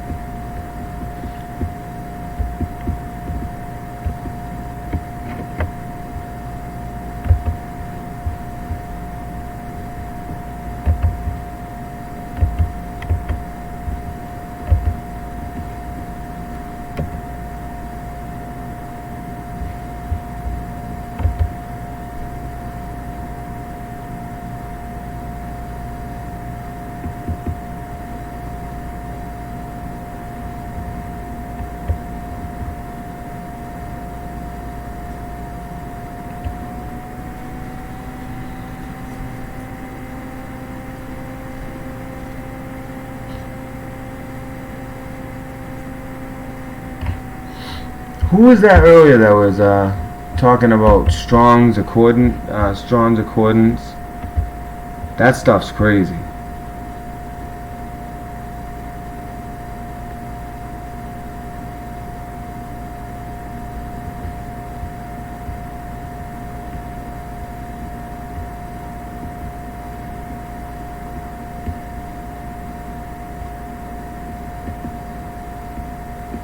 Yeah, where was the first time?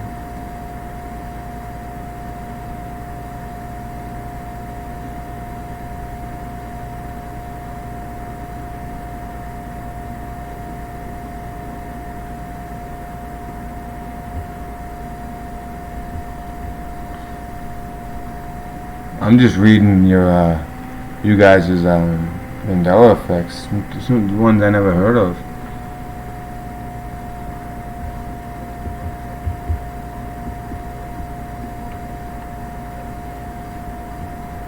What was the first attack on U.S. soil?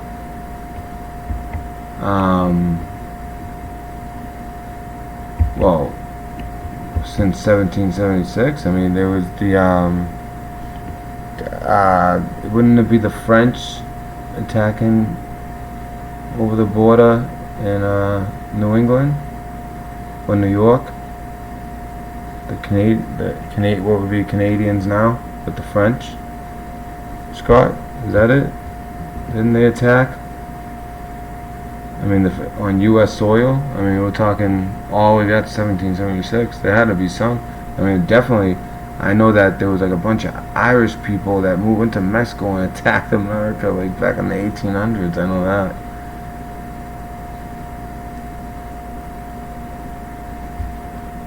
Yeah, I heard about that. Yeah. I know, I heard about that, Scott. Hold on, let me look that up. I'm just gonna take exactly what you said, except for that.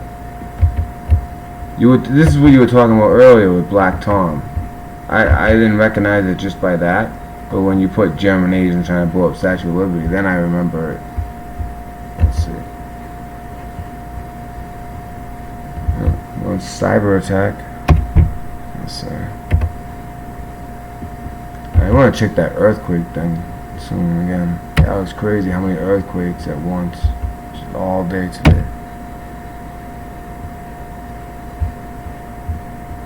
Holy shit.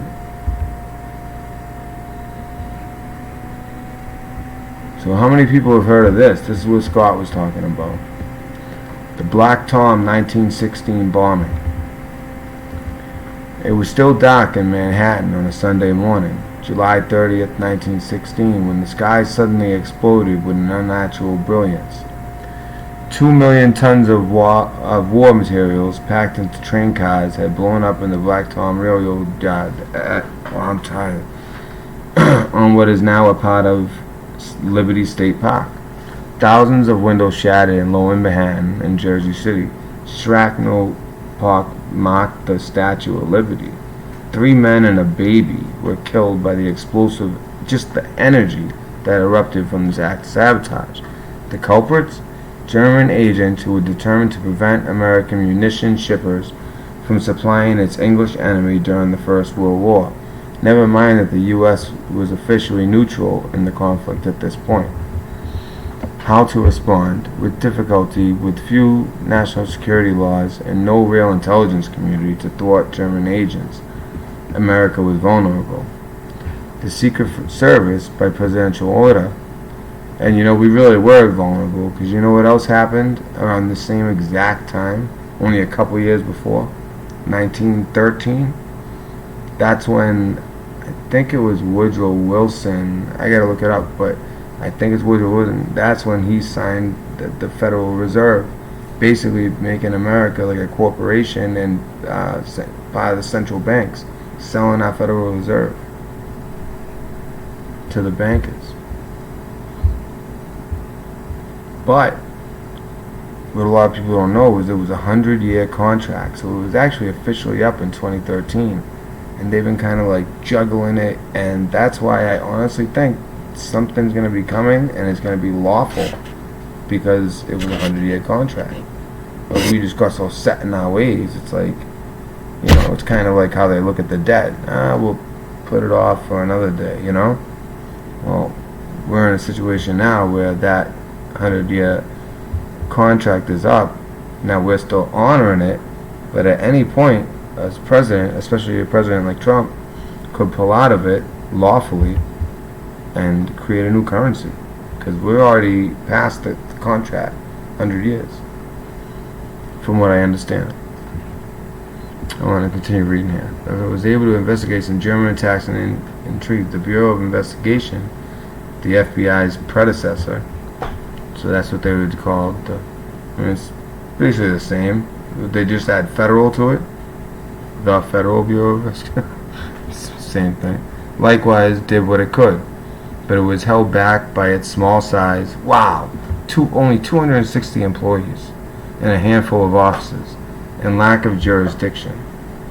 I mean, sometimes I look back at some of like the bank robbers, and you hear about all these guys like Dillinger and the Babyface or whatever his name, and the way they would just like with Tommy guns, just like rob all these places and get away with it, cross state lines and do it again. It makes sense how they were able to do that when you think of it. They had better firepower, better guns, and you go into these small towns in middle America and you rob their banks and then go to the next town and you just live like that. Bonnie and Clyde, all that. Same type of thing with the more modern day mafia, especially when they were stronger, back like 40s, 50s, 60s, 70s, 80s,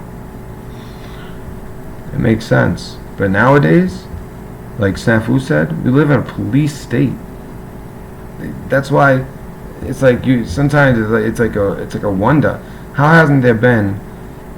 We've been at war with Islam, basically. I mean, it's not. You're not supposed to say that, but it's basically how it is. I mean, we're always at war with one or another Islamic country, or on the brink of it, right? And how is it that we haven't been hit with a major terrorist attack? Really? I mean, what the Boston Marathon? I grew up with one of the girls who died in that, but it was only 3 people that died. It's like, where I'm talking like now 9/11 scale. I mean, if that happens again, I think nukes are gonna get fired. But if it, like something on that scale. But even like, you know, not maybe that scale, but even a little bit less, you'd think it would have happened by now. You know, 2001, we're in 2019 now. It's kind of crazy thinking that. 18 years ago. I was a fresh-faced senior in high school.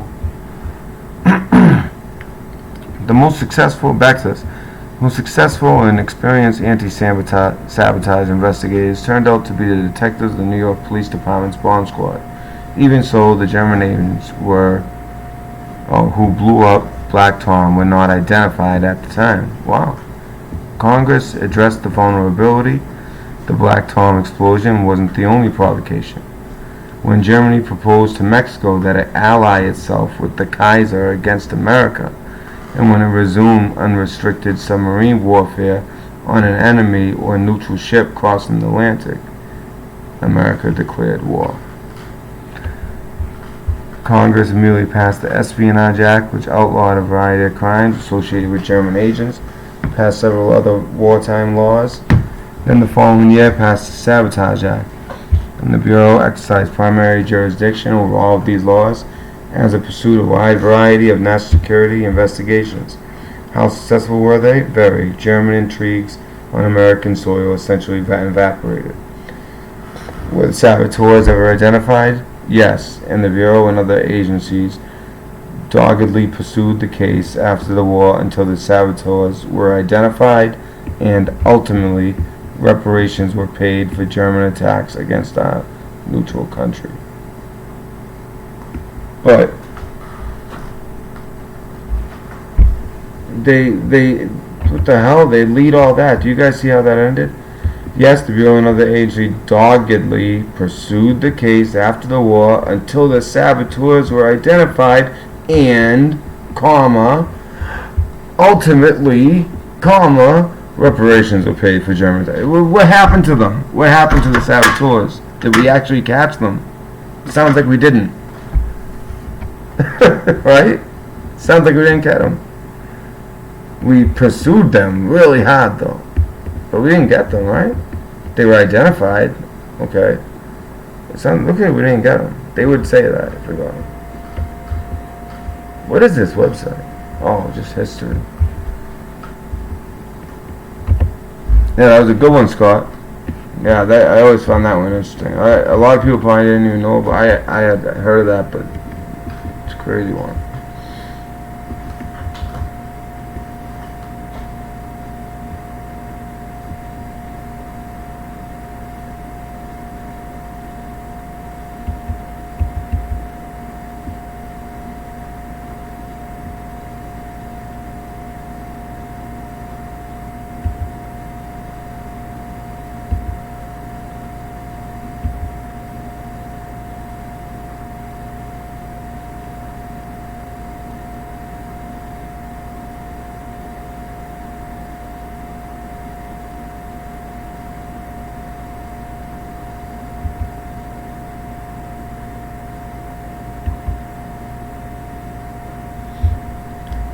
Alright guys, so I'm gonna get to bed.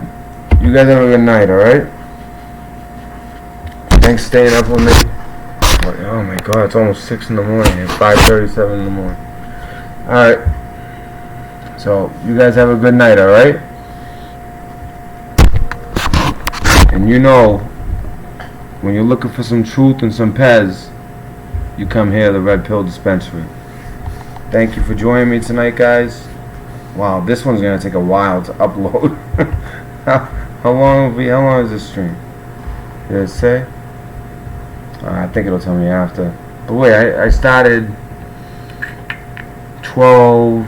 It's supposed to be 12:30. I really started like 12:45. So, wow, 5-hour stream. All right, good one, guys. Thank you for everyone that stuck with me all night. All right, seriously, I appreciate it. 5 hours. You guys should be proud of yourself. And a lot of you guys were here with me the whole time. Wow. If you guys want me to leave chat open, I will. I won't just shut it down yet. I still got a couple things I gotta do before I go to bed. So, I'll leave chat up for a few minutes, okay? Because it looks like you guys are like talking about stuff. So I'll just leave it open. you guys can talk and all that, and I gotta get ready for bed. Alright, you guys all have a blessed night. I hope you guys get some rest though. Alright? We'll hopefully have a nice, easy, lazy Sunday tomorrow. And I'll definitely be on tomorrow as well. Alright guys, I'll see you tomorrow. God bless. Let me say good night.